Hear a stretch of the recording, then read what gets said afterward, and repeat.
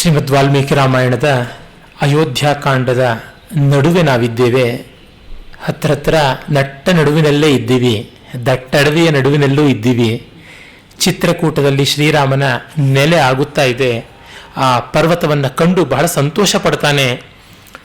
ಆಗ ಅಲ್ಲಿ ಮಹಾತ್ಮರಾದ ವಾಲ್ಮೀಕಿ ಮಹರ್ಷಿಗಳನ್ನು ರಾಮ ಕಾಣ್ತಾನೆ. ಇದು ಅನೇಕರು ಗಮನಿಸದೆ ಬಿಟ್ಟಂಥ ರಾಮಾಯಣದ ಒಂದು ಸ್ವಾರಸ್ಯ. ಒಂದೇ ಒಂದು ಶ್ಲೋಕದಲ್ಲಿ ಮಾತ್ರ ಬರುತ್ತೆ, ಮುನಯಶ್ಚ ಮಹಾತ್ಮಾನೋ ವಸಂತ್ಯಸ್ಮಿನ್ ಶಿಲೋಚ್ಚಯೇ ಅಯಂ ವಾಸೋ ಭವೇತ್ ತತ್ರಾವದತ್ ಭವೇತ್ತಾವದ್ ಅತ್ರ ಸೌಮ್ಯರಮೇ ಮಹಿ ಇತಿ ಸೀತಾ ಚ ರಾಮಶ್ಚ ಲಕ್ಷ್ಮಣಶ್ಚ ಕೃತಾಂಜಲಿ ಅಭಿಗಮ್ಯಾಶ್ರಮಂ ಸರ್ವೇ ವಾಲ್ಮೀಕಿಮಭಿವಾದಯನ್. ನನ್ನ ಪುಸ್ತಕದಲ್ಲಿ first meet with the poet ಅಂತ ಬರ್ಕೊಂಡಿದ್ದೀನಿ. ರಾಮಚಂದ್ರ ತನ್ನ ಬದುಕನ್ನು ಮುಂದೆ ಕಾವ್ಯವಾಗಿಸಿದ ಕವಿಯನ್ನು ಕಂಡದ್ದು. ಈತನಿಗೂ ಗೊತ್ತಿಲ್ಲ, ಕವಿಗೂ ಗೊತ್ತಿಲ್ಲ, ಆಗಿನ್ನೂ ಆತ ಕವಿಯಾಗಿಲ್ಲ, ಈತ ನನ್ನ ಕಥಾನಾಯಕ ಆಗ್ತಾನೆ ಅಂತ. ಮತ್ತೆ ರಾಮನಿಗೂ ಗೊತ್ತಿಲ್ಲ, ಇವನು ನನ್ನನ್ನು ನಾಯಕನನ್ನಾಗಿ ಮಾಡಿಕೊಂಡು ನನ್ನ ಬದುಕನ್ನು ಕಾವ್ಯವಾಗಿ ಬರೀತಾನೆ ಅಂತ. ಅಂದರೆ ಕೃತಿಕರ್ತ ಕೃತಿ ಭರ್ತ ಇಬ್ಬರ ಮೊದಲ ಸಮಾಗಮ ಇಲ್ಲಿ ಆಗುತ್ತೆ. ಮತ್ತೆ ಆದದ್ದು ಯಾವಾಗ? ಸೀತಾ ರಸಾತಲ ಪ್ರವೇಶದ ಕಾಲದಲ್ಲಿ. ಅಷ್ಟೊತ್ತಿಗೆ ವಾಲ್ಮೀಕಿ ರಾಮಾಯಣ ಬರೆದ ಆಗಿತ್ತು. ಅಂದರೆ ಬಹಳ ಮಾರ್ಮಿಕವಾದದ್ದು. ಅರೆ, ವಾಲ್ಮೀಕಿ ಮಹರ್ಷಿಗಳು ಎಲ್ಲಿಯೂ ಕೂಡ ತನ್ನ ಪರಿಚಯವನ್ನು ವಿಸ್ತರಿಸಿಕೊಳ್ಳೋದಿಲ್ಲ. ಅದು ಒಂದು ಸ್ವಾರಸ್ಯ ನೋಡಿ. ಆಗ ಅಂಥ ವಿಶೇಷವಾದಂಥ ಮಾತುಕತೆಯನ್ನು ನಡೆದಿದ್ದು ಕಾಣೆ. ಹಾಗಾಗಿ ಅವರು ಬರ್ಕೊಂಡಿಲ್ಲ. ಏನು ನಡೆಯಿತು ಅದನ್ನು ಹೇಳ್ತಾರೆ. ತಾನ್ ಮಹರ್ಷಿ ಪ್ರಮುದಿತ ಪೂಜೆಯಾಮಾಸ ಧರ್ಮವಿತ್ ಆಸ್ಯತಾಮಿತಿ ಚೋವಾಚ ಸ್ವಾಗತಂತು ನಿವೇದ್ಯ ಚ, ಬನ್ನಿ ಕೂತ್ಕೊಳ್ಳಿ ಅಂತೆಲ್ಲ ಹೇಳಿ ಮಾತನಾಡಿ ಮುಂದೆ ಪರ್ಣಶಾಲೆಯನ್ನು ಕಟ್ಕೊಳ್ಬೇಕು ಅಂದರೆ ಜಾಗವನ್ನು ತೋರಿಸಿದ್ದು ಅಂತ. ಚಿತ್ರಕೂಟದಲ್ಲಿ ರಾಮನಿಗೆ ನೆಲೆಗೆ ತಕ್ಕ ತಾಣವನ್ನು ಮಹರ್ಷಿ ಆದಿಕವಿ ತೋರಿಸಿದ್ದು. ಹಾಗೆ ನಮ್ಮ ಹೃದಯ ಕೂಟ ಅಂದರೆ ಉನ್ನತವಾದ ಸ್ಥಾನ ಅಂತ. ಹೃದಯ ಕೂಟದಲ್ಲಿ ಶ್ರೀರಾಮನಿಗೆ ಶಾಶ್ವತವಾದ ನೆಲೆಯನ್ನು ಮಾಡಿಕೊಟ್ಟದ್ದು ಭಗವಾನ್ ವಾಲ್ಮೀಕಿಯೇ. ಕಾಳಿದಾಸನಂತೂ ಮಹರ್ಷಿ ವಾಲ್ಮೀಕಿಗಳನ್ನು ಪದೇ ಪದೇ ಕವಿ ಅನ್ನುವ ಶಬ್ದದಿಂದಲೇ ಗೌರವಿಸ್ತಾನೆ. ಇನ್ನು ಬೇರೆಯವರಿಗೆ ಕವಿ ಅಂತಂದರೆ ಯಾವ ಕವಿ ಅಂತ ಕೇಳಬೇಕು. ಕವಿ ಅಂದರೆ ವಾಲ್ಮೀಕಿ ಅನ್ನುವಂಥ ಅರ್ಥದಲ್ಲಿ. ತಾಮಭ್ಯಗಚ್ಚತ್ ರುದಿತಾನುಸಾರಿ ಕವಿಕುಶೇದ್ಮಾಹರಣಾಯಯಾತಃ ನಿಷಾದ ವಿದ್ಧಾಂಡಜ ದರ್ಶನೋತ್ತಃ ಶ್ಲೋಕದ್ವಮಾಪತ್ಯತೆ ಶೋಕಃ. ಯಾವ ಕವಿ ಒಂದು ಕ್ರೌಂಚ ಪಕ್ಷಿಯ ಆರ್ತನಾದಕ್ಕೆ ಮಹಾಕಾವ್ಯವನ್ನು ಬರೆದನೋ ಆತ ಸೀತೆಯ ಗೋಳನ್ನು ಕೇಳಿಕೊಂಡು ಬಂದ ಅಂತ ಅಲ್ಲಿ ಕವಿ ಎನ್ನುವ ಮಾತನ್ನೇ ಬಳಸ್ತಾನೆ. ಇನ್ನೂ ಹಲವು ಕಡೆ ಬರುತ್ತೆ. ಇಲ್ಲಿ ವಾಲ್ಮೀಕಿ ನಾರಾಯಣ ಸ್ವರೂಪಿಯಾದ ಶ್ರೀರಾಮಚಂದ್ರನನ್ನು ಕಾಣುವ ಸಂದರ್ಭ ಕೆಲವು ಮಾತುಗಳಲ್ಲಿ ಬರುತ್ತೆ. ಆಮೇಲೆ ಪರ್ಣಶಾಲೆ ಆಗುತ್ತೆ. ಅಣೇಯಂ ಮಾಂಸಮಾಹೃತ್ಯ ಶಾಲಾಂ ಯಕ್ಷ್ಯಾಮಹೇ ವಯಂ ಕರ್ತವ್ಯಂ ವಾಸ್ತುಶಮನಂ ಸೌಮಿತ್ರೇ ಚಿರಜೀವಿಭಿ. ಒಂದು ಜಿಂಕೆಯನ್ನು ಬೇಟೆಯಾಡಿ ತೆಗೆದುಕೊಂಡು ಬಾ, ಅದರ ಮಾಂಸವನ್ನು ಬಲಿಹರಣಕ್ಕೆ ಬಳಸಿಕೊಂಡು ಇಲ್ಲಿ ವಾಸ್ತುಶಾಂತಿಯನ್ನು ಮಾಡೋಣ ಅಂತ ಹೇಳ್ತಾನೆ. ರಾಮ ಪರ್ಣಶಾಲೆಯನ್ನು ವಾಸ್ತು ಪ್ರಕಾರ ಕಟ್ಟಿದ ಅಂತ ಹೇಳಿಲ್ಲ. ಪರ್ಣಶಾಲೆ ಕಟ್ಟಿದ ಮೇಲೆ ವಾಸ್ತುವಷ್ಪತಿ ಶಾಂತಿಗೆ ಬೇಕಾಗಿರುವಂಥದ್ದು ರಾಕ್ಷೋಗ್ನ ಹೋಮ, ವಾಸ್ತುವಷ್ಪತಿ ಶಾಂತಿ ಇತ್ಯಾದಿಗಳನ್ನು ಮಾಡಬೇಕು ಅಂತ, ಗೃಹ ಪ್ರವೇಶವನ್ನು ನೆರವೇರಿಸಬೇಕು ಅಂತ. ಅರಮನೆಯಾದರೂ ಅದಕ್ಕೆ ನಡೆಯಬೇಕಾದ್ದು ಉಂಟು, ಎಲೆಮನೆಯಾದರೂ ಅದಕ್ಕೆ ನಡೆಯಬೇಕಾದದ್ದು ಉಂಟು. ಅದನ್ನು ಮಾಡ್ತಾನೆ ಅಂತ. ಮೃಗಂ ಹತ್ವಾ ನ ಯಕ್ಷಿಪ್ರಂ ಲಕ್ಷ್ಮಣೇಹ ಶುಭೇಕ್ಷಣ ಕರ್ತವ್ಯ ಶಾಸ್ತ್ರದೃಷ್ಟೋ ಹಿ ವಿಧಿರ್ಧರ್ಮಮನುಸ್ಮರ. ಶಾಸ್ತ್ರದೃಷ್ಟಿಯಿಂದ ಏನು ಮಾಡಬೇಕು ಅದನ್ನೆಲ್ಲ ಮಾಡಲೇಬೇಕಲ್ವಾ, ಧರ್ಮಶಾಸ್ತ್ರವನ್ನು ಸ್ವಲ್ಪ ಗಮನಿಸಪ್ಪ ಅಂತ ಹೇಳ್ತಾನೆ. ಲಕ್ಷ್ಮಣ ಸ್ವಲ್ಪ ಧರ್ಮಶಾಸ್ತ್ರಕ್ಕೆ ಹಿಂದೆ ಅಂತ ಅನ್ಸುತ್ತೆ. ಅವನು ರಾಮ ನಡೆದಂತೆ ನಡೆಯಿದರೆ ಸಾಕು. ಮಹಾಜನೋ ಏನ ಗತಸ್ಸ ಪಂಥ. ಆದರೆ ರಾಮ ಎಲ್ಲವನ್ನ ಮಾಡಿ ವ್ಯವಸ್ಥೆ ಮಾಡುವಂಥದ್ದು. ಆಮೇಲೆ ತ್ವರ ಸೌಮ್ಯ ಮುಹೂರ್ತೋಯಂ ಧ್ರುವಶ್ಚ ದಿವಸೋಪ್ಯಯಂ. ಧ್ರುವ ಅನ್ನುವಂಥ ಮುಹೂರ್ತ ಬಂದಿದೆ ಈಗ. ಅಶ್ವಿನಿ, ಅಭಿಜಿತ್ತು, ಧ್ರುವ ಇತ್ಯಾದಿ ಅನೇಕ ಮುಹೂರ್ತಗಳು ಉಂಟು. ಬ್ರಾಹ್ಮ, ಇವೆಲ್ಲ ಮುಹೂರ್ತಗಳು ದಿವಸದ ಬೇರೆ ಬೇರೆ ಭಾಗಗಳು ತಾನೆ. ಹಾಗಾಗಿ ಇದು ಒಳ್ಳೆಯ ಮುಹೂರ್ತ. ರಾಮ ಈ ಥರದ್ದೆಲ್ಲ ಎಷ್ಟು ಚೆನ್ನಾಗಿ ಲಗ್ನ ನಿಷ್ಕರ್ಷೆ ಮಾಡ್ತಾನೆ ಅಂತಂದರೆ ಮುಂದೆ ಬರುತ್ತೆ. ಕಿಷ್ಕಿಂಧಾಕಾಂಡದ ಕೊನೆಯಲ್ಲಿ, ಸುಂದರಕಾಂಡದ ಕೊನೆಯಲ್ಲಿ ಬರುತ್ತೆ, ನಾವಿನ್ನ ಪ್ರಸ್ಥಾನ ಮಾಡಬೇಕು ಅಂತ. ಆಮೇಲೆ ಯುದ್ಧಕಾಂಡದ ಆರಂಭದಲ್ಲಿ ರಾಮ ಹೇಳ್ತಾನೆ, ಈಗ ಹಸ್ತ ನಕ್ಷತ್ರ ಬಂದಿದೆ, ಇದು ನಮಗೆ ಉತ್ತಮವಾದಂಥದ್ದು, ಅಭಿಜಿನ್ ಮುಹೂರ್ತವೂ ಕೂಡ ಸೇರಿಕೊಂಡಿದೆ, ಇದು ರಾವಣನಿಗೆ ವಧತಾರೆ, ನಮಗೆ ಅಭ್ಯುದಯ ತಾರೆ, ಹಾಗಾಗಿ ಈ ಮುಹೂರ್ತದಲ್ಲಿ ಪ್ರಸ್ಥಾನ ಮಾಡೋಣ ಅಂತ ಹೇಳ್ತಾನೆ. ಇದನ್ನೆಲ್ಲ ಏನು ಕಂದಾಚಾರ ಅಂತ ಹೇಳ್ಬೋದು. ಈ ಕಾಲದಲ್ಲಿ ರಾಮ ನಂಬುತ್ತಾ ಇದ್ದ ಅಂದರೆ ಅವನ ಬೆಲೆ ಇನ್ನೂ ಕಡಿಮೆ ಆಗುತ್ತೆ ಅಂತಂದರೆ ಅದು ಇಷ್ಟೇ. ನಕ್ಷತ್ರ ವಿದ್ಯೆ ಎನ್ನುವುದು ಕೇವಲ ಕಪಟ ವಿದ್ಯೆ ಅಲ್ಲ, ಅದಕ್ಕೆ ಅದರದೇ ಆದ ಬೆಲೆ ಉಂಟು. ಅದು ಪ್ರಕೃತಿಯನ್ನ, ಪರಿಸರವನ್ನ ಎಲ್ಲ ನೋಡಿಕೊಂಡು ಮಾಡಿದ್ದು. ಜೊತೆಗೆ ಅಲ್ಲಿ ಶ್ರದ್ಧೆ ಇಟ್ಟವರು ಒಳ್ಳೆಯ ಮುಹೂರ್ತದಲ್ಲಿ ಹೋದ್ವಿ ನಮಗೆ ಗೆಲುವಾಗುತ್ತೆ ಎನ್ನುವ ಕಾನ್ಫಿಡೆನ್ಸ್ ಬಿಲ್ಡಪ್ ಆಗುವಂತೆ ಇದ್ದರೆ ಅದನ್ನು ಯಾರು ಕತ್ತರಿಸಬೇಕು? ನೋಡಪ್ಪ, ಈ ತಾಯಿತ್ ಕಟ್ಕೊಂಡು ಹೋಗೋ ಪರೀಕ್ಷೆಯಲ್ಲಿ ನನಗೆ ಜಯವಾಗುತ್ತೆ ಅಂತಂದು ಅವನು ಬಹಳ ಮೋಟಿವೇಟೆಡ್ ಆಗಿ ಹೋಗಿ ಪರೀಕ್ಷೆಯಲ್ಲಿ ಚೆನ್ನಾಗಿ ಬರೆಯುವಂತೆ ಆದರೆ, ಆತ್ಮವಿಶ್ವಾಸ ಹೆಚ್ಚು ಮಾಡುವಂತಾದ್ರೆ ಯಾತಕ್ಕೆ ಬಿಡಬೇಕು? ಹೀಗಾಗಿ ನಿಜವಾದ ತಥ್ಯ ದೃಷ್ಟಿಯಿಂದಲೂ ಅನುಕೂಲತೆಯ ದೃಷ್ಟಿಯಿಂದಲೂ ಪ್ರಯೋಜನಕ್ಕಿರುವಂಥದ್ದನ್ನು ಯಾತಕ್ಕೆ ಬಿಡಬೇಕು? ರಾಮ ಎರಡನ್ನೂ ಬಲ್ಲವನು, ಹಾಗಾಗಿ ಮಾಡಿದ್ದಿರಬೇಕು. ಸ ಲಕ್ಷ್ಮಣ ಕೃಷ್ಣ ಮೃಗಂ ಹತ್ವಾ ಮೇಧ್ಯಂ ಪ್ರತಾಪವಾನ್ ಅಥ ಚಿಕ್ಷೇಪ ಸೌಮಿತ್ರಿ ಸಮಿದ್ಧೆ ಜಾತ ವೇದಸಿ. ಆಮೇಲೆ ಅಗ್ನಿಯನ್ನು ಜ್ವಲನ ಮಾಡಿ ಆ ಮಾಂಸವನ್ನು ಅಲ್ಲಿ ಸ್ಥಾಲಿಪಾಕದ ರೀತಿಯಲ್ಲಿ ಹೋಮ ಮಾಡ್ತಾರೆ. ಹೋಮ ಮಾಡಿ ಹೇಳ್ತಾನೆ, ಅದನ್ನು ನಾನು ಚೆನ್ನಾಗಿ ಪಚನ ಮಾಡಿದ್ದೀನಿ. ಈಗ ವೈಶ್ವದೇವ ಬಲಿಂ ಕೃತ್ವಾ ರೌದ್ರಂ ವೈಷ್ಣವಮೇವಚ ವಾಸ್ತು ಸಂಯಮನೀಯಾನಿ ಮಂಗಲಾನಿ ಪ್ರವರ್ತಯನ್. ಮತ್ತೆ ರಾಮ ನದಿಯಲ್ಲಿ ವಿಧಿವತ್ತಾಗಿ ಸ್ನಾನ ಮಾಡಿ ಬಂದು ಈ ಎಲ್ಲ ಸಜ್ಜು ಆಗಿರುವುದನ್ನು ನೋಡಿಕೊಂಡು ತಾನು ವೈಶ್ವದೇವ ಬಲಿಹರಣವನ್ನು ಮಾಡ್ದ ಅಂತ. ಪ್ರತಿ ಗೃಹಸ್ಥನಾದವನು ಮಾಡಬೇಕಾದದ್ದು. ವಾನಪ್ರಸ್ಥರಿಗೆ ಈ ರಿಚುವಲ್ಸ್ ಎಲ್ಲ ತುಂಬ ಎಲಾಬರೇಟ್ ಆಗಿ ಮಾಡಬೇಕಾಗಿಲ್ಲ, ಸಂಕ್ಷೇಪವಾಗಿ ಮಾಡಿದರೆ ಸಾಕು ಅಂತ ಬರುತ್ತೆ. ಅದೇನಿದ್ರು ಗೃಹಸ್ಥರು ಬಹಳ ವಿಸ್ತಾರವಾಗಿ ಮಾಡಬೇಕು, ಅವರಿಗೆ ಅನುಕೂಲವೂ ಹೆಚ್ಚು. ಕಾಡಿನಲ್ಲಿದ್ದವರಿಗೆ ಅಂಥ ಅನುಕೂಲ ಇಲ್ಲ ಅಂತ ರಾಮ ಆ ಒಂದು ವ್ಯವಸ್ಥೆಯೊಳಗೆ ಅಚ್ಚುಕಟ್ಟಾಗಿ ಮಾಡ್ತಾನೆ. ಇಲ್ಲಿ ಸ್ಪಷ್ಟವಾಗಿ ರೌದ್ರಂ ವೈಷ್ಣವಂ ಅಂತ ಅಂದರೆ ಶಿವನಿಗೆ ಪ್ರಶಂಸಾರೂಪವಾಗಿ ಮಾಡಬೇಕಾದ ಸ್ತೋತ್ರಗಳನ್ನು, ಆಹುತಿಯನ್ನು ಕೊಡುವುದನ್ನು, ವಿಷ್ಣುವಿಗೆ ಕೊಡುವುದನ್ನು ಮಾಡದ, ಹರಿಹರರಿಗೆ ಭೇದ ಮಾಡದಂತೆ ಮಾಡದ. ಜಪಂಚ ನ್ಯಾಯತ ಕೃತ್ವ ಸ್ನಾತ್ವ ನದ್ಯಾಂ ಯಥಾ ವಿಧಿ ಪಾಪ ಸಂಶಮನಂ ರಾಮಶ್ಚಕಾರ ಬಲಿಮುತ್ತಮಂ. ಮತ್ತು ವಸ್ತುಪೀಡಿಯನ್ನು ಪರಿಹರಿಸುವಂತಹ ಮಂತ್ರಗಳನ್ನು ಎಲ್ಲವನ್ನ ಜಪ ಮಾಡದ ಅಂತ. ಸಾಮಾನ್ಯವಾಗಿ ಜಪದ ದಶಾಂಶದಷ್ಟು ಹೋಮ ಮಾಡಬೇಕು ಅಂತ ಬರುತ್ತೆ. ಹಾಗಾಗಿ ನ್ಯಾಯತಃ ಅಂದರೆ ತಕ್ಕಂತೆ ಆ ಒಂದು ಆಹುತಿ ಕೊಡುವುದು ಎಷ್ಟು, ಚರುವನ್ನೋ ಪೂರ್ವಾಡಾಶವನ್ನೋ ಯಾವುದು ಕೊಡ್ತೀವಿ, ಇಲ್ಲಿ ಚರುವನ್ನು ಕೊಟ್ಟಿರುವಂಥದ್ದಾಗಿದೆ. ಆ ಚರುವಿಗೆ ಎಷ್ಟು ವಿನಿಯೋಗ ಇರುತ್ತೋ ಆ ಒಂದು ವಿನಿಯೋಗದ 10 ಪಟ್ಟು ಹೆಚ್ಚು ಜಪ ಮಾಡಬೇಕು. ಅಥವಾ ಜಪದ 1/10 ಭಾಗದಷ್ಟು, 10ನೇ 1 ಭಾಗದಷ್ಟು ಇದನ್ನು ಮಾಡಬೇಕು ಅಂತ ಬರುತ್ತೆ. ಹಾಗೆ ಮಾಡ್ತಾನೆ. ವೇದಿ ಸ್ಥಳ ವಿಧಾನಾನಿ ಚೈತ್ಯಾನ್ಯಾಯತನಾನಿ ಚ ಆಶ್ರಮಸ್ಯಾನು ರೂಪಾಣಿ ಸ್ಥಾಪಯಾಮಾಸ ರಾಘವ. ಮತ್ತು ತನ್ನ ಆಶ್ರಮದ ಪರ್ಣಶಾಲೆಯ ಸುತ್ತಲೂ 8 ದಿಕ್ಕುಗಳಲ್ಲಿ ಬಲಿಹರಣ ವೇದಿಕೆಗಳನ್ನು ಮಾಡ್ತಾನೆ. ಆಮೇಲೆ ಬೇರೆ ಬೇರೆ ದೇವತಾ ಸ್ಥಾನಗಳನ್ನು, ವೈಷ್ಣವ ಸ್ಥಾನ, ವೈನಾಯಕ ಸ್ಥಾನ, ರೌದ್ರ ಸ್ಥಾನ, ಮತ್ತರ್ಗ ವೈವಸ್ವತ ಸ್ಥಾನ, ಈ ರೀತಿಯಾಗಿ ಬೇರೆ ಬೇರೆ ಸ್ಥಾನಗಳು ಅಂತ ಯಾವುದಿರುತ್ತವೆ ದೇವತೆಗಳಿಗೆ ಬಲಿಹರಣ ಮಾಡುವುದಕ್ಕೆ, ಅದೆಲ್ಲದರ ವ್ಯವಸ್ಥೆಯನ್ನು ಮಾಡಿಸಿ ತೌ ತರ್ಪಯಿತ್ವಾ ಭೂತಾನಿ ರಾಘವೌ ಸಹ ಸೀತೆಯ ತದಾ ವಿವಿಶತು ಶಾಲಾಂ ಸುಶುಭಾಂ ಶುಭಲಕ್ಷಣ. ಅದಿರುವುದು ಒಂದೇ ಉದ್ದಕ್ಕೆ ಇರುವಂಥ ಪರ್ಣಶಾಲೆ, ಚತುಶಾಲೆಯಲ್ಲ, ದ್ವಿಶಾಲೆಯಲ್ಲ, ತ್ರಿಶಾಲೆಯಲ್ಲ, ಏಕಶಾಲ, ಒಂದೇ ಉದ್ದಕ್ಕಿರುವಂಥದ್ದು. ಅಲ್ಲಿ ಎಡಕ್ಕೆ ಹೋದರೆ 1 ರೂಮು, ಬಲಕ್ಕೆ ಹೋದರೆ 1 ರೂಮು, ಅದು ಅಡುಗೆ ಮನೆ, ಇದು ಮಲಗುವ ಮನೆ, ಮಧ್ಯದಲ್ಲಿ ವಾಸದ ಮನೆ ಅಂತ ಆ ಥರದ್ದು ಇದ್ದಿರಬೇಕು ಪರ್ಣಶಾಲೆ, ಏಕಶಾಲಾ ರೂಪವಾದದ್ದು. ಅದಕ್ಕೆ ಮಾಡಬೇಕಾದ ಒಂದು ವಿಧಿವಿಧಾನಗಳನ್ನೆಲ್ಲ ಅನುಸರಿಸಿ ಮಾಡ್ತಾನೆ ರಾಮ. ಆಮೇಲೆ ಅದನ್ನೆಲ್ಲ ಚೆನ್ನಾಗಿ ಫಲ ಕಂದ ಮೂಲಗಳಿಂದ ಸಮೃದ್ಧವಾಗಿ ಕೂಡ ಮಾಡ್ತಾನೆ. ಆ ಪರ್ಣಕುಟಿಯ ವರ್ಣನೆ ವಾಲ್ಮೀಕಿಗಳು ಮಾಡ್ತಾರೆ. ತಾಮೃಕ್ಷ ಪರ್ಣಾಚ್ಛದನಾಂ ಮನೋಜ್ಞಾಂ ಯಥಾ ಪ್ರದೇಶಂ ಸುಕೃತಾಂ ವಿವಾತಾಂ. ಗಾಳಿಯೆಲ್ಲ ನುಗ್ಗದಂತೆ ಚೆನ್ನಾಗಿ ತಡಕಿಯನ್ನು ಗಟ್ಟಿಯಾಗಿ ಕಟ್ಟಿತ್ತು ಅಲ್ಲಿ ಅಂತ. ಲಕ್ಷ್ಮಣ ಇಷ್ಟು ಚೆನ್ನಾಗಿರೋದನ್ನು ಮಾಡುವುದು ಎಲ್ಲಿ ಕಲಿತನೋ ಮಹಾನುಭಾವ. ಮುಂದೆಯೂ ಬರುತ್ತೆ. ಇಷ್ಟು ಚೆನ್ನಾಗಿ ಮನೆ ಕಟ್ಟಿಬಿಟ್ಟಿಯಪ್ಪ ಅಂತ ರಾಮ ಲಕ್ಷ್ಮಣನ ತಬ್ಬಿಕೊಳ್ಳುವಂಥದ್ದು. ಈ ಪರ್ಣಶಾಲೆಗೆ ಬಂದ ಮೇಲೆ ನನಂದ ರಾಮೋ ಮೃಗಪಕ್ಷಿ ಜುಷ್ಟಾಂ ಜಹೋಚ ದುಃಖಂ ಪುರವಿಪ್ರವಾಸಾತ್. ಊರು ಬಿಟ್ಟ ದುಃಖವನ್ನು ಮರೆತ ಕಾಡಲ್ಲಿ ನೆಮ್ಮದಿಯಾಗಿದ್ದ ಅನ್ನುವ ಮಾತು ಮಹರ್ಷಿಗಳು ಹೇಳ್ತಾರೆ. ಈ ಸಣ್ಣ ಸಣ್ಣ ವಿಷಯಗಳನ್ನು ಕೂಡ ಬಿಡದೆ ಆದಿಕವಿ ತೋರಿಸುವುದು ನಮಗೆ ಬಹಳ ದೊಡ್ಡ ಸೌಭಾಗ್ಯವಾಗಿ ಕಾಣುತ್ತೆ.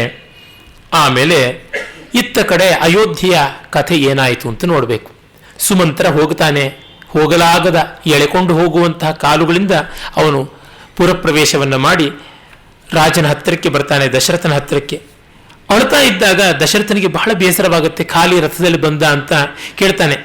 ದೇವ ಯಸ್ಯಾ ಭಯಾದ್ರಾಮಂ ನಾನು ಪೃಚ್ಛಸಿ ಸಾರಥಿಂ ನೇಹತಿಷ್ಠತಿ ಕೈಕೇಯಿ ವಿಸ್ರಬ್ಧಂ ಪ್ರತಿಭಾಷ್ಯತಾಂ ಅಂತ.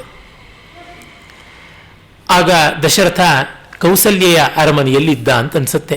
ಕೈಕೇಯಿಯನ್ನು ನೋಡುವುದೇ ಇಲ್ಲ ಅಂತ ಹೇಳಿ ಬಿಟ್ಟು ಬಂದುಬಿಟ್ನಲ್ಲ, ನಿನ್ನ ಕೈಯಲ್ಲಿ ನೀರು ಕುಡಿಯೋದಿಲ್ಲ, ನಿನ್ನ ಮಗ ನನಗೆ ಕೊಳ್ಳಿಯನ್ನೂ ಇಡಬಾರದು ಅಂತ ಹೇಳಿ. ಹಾಗಾಗಿ ಅಳುಕ್ತಾ ಇದ್ದಾಗ ಸುಮಂತ್ರ ಕೌಸಲ್ಯ ಹೇಳ್ತಾಳೆ, ಹೇಳಪ್ಪ ಇಲ್ಲಿ ಕೈಕೇಯಿ ಇಲ್ಲ, ಏನು ಭಯ ಬೇಕಿಲ್ಲ ನಿನಗೆ ಅಂತ. ನಿನ್ನೆ ಯಾರೋ ಒಬ್ಬರು ಸಹೃದಯರು ಕೇಳಿದ್ರು, ಕೌಸಲ್ಯ ಅಷ್ಟು ಒಳ್ಳೆಯವಳಲ್ಲ ಅಂತ ಕೆಲವರು ಹೇಳ್ತಾರೆ, ಅದು ನಿಜವಾ ಅಂತ. ಹಾಗಲ್ಲ, ಅವಳು ಕೆಟ್ಟ ವ್ಯಕ್ತಿ ಅಲ್ಲ, ಕೌಸಲ್ಯೆ ಕೆಟ್ಟವಳಲ್ಲ, ತುಂಬಾ ತುಂಬಾ ಒಳ್ಳೆಯವಳು ಅಂತಂದ್ರೆ ಈಗ ಸುಮಿತ್ರೆಯಷ್ಟು ನಿಸ್ಪೃಹಳು ಅಲ್ಲ. ಒಂದು ಮಟ್ಟದ ರಾಗದ್ವೇಷಗಳು ಉಂಟು, ಆದರೆ ಯಾರಿಗೂ ಅನ್ಯಾಯ ಮಾಡಿದವಳಲ್ಲ. ಉದಾರವಾಗಿ ದಾನ ಧರ್ಮಗಳನ್ನ ತನ್ನ ಮಿತಿಯೊಳಗೆ ಮಾಡ್ತಾ ಇದ್ದಳು ಅಂತ ಗೊತ್ತಾಗುತ್ತೆ. ರಾಮಾಯಣದ ಸಾಕ್ಷ್ಯವನ್ನೇ ನೋಡುತ್ತಾ ಹೇಳಿದ್ರೆ ಕೌಸಲ್ಯೆಯನ್ನ ಕೆಟ್ಟವಳು ಅಂತ ಹೇಳೋದಕ್ಕೆ ಯಾವ ಸಾಕ್ಷಿಯೂ ಸಿಗೋದಿಲ್ಲ. ತನ್ನ ಮಗನಿಗೆ, ಒಳ್ಳೆಯ ಮಗನಿಗೆ ದಿಟವಾಗಿ ಅನ್ಯಾಯವಾಗಿದ್ದಕ್ಕೆ ಸಂಕಟ ಇದೆ. ಅದು ಯಾರಿಗೂ ಇರುವಂಥದ್ದೇ. ಅದನ್ನು ಅನ್ಯಾಯ ಅಂತಂದ್ರೆ ಈ ತರ ಅಭಿಪ್ರಾಯವನ್ನು ವ್ಯಕ್ತಪಡಿಸ್ತಕ್ಕಂಥ ವಿದ್ವಾಂಸರಿದ್ರೆ ಅವರ ಚಾರಿತ್ರ್ಯವೂ ಕೂಡ ಅದಕ್ಕಿಂತ ಕೆಟ್ಟದು ಅನ್ಯಾಯ ಅಂತ ನಾವು ಹೇಳಬೇಕಾಗತ್ತೆ. ಯಾಕೆಂದ್ರೆ ಕೌಸಲ್ಯ ಮೇಲೆ ಆ ದೂಷಣೆಯನ್ನು ಮಾಡುವುದಕ್ಕಾಗೋಲ್ಲ.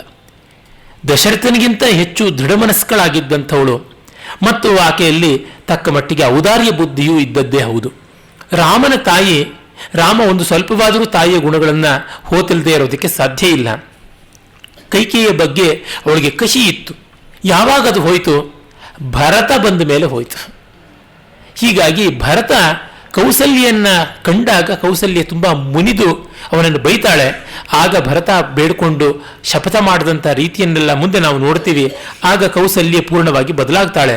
ಕೌಸಲ್ಯನ್ನ ಸಣ್ಣ ಬುದ್ಧಿಯವಳು ಅಂತ ಹೇಳೋದಕ್ಕೆ ಸಾಧ್ಯ ಇಲ್ಲ. ಆದರೆ ನಮ್ಮ ರಾಮಾಯಣದ ಆಧಾರವನ್ನೇ ನೋಡಿಕೊಂಡು ಹೇಳೋದಿದ್ರೆ ಇವರು ಮೂವರ ಪೈಕಿ ಸುಮಿತ್ರೆ ಹೆಚ್ಚು ಸಂಯಮದಿಂದ, ಹೆಚ್ಚು ವೈಶಾಲ್ಯ ಭಾವದಿಂದ, ಹೆಚ್ಚು ಉಪಶಾಂತಿಯಿಂದ ವರ್ತಿಸಬಲ್ಲಂಥವಳು. ಆಮೇಲೆ ಕೌಸಲ್ಯೆ, ಕಡೆಗೆ ಕೈಕೇಯಿ ಅಂತ. ಇದು ಆನುಪೂರ್ವಿ, ಇದು ಋಜ್ವರ್ಥ ಗ್ರಹಣ. ಆಮೇಲೆ ದಶರಥ ಮತ್ತೆ ಮತ್ತೆ ಕೇಳ್ತಾನೆ, ಯಾವ ಮರದ ಕೆಳಗೆ ರಾಮ ಕೂತಿದ್ದಾನೆ, ಏನು ತಿಂತಿದ್ದಾನೆ, ಏನು ಕುಡಿತಾ ಇದ್ದಾನೆ. ಅಸಿತಂ ಶಯಿತಂ ಭುಕ್ತಂ ಸೂತ ರಾಮಸ್ಯ ಕೀರ್ತಯ ಜೀವಿಷ್ಯಾಮ್ಯಹಮೇತೇನ ಯಯಾತಿರವ ಸಾಧುಷು. ರಾಮ ಏನು ತಿಂದ, ಏನು ಕುಡ್ದ, ಏನು ಮಾಡ್ದ ಅದನ್ನು ಹೇಳು, ಆಗ ನಾನು ಯಯಾತಿ ಸಜ್ಜನರ ಮಧ್ಯೆ ಹೇಗೆ ಬದುಕಿದ್ನೋ ಹಾಗೆ ನಾನು ಬದುಕಿರ್ತೀನಿ ಅಂತ. ಇದು ಮಹಾಭಾರತದಲ್ಲಿ ಬರುವಂಥ ಕತೆ. ಯಯಾತಿ ಆದರೆ ರಾಮಾಯಣದ ಈ ಕಥಾ ಪ್ರಸಂಗಕ್ಕಿಂತ ಬಹಳ ಹಿಂದಿನವನು. ಚಂದ್ರವಂಶದ ಉಗಮದ ಆದಿಕಾಲದಲ್ಲಿದ್ದಂತಹ ಒಂದು ಕೊಂಡಿಗಳಲ್ಲಿ ಅವನು ಒಬ್ಬ. ಆತ ತುಂಬ ಪುಣ್ಯ ಮಾಡಿ ದೇವಲೋಕಕ್ಕೆ ಹೋದ. ದೇವತೆಗಳಲ್ಲಿ ಕೆಲವರು ಅವನನ್ನು ಕೇಳಿದರು, ಎಷ್ಟು ಪುಣ್ಯ ಮಾಡಿ ನೀನು ದೇವಲೋಕಕ್ಕೆ ಬಂದಿದ್ದೀಯಾ ಅಂದರೆ ಅವನು ತನ್ನ ಪುಣ್ಯದ ಎಲ್ಲ ತಪಶೀಲ ಕೊಡೋದಕ್ಕೆ ಆರಂಭ ಮಾಡ್ದ. ತಕ್ಷಣವೇ ಹಸಿವು ಬಾಯಾರಿಕೆ ಅವನಿಗೆ ಕಾಣಿಸ್ಕೊಂಡವು, ಬೆವರು ಕಾಣಿಸ್ಕೊಳ್ತು, ಭಾರ ಗೊತ್ತಾಯಿತು, ಶರೀರದ್ದು ಮುಪ್ಪು ಕಾಡ್ತಾ ಇದೆ ಎನ್ನುವಂತೆ ಆಯಿತು. ಇದೇನಿದು ಅಂದರೆ ನಿನ್ನ ಪುಣ್ಯವನ್ನು ನೀನು ವಾಚ್ಯವಾಗಿ ಹೇಳ್ಕೊಳ್ತಾ ಇರೋದ್ರಿಂದ ಸ್ವರ್ಗದ ಸೌಖ್ಯ ನಿನಗೆ ಸಿಗ್ತಾ ಇಲ್ಲ, ಭೂಮಿಗೆ ಬೀಳುವಂತೆ ನಿನಗೆ ಪುಣ್ಯ ಹ್ರಾಸವಾಗ್ತಾ ಇದೆ ಅಂತ. ಅಯ್ಯೋ ಏನು ಮಾಡೋದು ಅಂತ ದೇವೇಂದ್ರನ ಕೇಳಿ, ಭೂಮಿಗಂತೂ ಬೀಳ್ತೀನಿ, ನಾನು ಮಾಡಿದ್ದನ್ನು ಹೊಗಳ್ಕೊಳ್ಬಾರದು ಅಂತ. ಮಾಡಿದ ಸತ್ಕಾರ್ಯವನ್ನು ಯಾರು ಹೇಳ್ಕೊಳ್ತಾರೆ ಅವರ ಪುಣ್ಯವೆಲ್ಲ ನಾಶವಾಗುತ್ತೆ ಎನ್ನುವುದು ಅಲ್ಲಿಯ ತಾತ್ಪರ್ಯ. ಭೂಮಿಗೆ ಬೀಳುವುದೇ ಆದಲ್ಲಿ ಸಜ್ಜನರ ಮಧ್ಯೆ ಬೀಳುವಂತೆ ಆಗಲಿ ಅಂತ ಕೇಳ್ಕೊಳ್ತಾನೆ. ಅವನು ವಸ್ತುತಃ ಬಿದ್ದದ್ದು ಅವನ ದೌಹಿತ್ರರು, ಮಗಳಾದ ಮಾಧವಿಯ ಮಕ್ಕಳು ಶಿಬಿ ಔಶೀನರ, ಮತ್ತೆ ಹರಿಯಶ್ವ, ಪ್ರತರ್ಧನ, ಅಷ್ಟಕ, ಇವರುಗಳ ನಡುವಿನಲ್ಲಿ ಅವನು ಬೀಳ್ತಾನೆ. ಅವರೇ ತಮ್ಮ ತಪಫಲವನ್ನು ಕೊಟ್ಟು ಮತ್ತೆ ಅವನನ್ನು ಸ್ವರ್ಗಕ್ಕೆ ಏರಿಸ್ತಾರೆ ಅಂತ. ಆ ಕಥೆಯಿಂದಾಗಿ ಹೇಳ್ತಾ ಇದ್ದಾನೆ ದಶರಥ, ನಾನು ರಾಮನ ಕಥೆ ಕೇಳಿಕೊಂಡು ಬದುಕಿದ್ದೇನು, ಯಯಾತಿ ಬದುಕಿದ್ದಂತೆ ರಾಮನ ವೃತ್ತಾಂತವು ಸಾಧು ವೃತ್ತಾಂತ ಅನ್ನುವುದು ಆತನ ಭಾವ. ಆಮೇಲೆ ಏನು ಹೇಳಿದ್ದಾನೆ ಅದನ್ನೆಲ್ಲ ಮತ್ತೆ ಮತ್ತೆ ಹೇಳುವಂತಾಗ ಬೇಸರ ಇಲ್ಲದೆ ಹೇಳ್ತಾನೆ, ಬಹಳ ಚೆನ್ನಾಗಿದೆ. ಇದೇ ಸಂದರ್ಭದಲ್ಲಿ ಭಾಸಮಹಾಕವಿಯ ಪ್ರತಿಮಾ ನಾಟಕದಲ್ಲಿ ಕೆಲವು ತುಂಬ ಚೆನ್ನಾಗಿರ್ತಕ್ಕಂಥ ಶ್ಲೋಕಗಳು ಬರ್ತವೆ. ಕೇಳ್ತಾನೆ, ಸುಮಂತ್ರ ಹೇಳು, ಎಲ್ಲಿ ಹೋದರು ರಾಮ ಲಕ್ಷ್ಮಣರು ಅವರೆಲ್ಲ ಅಂತ ಹೇಳ್ತಾ, ಸೂರ್ಯ ಇವ ಗತೋ ರಾಮ ಸೂರ್ಯಂ ದಿವಸ ಇವ ಲಕ್ಷ್ಮಣೋನು ಗತಃ ಸೂರ್ಯ ದಿವಸಾವಸಾನೆ ಛಾಯೇವ ನ ದೃಶ್ಯತೆ ಸೀತಾ. ರಾಮ ಸೂರ್ಯ ಹೋದಂತೆ ಹೊರಟೋಗ್ಬಿಟ್ಟ, ಸೂರ್ಯ ಹೋದ ಮೇಲೆ ಹಗಲು ಇಲ್ಲದಂತೆ ಆಗುತ್ತದೆ, ಹಾಗೆ ಲಕ್ಷ್ಮಣನು ಹೊರಟೋದ. ಸೂರ್ಯ ಮತ್ತು ಹಗಲು ಇಲ್ಲದಂತೆ ಆದಾಗ ನೆರಳು ಕೂಡ ಇಲ್ಲವಾಗುತ್ತದೆ, ಹಾಗೆ ಸೀತೆಯೂ ಹೊರಟೋಗ್ಬಿಟ್ಲು. ಈಗ ಇರುವುದು ಕೇವಲ ಕತ್ತಲು ಮಾತ್ರ ಅನ್ನುವ ಭಾವದಿಂದ ಅವನು ಹೇಳ್ತಾನೆ. ಮತ್ತೆ ಕೇಳ್ತಾನೆ, ಧನ್ಯಾ ಖಲು ವನೇ ವಾತಾಹ ತಟಾಕ ಪರಿವರ್ತಿನಃ ವಿಚರಂತಂ ವನೇ ರಾಮಂ ಯೇ ಸ್ಪೃಶಂತಿ ಯಥಾ ಸುಖಂ. ವನಗಳಲ್ಲಿರುವಂತಹ ಗಾಳಿಗಳು ಬೀಸುವಂತಹ ಆ ತಂಗಾಳಿಯೇ ಪುಣ್ಯ ಮಾಡಿದೆ, ಯಾಕೆಂದ್ರೆ ರಾಮನ ಅಂಗಸ್ಪರ್ಶ ಇದೆ, ರಾಮನನ್ನು ಅಪ್ಪಿಕೊಳ್ತಾ ಇದೆ, ನನಗಿಲ್ವಲ್ಲ ಅದು ಅಂತ. ಇದು ಮತ್ತೆ ವಾಲ್ಮೀಕಿ ಮಹರ್ಷಿಗಳದೇ ಪ್ರಸಾದ. ಅದು ರಾಮನ ಬಾಯಲ್ಲಿ ಅವರು ಆಡಿಸ್ತಾರೆ. ಸೀತಾ ವಿಯೋಗ ತಪ್ತನಾದ ರಾಮ ವಾಹಿವಾತ ಯತಃಕಾಂತ ತಾಂಸ್ಪೃಷ್ಟ್ವಾ ಮಮ್ಮಪಿ ಸ್ಪೃಶ ಏತಾವತ್ ಕಾಮಯಾ ಬಹ್ವೇತತ್ ಕಾಮಯಾನಸ್ಯ ಶಕ್ಯಮೇತೇನ ಜೀವಿತುಂ. ಎಲೆ ಗಾಳಿ, ಸೀತೆಯನ್ನು ಮುಟ್ಟಿ ನನ್ನ ಮೇಲೆ ಬಂದು ಬೀಸು, ಇಷ್ಟು ಸಾಕು, ಸೀತೆಯನ್ನು ನಾನು ಮುಟ್ಟಿದೆ, ಸೀತೆಯನ್ನು ಅಪ್ಪಿಕೊಂಡೆ ಅಂತಂದುಕೊಳ್ತೀನಿ ಅಂತ. ಹೀಗೆ ಅವನು ದುಃಖ ಪಡ್ತಾ ಇರ್ತಾನೆ. ಆಗ ಅವರು ಏನು ಹೇಳಿದ್ರು ಅದನ್ನು ಹೇಳು ಅಂತ ಮತ್ತೆ ಮತ್ತೆ ಕೇಳ್ತಾನೆ. ಆಗ ಏನನ್ನು ಹೇಳೋದು, ಬಹಳ ಎಲ್ಲ ಒಳ್ಳೆ ಮಾತುಗಳನ್ನು ಕೇಳ್ಕೊಂಡ್ರು, ಪ್ರತಿಯೊಂದೂ ಕೂಡ ಹೃದಯಪೂರ್ವಕವಾಗಿ ಹೇಳಿದ್ರು, ಎಲ್ಲ ಹೇಳುವಂಥದ್ದು ಹೇಳಿದ್ರು, ನಾನು ನಿನಗೆ ಪ್ರತ್ಯೇಕವಾಗಿ ವಿಷದ ಮಾಡುವಂಥದ್ದೇನಿಲ್ಲ ಅಂತ ಭಾಸನ ಸುಮಂತ್ರ ಹೇಳ್ತಾ, ಅವರು ಕಣ್ಣೀರು ತುಂಬಿಕೊಂಡು ಕಟ್ಟ ಕಡೆಗೆ ನದಿಯನ್ನು ದಾಟುವ ಮುನ್ನ ತಿರುಗಿ ನೋಡಿ ಏನೋ ಹೇಳಬೇಕು ಅಂತ ಬಾಯಿ ತೆರೆದ್ರು, ಹಾಗೇ ಕಣ್ಣು ಮುಚ್ಚಿಕೊಂಡು ಬಾಯಿ ಅದುಮಿಟ್ಟುಕೊಂಡು ಕಣ್ಣೀರು ಸುರಿಸ್ತಾ ಹಿಂದಿರುಗಿ ಬಿಟ್ರು ಅಂತ. ಅದು ಆ ಮೌನ ಎಷ್ಟನ್ನೂ ಬೇಕಾದ್ರೆ ಹೇಳುತ್ತೆ. ವಾಲ್ಮೀಕಿಗಳು ಬಹಳ ವಿಸ್ತರಿಸಿ ಅದನ್ನು ಹೇಳ್ತಾರೆ. ಅಭಿಮಾನಂಚ ಮಾನಂಚ ತ್ಯಕ್ವಾ ವರ್ತಸ್ವ ಮಾತೃಷು ಅನುರಾಜಾನ ಮಾರ್ಯಾಂಚ ಕೈಕೇಯಿ ಮಂಬಕಾರಯ. ತಾಯಿಗೆ ಅವನು ಹೇಳಿರೋ ಮಾತನ್ನು ಹೇಳ್ತಾನೆ, ನೀನು ಅಭಿಮಾನವನ್ನ ಮತ್ತು ನಿನ್ನ ಯಾವುದಾದ್ರು ಕಹಿ ಇದ್ದರೆ ಅದನ್ನೆಲ್ಲವನ್ನು ಮರೆತು ಎಲ್ಲ ರೀತಿಯಲ್ಲಿ ಸಮಾನವಾಗಿರು, ಕೈಕೇಯಿಯನ್ನು ಕೂಡ ಚೆನ್ನಾಗಿ ನೋಡ್ಕೋ ಅಂತೆಲ್ಲ ಬೇಡಿಕೊಂಡಿದ್ದಾನೆ ರಾಮ ಅಂತ. ಅದನ್ನು ಕೇಳಿ ಕೌಸಲ್ಯ ಅಳ್ತಾಳೆ. ಕುಮಾರೇ ಭರತೆ ವೃತ್ತಿರ್ವರ್ತಿತವ್ಯಾಚ ರಾಜವತ್ ಅರ್ಥಜ್ಯೇಷ್ಠ ಹಿ ರಾಜಾನೋ ರಾಜಧರ್ಮ ಮನುಸ್ಮರ. ಅಮ್ಮ, ಭರತ ಚಿಕ್ಕ ಹುಡುಗ ಆದರೂ ಅವನು ರಾಜ ಆದಮೇಲೆ ದೊಡ್ಡವನು, ಅರ್ಥಜ್ಯೇಷ್ಠ. ಈಗ ಕುಲಜ್ಯೇಷ್ಠ, ಧರ್ಮಜ್ಯೇಷ್ಠ, ಕಾಮಜ್ಯೇಷ್ಠ, ವಯೋಜ್ಯೇಷ್ಠ, ವಿದ್ಯಾಜ್ಯೇಷ್ಠ ಅಂತ ಬೇರೆ ಬೇರೆ ಜ್ಯೇಷ್ಠತೆಗಳು ಉಂಟು. ಅರ್ಥಜ್ಯೇಷ್ಠ ಅಂತಂದ್ರೆ by position he is senior, he is elder. ಹಾಗಾಗಿ ಅವನು ಇದೀಗಷ್ಟೇ ರಾಜ ಆಗಿದ್ದರೂ ಪರವಾಗಿಲ್ಲ, ಆತನನ್ನ ದೊಡ್ಡವನು ಅಂತ ಗೌರವಿಸಬೇಕು, ತಗಾದೆಯನ್ನು ಮಾಡಿಕೊಳ್ಬಾರದು ಅನ್ನುವಂಥ ಮಾತನ್ನೆಲ್ಲ ಹೇಳ್ತಾನೆ. ಪ್ರಾಯಶಃ ಇಂಥದ್ದನ್ನು ನೋಡಿ ಏನಾದರೂ ಕೌಸಲ್ಯನ ರಾಮ ಎಚ್ಚರಿಸ್ತಾ ಇದ್ದಾನ ಅಂತ ಹೇಳೋದಿದ್ರೆ ಹಾಗಲ್ಲ. ಕೌಸಲ್ಯಗೆ ಮನಸ್ಸಿಗೆ ಯಾವುದಾದ್ರೂ ಕಹಿ ಆಗಿದ್ದಲ್ಲಿ ಅದನ್ನು ಬಿಡಲಿ, ರಾಮನಿಗೆ ನೆಮ್ಮದಿ ಉಂಟು ಅಂತ ಅನ್ನೋದನ್ನ ರಾಮನೇ ಹೇಳ್ತಾ ಇದ್ದಾನೆ ಅಂತ. ಆಮೇಲೆ ಭರತನಿಗೂ ಅವನು ಹೇಳ್ತಾನೆ ಸಂದೇಶ. ಭರತ ಕುಶಲಂ ವಾಚ್ಯೋ ಮಧ್ವಚನೇನ ಚ ಸರ್ವಾಸ್ವೇವ ಯಥಾನ್ಯಾಯಂ ವೃತ್ತಿಂ ವರ್ತಸ್ವ ಮಾತೃಷು. ರಾಮ ತೀರಾ ಸಾಧು ಸಾಧು ಅಂತಂದುಕೊಂಡು ಅನ್ಯಾಯವನ್ನೇ ಪೋಷಣೆ ಮಾಡುವಂಥವನಲ್ಲ. ಭರತನಿಗೂ ಹೇಳ್ತಾನೆ, ನೋಡಪ್ಪ, ಎಲ್ಲ ತಾಯಂದ್ರನ್ನು ಸಮಾನವಾಗಿ ನೋಡಬೇಕು ಅಂತ. ಕಾರಣ, ಕೈಕೇಯಿ ಏನಾದರೂ ಇತರ ಅಂತಃಪುರ ಸ್ತ್ರೀಯರ ಬಗ್ಗೆ ಸಣ್ಣ ಬುದ್ಧಿಯಿಂದ ಸಂಕುಚಿತವಾಗಿ ನಡ್ಕೊಂಡು ಬಿಟ್ಟಾಳು. ಪಟ್ಟಮಹಿಷಿಯರನ್ನೇನು ಮಾಡೋಕ್ಕೆ ಸಾಧ್ಯ ಇಲ್ಲದೆ ಇರಬಹುದು, ಅರೆ ಬೇರೆಯವರೆಲ್ಲ ಪಾಪ ಅನಾಮಧೇಯರು, ಆ ಅಂತಃಪುರ ಸ್ತ್ರೀಯರೆಲ್ಲ ಪ್ರಲಾಪ ಮಾಡಿದ್ರಲ್ಲ, ಅದನ್ನೂ ಕೂಡ ಗಮನದಲ್ಲಿ ಇಟ್ಕೊಂಡಿದ್ದಾನೆ. ಅಂದ್ರೆ ರಾಮ ಸ್ತ್ರೀಯರಿಗೆ ಅನ್ಯಾಯ ಮಾಡದ ಅಂತ ಶಂಖ ಜಾಗಟೆ ಎಲ್ಲ ಇಟ್ಟುಕೊಂಡು ಕೋಲಾಹಲ ಮಾಡುವವರು ಪ್ರತಿ ಹಂತದಲ್ಲಿಯೂ ಯಾವ ಹೆಣ್ಣಿಗೂ ಅನ್ಯಾಯವಾಗಬಾರದು ಅಂತ ಎಷ್ಟು ಗಮನ ಹರಿಸಿದ್ದಾನೆ. ನಾನು 14 ವರ್ಷ ಕಾಡಲ್ಲಿರ್ತೀನಿ, ಭರತ ಏನು ಮಾಡಿದ್ರೆ ಮಾಡ್ಕೊಳ್ಳಿ, ಇನ್ನು ಹಿಂಸೆ ಮಾಡಲಿ ಚೆನ್ನಾಗಿ ಅವ್ರನ್ನ, ಆಗೆಲ್ಲರೂ ಸೇರಿ ರಿವೋಲ್ಟ್ ಮಾಡಿ ಒಂದು ಸಿವಿಲ್ ವಾರ್ ಆಗುತ್ತೆ ಅಂತ ಅಂದುಕೋಬಹುದಾಗಿತ್ತಲ್ಲ. ಇಲ್ಲ, ರಾಮ ಪ್ರತಿಯೊಂದನ್ನು ಸರಿಯಾಗಿ ಗಮನಿಸುವಂಥವನು. ಮತ್ತೆ ತಂದೆ ಬಗ್ಗೆನೂ ಹೇಳ್ತಾನೆ. ಪಿತರಂ ಯೌವರಾಜ್ಯಸ್ಥೋ ರಾಜ್ಯಸ್ಥ ಮನುಪಾಲಯ ಅತಿಕ್ರಾಂತ ವಯ ರಾಜ ಮಸ್ಮೈನಂ ವ್ಯಪರೋರೋಧ. ವಯಸ್ಸಾಗಿದೆಯಪ್ಪ ತಂದೆಗೆ, ಹಾಗಾಗಿ ನೀನು ಅವನನ್ನು ಚೆನ್ನಾಗಿ ನೋಡ್ಕೋ. ಅದು ಮಾತ್ರವಲ್ಲ, ಕುಮಾರ ರಾಜ್ಯೇ ಜೀವತ್ವಂ ತಸ್ಮೈವ ಆಜ್ಞಾ ಪ್ರವರ್ತನಾತ್. ಮತ್ತೆ ತಂದೆಗೂ ಹೇಳ್ತಾನೆ, ನೀನು ಮಗನ ಚೆನ್ನಾಗಿ ನೋಡ್ಕೋ, ಮಗನ ರಾಜ್ಯ ಅಂತ ಬೇಸರ ಪಟ್ಟುಕೊಳ್ಬೇಡ ಅಂತ. ಭರತನಿಗೂ ಹೇಳ್ತಾನೆ, ನಿನ್ನ ತಂದೆ ನನ್ನ ಮಗನ ರಾಜ್ಯದಲ್ಲಿ ನಾನು ಚೆನ್ನಾಗಿದ್ದೀನಿ ಅನ್ನೋ ಭಾವನೆ ಬರುವಂತೆ ಒಳ್ಳೆಯ ರೀತಿಯಲ್ಲಿ ನೀನು ರಾಜ್ಯವನ್ನು ಆಳಬೇಕು ಅಂತೆಲ್ಲ ಹೇಳ್ತಾನೆ. ಇದನ್ನೆಲ್ಲ ಹೇಳಿದ ಮೇಲೆ ಲಕ್ಷ್ಮಣ ಏನು ಹೇಳ್ದ ಅಂತ ಕೇಳ್ತಾನೆ ದಶರಥ. ಅದಕ್ಕೆ ಲಕ್ಷ್ಮಣಸ್ತು ಸಸಂಕೃದ್ವೋ ನಿಶ್ವಸನ್ ವಾಕ್ಯಂ ಅಬ್ರವೀತ್. ಇದೆಲ್ಲ ರಾಮ ಹೇಳ್ತಾ ಇದ್ರೆ ಬುಸುಗುಟ್ಟುಕೊಂಡು ಕ್ರೋಧಾಕುಲನಾಗಿ ಹೇಳ್ತಾನೆ, ಕೇನಾಯಂ ಅಪರಾಧೇನ ರಜಪುತ್ರೋ ವಿವಾಸಿತ ರಾಜ್ಞಾತು ಖಲು ಕೈಕೇಯ್ಯ ಲಘುತ್ವಾಶ್ರಿತ್ಯ ಶಾಸನಂ ಕೃತಂ ಕಾರ್ಯಮಕಾರ್ಯಂ ವಾ ವಯಂ ಏನಾಭಿಪೀಡಿತಾ. ಆ ತುಚ್ಛವಾದ ಕೈಕೇಯಿಯ ಆಜ್ಞೆಯನ್ನು ಮನ್ನಿಸಿ ಹೀಗೆ ಮಾಡಿದನಲ್ಲ, ನಾವು ಏನು ತಪ್ಪು ಮಾಡಿದ್ವಿ, ಇದರಿಂದ ಹೀಗಾಗಿದ್ದು, ಇದಂತೂ ತಾವದ್ ಯಥಾ ಕಾಮಂ ಈಶ್ವರಸ್ಯ ಕೃತೆ ಕೃತಂ ರಾಮಸ್ಯತು ಪರಿತ್ಯಾಗೆ ನಹೇತು ಮುಪಲಕ್ಷಯೇ. ಅವನ ರಾಜ್ಯ ಅವನು ಯಾವ ದಾಸೇನಿಗಾದರೂ ಕೊಡಲಿ ಪರವಾಗಿಲ್ಲ, ಕಾಡುಗಟ್ಟೋದಕ್ಕೆ ರಾಮನಿಗೆ ಅವನು ಯಾವ ರೈಟ್ಸ್ ಇತ್ತು, ಯಾವ ಮಾರಲ್ ಪವರ್ ಇತ್ತು ಅಂತನ್ನುವ ಮಾತನ್ನು ಕೇಳ್ತಾನೆ. ಆಮೇಲೆ ಮುಂದೆ ಹೇಳ್ತಾನೆ, ಅಹಂ ತಾವನ್ ಮಹಾರಾಜೇ ಪಿತೃತ್ವಂ ನೋಪಲಕ್ಷಯೇ ಭ್ರಾತ ಭರ್ತಾ ಚ ಬಂಧುಶ್ಚ ಪಿತಾ ಚ ಮಮ ರಾಘವ. ನನಗೆ ಅಪ್ಪನೂ ಇಲ್ಲ, ಅಮ್ಮನೂ ಇಲ್ಲ, ಯಾರೂ ಇಲ್ಲ, ಇರೋದೊಬ್ಬನೇ ಅಣ್ಣ ರಾಮ, ಅವನೇ ನನಗೆ ಸರ್ವಸ್ವವೂ ಆಗಿದ್ದಾನೆ ಅಂತ ಹೇಳ್ತಾ. ಆಗ ದಶರಥ ಅಂತೂ ಸುಸ್ತೇ ಆಗಿಬಿಟ್ಟು ಪಾಪ ಇನ್ನೇನು ಹೇಳಲಾರದೆ ಸೀತೆ ಏನು ಹೇಳಿದ್ಲು ಅಂತ. ಅದೃಷ್ಟಪೂರ್ವ ವ್ಯಸನ ರಾಜಪುತ್ರಿ ಯಶಸ್ವಿನಿ ತೇನ ದುಃಖೇನ ರುದತಿ ನೈವ ಮಾಂ ಕಿಂಚಿದಬ್ರವೀತ್. ಸೀತೆ ಅಳುತ್ತಾ ಏನನ್ನೂ ಹೇಳಲಿಲ್ಲ, ಸುಮ್ಮನೆ ಇದ್ದುಬಿಟ್ಲು. ಅದೃಷ್ಟಪೂರ್ವ ವ್ಯಸನ, ಕಷ್ಟವನ್ನೇ ಕಾಣದೇ ಇದ್ದವಳು, ಏನನ್ನೂ ಹೇಳಲಿಲ್ಲ. ಉದ್ವೀಕ್ಷಮಾಣ ಭರ್ತಾರಂ ಮುಖೇನ ಪರಿಶುಷ್ಯತ ಮುಮೋಚ ಸಹಸಾ ಬಾಷ್ಪಂ ಮಾಂ ಪ್ರಯಾಂತ ಮುದೀಕ್ಷಸ. ಮತ್ತೆ ಅವಳು ಅಳುತ್ತಾ ಗಂಡನ ಮುಖ ಒಮ್ಮೆ ಹೊರಡ್ತಾ ಇರ್ತಕ್ಕಂಥ ನನ್ನ ಮುಖವನ್ನೇ ನೋಡ್ತಾ ಇದ್ದು ಬಿಟ್ಲು ಅನ್ನುವ ಮಾತನ್ನ ಹೇಳ್ತಾನೆ. ಆಮೇಲೆ ಮುಂದೆ ಇನ್ನೊಂದು ಕಡೆ ಒಂದು ಪ್ರಸ್ತಾವ ಬರುತ್ತೆ. ಸೀತೆ ಏನನ್ನೋ ಹೇಳಬೇಕು ಅಂತ ಹೊರಟಿದ್ದಳು, ಆದರೆ ಏನು ಹೇಳಿದ್ಲು ಅದು ನನಗೆ ಸ್ಪಷ್ಟವಾಗಲಿಲ್ಲ ಅಂತ. ಅದಕ್ಕೆ ವ್ಯಾಖ್ಯಾನಕಾರರ ಒಂದು ವಿವರಣೆ ಏನಂತಂದ್ರೆ, ಸೀತೆ ಕೈಕೇಯಿಯನ್ನು ಬೈದಿದ್ದಳು, ಅದಕ್ಕೆ ಇದನ್ನು ಹೇಳೋಕೆ ಇಷ್ಟಪಡಲಿಲ್ಲ ಅಂತ. ನನಗೆ ಅದಷ್ಟು ಸಾಧುವಾಗಿ ತೋರುವುದಿಲ್ಲ.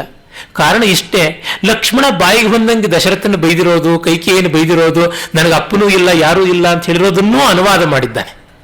ಹಾಗಿರುವಾಗ ಸೀತೆ ಹೇಳೋದನ್ನು ಯಾತಕ್ಕೆ ಹೇಳ್ತಾ ಇರಲಿಲ್ಲ? ಒಂದು ಪಕ್ಷ ಮಕ್ಕಳಂದಿದ್ದು ತಂದೆ ತಾಯಿಗಳಿಗೆ ತಟ್ಟೋದಿಲ್ಲ, ಸೊಸೆ ಆದವಳು ಮಾವನಿಗಂದಿದ್ದು ತಟ್ಟೀತು, ಬಹಳ ಬೇಸರ ಪಟ್ಕೊಂಡಾನು ಅಂತ ಹೇಳಿದೆ, ಸಂಸಾರ ಮಾಡದೆ ಬಿಟ್ನೋ, ಕಷ್ಟ. ಆದರೆ ಸೀತೆ ಆ ಸಂದರ್ಭದಲ್ಲಿ ಹಾಗೆ ಹೇಳಿರೋಕ್ಕೆ ಸಾಧ್ಯ ಇಲ್ಲ ಅಂತ ನನಗನ್ಸುತ್ತೆ. ದಿಟವೇ ಒಂದೆರಡು ಬಾರಿ ಮುಂದೆ ಸೀತೆ ಕೈಕೇಯಿ ಈಗ ತೃಪ್ತಿ ಆಯಿತು ಅಂತ ಅನ್ಸುತ್ತೆ ಅಂತ ತುಂಬ ಕಷ್ಟಪಡುವಾಗ ಹೇಳಿರಬೇಕು. ಆದರೆ ಇದು ಆ ರೀತಿಯಾದ ಕಷ್ಟ ಅಲ್ಲ. ಅವಳು ರಾವಣಾಸುರನ ಸೆರೆಗೆ ಸಿಲುಕಿದಾಗ ರಾವಣ ಮಾಸದ್ವಯಾಧಿಕರಣಂ ಅಂತ ಕೊಟ್ಟು 2 ತಿಂಗಳಲ್ಲಿ ಮನಸ್ಸು ಬದಲಾಯಿಸದಿದ್ದರೆ ಪ್ರಾತರಾಶಾಯ ಕಲ್ಪಯೇ, ಬೆಳಗಿನ ಬ್ರೇಕ್ಫಾಸ್ಟ್ ಆಗಿ ನಿನ್ನನ್ನು ತಿಂದು ಬಿಡ್ತೀನಿ ಅಂತ ಹೇಳಿದಾಗ ಇದು ಎಂಥ ಜೀವನ, ಇದು ಎಂಥ ಪಾರತಂತ್ರ್ಯ ಅಂತ ದುಃಖ ಪಡ್ತಾ ಆಗ ಶಾಪ ಹಾಕ್ಕೊಂಡಿದ್ದಿರಬೇಕು. ಅಂದರೆ ತೀರದ ಅಸಹಾಯಕತೆಯಲ್ಲಿ ಯಾವಾಗಲೂ ಒಮ್ಮೆ ಬಂದ ಉದ್ಗಾರವಾಗಿರಬೇಕೇ ಹೊರತು ಸುಮಂತ್ರನನ್ನ ಫಾರ್ಮಲ್ ಆಗಿ ಕಳಿಸಿ ಒಂದು ಮೆಸೇಜ್ ಕಳಿಸುವಾಗೆ ಇರೋಲ್ಲ. ನಾವೇ ಎಷ್ಟೋ ಬಾರಿ ವೇದಿಕೆಯಲ್ಲಿ ಮಾತನಾಡೋದು ಒಂದು ಭಾಷೆ ಆಗಿರುತ್ತೆ, ಅಲ್ಲಿಂದ ಕೆಳಗಿಳಿದಾಗ ಮತ್ತೊಂದು ಭಾಷೆ ಆಗಿರುತ್ತೆ, ಮನೆಗೆ ಹೋದಾಗ ಒಂದು ಭಾಷೆ ಆಗಿರುತ್ತೆ. ಒಬ್ಬರ ಮೇಲೆ ಅಭಿಪ್ರಾಯವನ್ನ 3 ವಿಧವಾಗಿ ವ್ಯಕ್ತಪಡಿಸಿಟ್ಟಿರ್ತೀವಿ. ಇಂಗಿತ ಒಂದೇ ಆಗಿದ್ರೂ ಉಕ್ತಿ ಮಾತ್ರ ಬೇರೆಯಾಗಿರುತ್ತೆ. ಅದು ಕಾರಣ ಏನು? ಆಯಾ ಸ್ಥಳದ ಮರ್ಯಾದೆ, ಆಯಾ ಸ್ಥಾನದ ಜವಾಬ್ದಾರಿ, ಇವುಗಳನ್ನೆಲ್ಲ ತೆಗೆದುಕೊಂಡು. ಹಾಗಾಗಿ ಫಾರ್ಮಲ್ ಆದಂಥದ್ದು ಇದು ಗೆಜೆಟ್ನಲ್ಲಿ ಹೋಗುವಂಥದ್ದು ರಾಮನ ಮೆಸೇಜ್. ಹಾಗಾಗಿ ಅದು ವ್ಯವಸ್ಥಿತವಾದ ರೀತಿಯಲ್ಲಿ ಇರುತ್ತೆ. ಲಕ್ಷ್ಮಣ್ ಹಾಗಲ್ಲ, ಏಕ್ ಮಾರೋ ದೋ ತುಕಡ, ಇರೋದು ಹೀಗೇನೆ.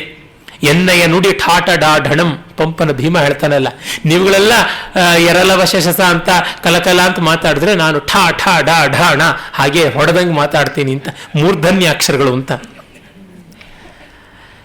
ತಾಂಸ್ತಥ ಗಚ್ಚತೋ ದೃಷ್ಟ್ವಾ ನಿವೃತ್ತೋಸ್ಮ್ಯವಶಸ್ತದ ಮಮತ್ವಶ್ವ ನಿವೃತ್ತಸ್ಯ ನ ಪ್ರಾವರ್ತಂತ ವರ್ತಮನಿ. ನಾನು ಅವರನ್ನ ಬಿಟ್ಟು ಬರುವಾಗ ತುಂಬಾ ತಡವಾಯಿತು, ಯಾಕೆ ಅಂದರೆ ಕುದುರೆಗಳು ಮುಂದೆ ಹಿಡಿದು ಬಿಟ್ಟವು, ಮುಂದೆ ಹೋಗಲೇ ಇಲ್ಲ ಅನ್ನುವ ಮಾತನ್ನ ಇವನು ಹೇಳ್ತಾನೆ. ಸುಮಂತ್ರ ಎಷ್ಟೋ ವರ್ಷಗಳಿಂದ ರಥವನ್ನ ಚಾಲನೆ ಮಾಡ್ತಾ ಇದ್ದವನು, ಕುದುರೆಗಳನ್ನ ಚೆನ್ನಾಗಿ ಬಲ್ಲವನು, ಅಶ್ವಹೃದಯವನ್ನ ಅರಿತಂಥವನು. ಅವನಿಗೂ ಈ ಕುದುರೆಗಳನ್ನ ರಾಮ ವಿಯೋಗ ದುಃಖದಿಂದ ಬೇರ್ಪಡಿಸಿ ತೆಗೆದುಕೊಂಡು ಬರೋದಕ್ಕೆ ಆಗಲಿಲ್ಲ ಅಂದರೆ ಇನ್ನು ಎಷ್ಟು ಮೂಕ ಜೀವಿಗಳ ಮೇಲೂ ರಾಮನ ವ್ಯಕ್ತಿ ಪ್ರಭಾವ ಇತ್ತು ಅನ್ನೋದು ನಾವು ಗಮನಿಸಿಕೊಳ್ಬೇಕಾದದ್ದು. ಆಮೇಲೆ ಇದೆಲ್ಲ ಕೇಳ್ತಾ ದಶರಥನಿಗೆ ದುಃಖವಾಗಿ ಅವಗಾಢ ಸುದುಷ್ಪಾರಂ ಶೋಕಸಾಗರಂ ಅಬ್ರವೀತ್ ರಾಮಶೋಕ ಮಹಾವೇಗ ಸೀತಾ ವಿರಹ ಪಾರಗ. ಈ ರಾಮಶೋಕ ಅನ್ನುವಂತಹ ವೇಗವನ್ನು ಹೊಂದಿರುವಂತಹ ಅಲೆಯ ಅಪ್ಪಳಿಸುವ ವೇಗವನ್ನು ಹೊಂದಿರುವ ಈ ಶೋಕ ಸಾಗರ ರಾಮ ವಿಯೋಗದ್ದು ಸೀತಾ ವಿರಹ ಅನ್ನುವಂತಹ ಕಾಣದ ಎಲ್ಲೆಯನ್ನು ಹೊಂದಿದೆ. ಶ್ವಸಿತೋರ್ಮಿ ಮಹಾವರ್ತು, ನನ್ನ ನಿಟ್ಟುಸಿರು ಅಲೆಗಳಾಗಿ ಸುಳಿಯಾಗಿ ಬಾಷ್ಪ ಫೇನ ಜಲಾನಿಲಹ, ಕಣ್ಣೀರು ತುಂತುರಾಗಿ ಗಾಳಿಯಾಗಿ ಎಲ್ಲ ಬೀಸ್ತಾ ಇದೆ. ಬಾಹು ವಿಕ್ಷೇಪ ಮೀನೌಘು, ಅಯ್ಯೋ ಅಂತ ಎದೆ ಹೊಡ್ಕೋತಾ ಇದ್ದೀನಿ. ಆ ತೋಳೆ, ಈ ನನ್ನ ಎದೆ ಹೊಡ್ಕೊಳಕ್ ಬಳಸ್ತಾ ಇರ್ತಕ್ಕಂಥ ತೋಳು ಈ ಶೋಕ ಸಾಗರದಿಂದ ಎದ್ದೆದ್ದು ಮೇಲೆ ಮೇಲೆ ಬೀಳುವಂಥ ತಿಮಿಂಗಲಗಳ ಹಾಗಿದೆ. ಪ್ರಕೀರ್ಣ ಕೇಶ ಶೈವಾಲ, ಕೆದರು ಹೋಗಿರುವ ತಲೆ ಕೂದಲು, ಅಲ್ಲಿರುವಂತಹ ಯಾವುದು ಶೈವಾಲ ಪಾಚಿಯ ರೀತಿಯಲ್ಲಾಗಿದೆ. ಕೈಕೇಯಿ ಬಡಬಾಮುಖ, ಕೈಕೇಯಿ ಅನ್ನುವಂತಹ ಇದು ಬಡಬಾಗ್ನಿ ಯಾವುದು ಸಮುದ್ರದ ಒಳಗಿರುತ್ತೆ ಅದು ನನ್ನೊಳಗೆ ಕುದೀತಾ ಇದೆ. ಮಮಾಶ್ರು ವೇಗ ಪ್ರಭವ ಕುಬ್ಜ ವಾಕ್ಯ ಮಹಾಗ್ರಹ. ಇನ್ನ ಆ ಕುಬ್ಜೆ ಗೂನಿ, ಅವಳ ಮಾತುಗಳೇ ಇಲ್ಲಿರ್ತಕ್ಕಂಥ ಭಯಾನಕವಾದ ತಿಮಿಂಗಲ, ತಿಮಿ ಹಾಗೂ ಇನ್ನೂ ಭಯಂಕರವಾದ ಶಿಂಶುಮಾರ ಮೊದಲಾದ ಪ್ರಾಣಿಗಳು. ವರವೇಲೋ ನೃಶಂಸಾಯ ರಾಮ ಪ್ರವ್ರಜನಾಯತಃ ಯಸ್ಮಿನ್ ಬತ ನಿಮಗ್ನೋಹಂ ಕೌಸಲ್ಯೇ ರಾಘವಂ ವಿನ. ಆ ಪಾಪಿಷ್ಠಳು ಕೇಳಿದಂಥ ವರ ಇದೆಯಲ್ಲ 14 ವರ್ಷ, ಆ ಅವಧಿನೇ ಈಜಬೇಕಾಗಿರ್ತಕ್ಕಂಥ ದೂರ. ನಾನು ಬದುಕ್ತೀನೋ ಇಲ್ವೋ ದುಸ್ತರೋ ಜೀವತಾ ದೇವಿ ಮಯಾಯಂ ಶೋಕಸಾಗರ ಅಂತ ಹೇಳ್ತಾನೆ. ದಶರಥ ಇದನ್ನೊಂದು ದೊಡ್ಡ ಮಾಲಾರೂಪಕವಾಗಿ ಹೇಳಿದಂತೆ ಬಂದಿದೆ. ಇದೀಗ ಒಂದು ತಕರಾರು.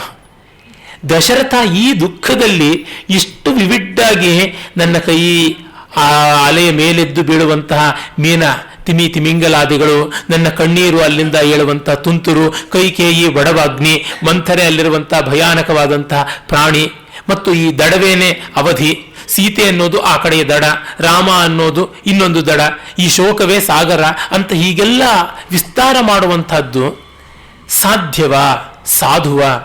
ಪಾತ್ರದ ಔಚಿತ್ಯವನ್ನು ಅನುಸರಿಸಿದ್ರೆ ಇಷ್ಟು ಲೆಕ್ಕಾಚಾರವಾಗಿ ದಶರಥ ಮಾತಾಡೋಕ್ಕೆ ಸಾಧ್ಯವ? ಚಿತ್ತ ಭ್ರಮೆ ಇದ್ದಾಗ ಅಂತ ಕೆಲವು ವಿದ್ವಾಂಸರು ಆಕ್ಷೇಪವನ್ನು ಮಾಡಿದ್ದಾರೆ. ನಿಜವೇ, ಇದು ಸ್ವಲ್ಪ ಪ್ರಯತ್ನಿತ ಅನ್ನುವಂತೆ ತೋರುತ್ತದೆ. ಆನಂದವರ್ಧನಾದಿಗಳ ಮಹಾಕಾವ್ಯ ಮೀಮಾಂಸಕರ ಅಭಿಪ್ರಾಯದಲ್ಲಿ ಕೂಡ ಸ್ವಲ್ಪ ಹೆಚ್ಚಾಯಿತು, ಓವರ್ ಡೂಯಿಂಗ್ ಇಮೇಜರಿ ಆಯ್ತಾ ಅಂತ ಅನಿಸುತ್ತೆ. ಆದರೆ ಇಮೇಜರಿ ತುಂಬ ಚೆನ್ನಾಗಿದೆ. ಅದು ಮಹರ್ಷಿ ವಾಲ್ಮೀಕಿಯ ಬಾಯಿಂದ ಬಂದಿದ್ದು. ಇದು ಕವಿ ನಿಬದ್ಧ ಪ್ರೌಢೋಕ್ತಿ, ಅಂದ್ರೆ ದಶರಥನೇ ಹೇಳ್ಕೊಳ್ತಾ ಇರೋದ್ರಿಂದ ಈ ತಕರಾರು. ಕವಿ ಪ್ರೌಢೋಕ್ತಿ ಕವಿಯೇ ಹೇಳುವಂಥದ್ದಾಗಿದ್ರೆ ಈ ಸಮಸ್ಯೆ ಬರ್ತಾ ಇರಲಿಲ್ಲ. ಅಂತಂದರೆ ಕೆಲವೊಮ್ಮೆ ಮಹಾಕಾವ್ಯದ ರಚನಾವಧಿಯಲ್ಲಿ ಅಂಥದ್ದಾಗುತ್ತದೆ. ಮತ್ತೆ ಮಹರ್ಷಿ ವಾಲ್ಮೀಕಿ ಯಾವ ರೂಲ್ಗಳು ರೆಗ್ಯುಲೇಷನ್ಸ್ ನೋಡಿಕೊಂಡು ಮಾಡಿದ್ದಲ್ಲ. ಮುಂದೆ ಈ ರೀತಿಯಾದಂತಹ ಆರ್ಷ ಕಾವ್ಯಗಳ ಬೆಳವಣಿಗೆಯನ್ನ ಕಂಡು ಕ್ಲಾಸಿಕಲ್ ಲಿಟರೇಚರ್ ಅಂತ ಯಾವುದು ಬಂತು, ಕೋರ್ಟ್ ಎಪಿಕ್ಸ್ ಅಂತ ಆಸ್ಥಾನ ಕಾವ್ಯ ಅಂತ ಏನು ಹೇಳ್ತೀವಿ, ಅಲ್ಲಿ ಇವೆಲ್ಲ ಗಮನಾರ್ಹವಾಗಿ ಕಾಣುವುದಕ್ಕೆ ಆರಂಭವಾದವು. ಅರೆ, ರಾಮಾಯಣ ಮಹಾವಿಸ್ತಾರದಲ್ಲಿ ಇದು ಗಮನಕ್ಕೆ ಬರೋಲ್ಲ, ಇದು ಹೃದಯವಾದ ಭಾವನೆ ಇರಬಹುದು ಅಂತ ಅನ್ಸುತ್ತೆ. ಆಮೇಲೆ ಕೌಸಲ್ಯ ಕೂಡ ದುಃಖ ಪಡ್ತಾಳೆ. ಅವಳು ಹೇಳ್ತಾಳೆ, ನನಗೆ ಗೊತ್ತಾಗ್ತಾ ಇಲ್ಲ ಏನು ಮಾಡೋದು, ನನ್ನ ಬದುಕು ಹೀಗಾಯ್ತಲ್ಲ ಅಂತನ್ನುವಂಥದ್ದೆಲ್ಲ ಅವಳ ಸಂಕಟಕ್ಕೆ ಅವನು ಸಮಾಧಾನ ಹೇಳ್ತಾನೆ. ಆಗ ಅವಳು ಮತ್ತೆ ಕೇಳ್ತಾಳೆ, ಸೀತೆ ಏನು ಹೇಳಿದ್ಲು, ರಾಮ ಏನು ಹೇಳ್ದ ಅಂತ. ಇದಮೇವ ಸ್ಮರಾಮ್ಯಸ್ಯ ಸಹಸೈವೋಪಜಲ್ಪಿತಂ ಕೈಕೇಯಿ ಸಂಶಿತಂ ವಾಕ್ಯಂ ನೇದಾನೀಂ ಪ್ರತಿಭಾತಿ ಮಾಂ. ಕೈಕೇಯಿ ವಿಷಯದಲ್ಲಿ ಒಮ್ಮೆ ಒಂದು ಥಟ್ಟಂತ ಹೇಳಿದಳು ಮಾತು, ಅದು ಏನು ಅಂತ ಬರ್ತಾ ಇಲ್ಲ ಅಂತ ಸುಮಂತ್ರ ಹೇಳ್ದ ಅಂತ. ಅದಕ್ಕೂ ವ್ಯಾಖ್ಯಾನಕಾರರು ಅದೇ ಈ ಕೆಟ್ಟ ಮಾತು ಕೈಕೇಯಿ ಬಗ್ಗೆ ಅಂದಿದ್ದು ಅಂತ. ಕೌಸಲ್ಯಗೆ ಕೈಕೇಯಿನ ಬೈಯೋ ಮಾತು ಕೇಳಿದ್ರೆ ಸಂತೋಷವೇ ಆಗಬೇಕಾಗಿತ್ತಲ್ಲ. ಸಂತೋಷ ಇಲ್ಲದೆ ಇದ್ರು ತುಂಬಾ ಬೇಸರ ಅಂತೂ ಆಗ್ತಿರ್ಲಿಲ್ವಲ್ಲ. ತನ್ನ ಸೊಸೆನೂ ಕೂಡ ತನ್ನ ಪಕ್ಷ ಇದ್ದಾಳೆ ಅಂತ ಅಂದ್ಕೋಬಹುದಾಗಿತ್ತಲ್ಲ. ಅಂದರೆ ಪ್ರಾಯಶಃ ಕೈಕೇಯಿಗೂ ನಮ್ಮ ನಮಸ್ಕಾರ ಸಲ್ಲಿಸಿ ಅಂತ ಏನೋ ಹೇಳಿದ್ದಿರಬೇಕು, ಒಳ್ಳೆ ಮಾತೆ. ಅದನ್ನು ಕೇಳಿದ್ರೆ ಕೌಸಲ್ಯಗೆ ಬೇಸರವಾಗಿತ್ತು ಅಂತ ಏನಾದರೂ ಇದ್ದಿರಬಹುದು ಏನು. ಅಂದರೆ ನೋಡಿದ್ಯಾ, ನನ್ನ ಮಗ ನನ್ನ ಸೊಸೆ ಯಾರೋ ಕೂಡ ಕೈಕೇಯಿಯ ಅನ್ಯಾಯ ಗಮನಿಸ್ತಾ ಇಲ್ಲ ಅಂತ ಈ ತಾಯಿಯ ಕರಳು ನೊಂದೀತೋ ಏನು ಅಂತ. ಹಾಗಾಗಿ ವ್ಯಾಖ್ಯಾನಕಾರರು ನಮ್ಮನ್ನ ಒಳ್ಳೆಯ ಸ್ಥಾನದಲ್ಲಿ ಇರಿಸಿ ನೋಡುವಂಥದ್ದು ಒಳಿತು ಅಂತ ಪಾತ್ರಗಳು ಬೇಡಿಕೊಂಡಂತೆ ನಮಗೆ ತೋರುತ್ತೆ. ಅಂದರೆ ಪಾತ್ರಗಳ ಹೃದಯವನ್ನು ಅರಿತು ಒಟ್ಟಂದದಲ್ಲಿ ತಾತ್ಪರ್ಯವನ್ನು ಗ್ರಹಿಸಬೇಕೇ ಹೊರತು ಯಾವುದೋ ಒಂದು ಸಂದರ್ಭದ ಅಂಶವನ್ನೇ ತೆಗೆದುಕೊಂಡು ಜಗ್ಗಾಡುವುದು ಅಷ್ಟು ಹಿತವಾಗಿ ಕಾಣುವುದಿಲ್ಲ. ಒಟ್ಟಂದದಲ್ಲಿ ಇಷ್ಟು. ಕೈಕೇಯಿಯ ಬಗೆಗೂ ರಾಮ ಸೀತೆಯರಿಗೆ ಸದಭಿಪ್ರಾಯವೇ ಇತ್ತು. ಯಾವುದೋ ಒಂದು ತೀವ್ರತರವಾದ ಉತ್ಕಟ ಸಂದರ್ಭದಲ್ಲಿ ಅಲ್ಲಿ ಇಲ್ಲಿ ಬಂದಿದ್ದಿರಬಹುದು. ಅದು ಮತ್ತೆ ಅವರ ಮಾನವ ಸಹಜತೆಯನ್ನು ತೋರಿಸ್ತಾ ಇದೆ ಹೊರತು ಅದನ್ನು ಮೀರಿ ಯಾವ ವಿಕಾರವನ್ನು ಕೂಡ ಅಲ್ಲ ಅಂತನ್ಸುತ್ತೆ. ಆಮೇಲೆ ಎಷ್ಟೋ ಸಮಾಧಾನ ಹೇಳ್ತಾನೆ. ನಿನ್ನ ಸೊಸೆ ಮತ್ತೆ ಮಕ್ಕಳು ಎಲ್ಲ ಚೆನ್ನಾಗಿದ್ದಾರೆ, ಯಾರು ಏನು ಹೆದರ್ಕೋತಾ ಇಲ್ಲ. ವಿಶೇಷವಾಗಿ ಸೀತೆಯ ಬಗ್ಗೆ ಕೇಳ್ತಾ ಇದೆಯಲ್ಲಮ್ಮ. ಗಜಂ ವಾ ವೀಕ್ಷ ಸಿಂಹಂ ವಾ ವ್ಯಾಘ್ರಂ ವಾ ವನಮಾಶ್ರಿತ ನಾಹಾರ ಇತಿ ಸಂತ್ರಾಸಂ ಬಾಹೂ ರಾಮಸ್ಯ ಸಂಶ್ರಿತ. ರಾಮನ ತೋಳಿನ ಆಸರಿಯಲ್ಲಿ ಇರುವಂತಹ ಸೀತೆ ಆನೆಯನ್ನಾಗಲಿ ಸಿಂಹವನ್ನಾಗಲಿ ಹುಲಿಯನ್ನಾಗಲಿ ನೋಡಿ ಹೆದರುಕೊಳ್ತಾ ಇಲ್ಲ. ನಶೋಚ್ಚಾಸ್ತೆ ನಚಾತ್ಮಾತೆ ಶೋಚ್ಯೋ ನಾಪಿ ಜನಾಧಿಪ ಇದಂ ಹಿ ಚರಿತಂ ಲೋಕೆ ಪ್ರತಿಷ್ಠಾಸ್ಯತಿ ಶಾಶ್ವತಂ. ಅಮ್ಮ, ರಾಮ ಸೀತೆ ಲಕ್ಷ್ಮಣರಿಗೆ ನೀನು ಚಿಂತೆ ಮಾಡಬೇಡ, ಅವರು ಈ ತಮ್ಮ ವರ್ತನೆಯಿಂದ ಲೋಕದಲ್ಲಿ ಶಾಶ್ವತ ಕೀರ್ತಿಯನ್ನು ಪಡೀತಾರೆ, ಅವರು ನಿಜವಾಗಿ ಒಳ್ಳೆಯ ಸ್ಥಾನದಲ್ಲಿ ಇರ್ತಾರೆ ಅಂತನ್ನುವುದನ್ನೆಲ್ಲ ಹೇಳಿದ್ರು. ಇದೆಲ್ಲ ಕೇಳ್ತಾ ಅವಳಿಗೆ ಬಹಳ ಸಂಕಟ ಆಗುತ್ತೆ, ಏನೂ ಸಮಾಧಾನವಾಗೋಲ್ಲ. ಮತ್ತೆ ದಶರಥನ್ನ ಆಕ್ಷೇಪಿಸ್ತಾಳೆ, ಏನು ಅನ್ಯಾಯ ಮಾಡಿಬಿಟ್ಟಿಯಲ್ಲ ಮಹಾರಾಜ. ಯದಿ ಪಂಚದಶೇ ವರ್ಷೆ ರಾಘವ ಪುನರಿಷ್ಯತಿ ಜಹ್ಯಾದ್ ರಾಜ್ಯಂ ಚ ಕೋಶಂಚ ಭರತೋ ನೋಪಲಕ್ಷ್ಯತೆ. ರಾಮ 14 ವರ್ಷ ವನವಾಸ ಮುಗಿಸ್ಕೊಂಡು ಬಂದ್ಮೇಲೆ ಭರತ ರಾಜ್ಯ ಕೊಡ್ತಾನ? ಖಂಡಿತ ಕೊಡೋದಿಲ್ಲ. ಭೋಜಯಂತಿ ಕಿಲ ಶ್ರಾದ್ಧೆ ಕೇಚಿತ್ ಸ್ವಾನೇವ ಬಾಂಧವಾನ್ ತತಃ ಪಶ್ಚಾತ್ ಸಮೀಕ್ಷಂತೆ ಕೃತಕಾರ್ಯ ದ್ವಿಜರ್ಷಭಾನ್ ತತ್ರಯೇ ಗುಣವಂತಶ್ಚ ವಿದ್ವಾಂಸಶ್ಚ ದ್ವಿಜಾತಯ ನ ಪಶ್ಚಾತ್ತೇನು ಮನ್ಯಂತೆ ಸುಧಾಮಪಿ ಸುರೋತ್ತಮಾಹ. ಅಲ್ಲ, ಕೆಲವರು ಬ್ರಾಹ್ಮಣರು ಶ್ರಾದ್ದಾದಿ ಭೋಜನ ಪಂಕ್ತಿಗಳಲ್ಲಿ ತಮ್ಮ ಬಂಧುಗಳನ್ನೇ ಕೂಡಿಸಿಬಿಟ್ಟು ಅವರಿಗೆ ಭೋಜನೆ ಮಾಡಿ ಅವರಿಗೆ ದಕ್ಷಿಣೆ ಕೊಡ್ತಾರೆ. ಹೀಗೆ ದೇವತಾ ಸದೃಶ ಬೇರೆ ಬ್ರಾಹ್ಮಣರು ಬಂದರು ಅವ್ರನ್ನ ಪಂಕ್ತಿಯಲ್ಲಿ ಕೂಡಿಸೋಲ್ಲ, ತಾವೇ ಊಟ ಮಾಡ್ತಾರೆ. ಆ ತರಹ ನಿನ್ನ ಮಗ ಭರತ ಅಣ್ಣನಿಗೆ ತನಗೆ ಬೇಕಾದ್ದು ಮಾಡ್ಕೊಳ್ತಾನೆ ಹೊರತು ಅಣ್ಣನಿಗೆ ಏನು ಬೇಕೋ ಅದನ್ನು ಮಾಡೋದಿಲ್ಲ ಅಂತನ್ಸತ್ತೆ. ಇವನು ಅನುಭವಿಸಿದಂಥ ರಾಜ್ಯವನ್ನ ಮತ್ತೆ ರಾಮ ಸ್ವೀಕರಿಸ್ತಾನ? ಖಂಡಿತ ಇಲ್ಲ. ಉನ್ನತರು ಕೊಟ್ಟದ್ದನ್ನ ಅವನತರ ಸ್ವೀಕರಿಸ್ತಾರೆ, ಆದರೆ ಅವನತರ ಕೊಟ್ಟದ್ದನ್ನ ಉನ್ನತರು ಸ್ವೀಕರಿಸುವುದು ಹೇಗೆ? ಭರತನಿಗೆ ರಾಮ ರಾಜ್ಯ ಕೊಡಬಲ್ಲ, ಅರೆ ರಾಮನಿಗೆ ಭರತ ರಾಜ್ಯ ಕೊಡೋದಕ್ಕೆ ಸಾಧ್ಯವಾ? ಇದು ಖಂಡಿತ ಇಲ್ಲ.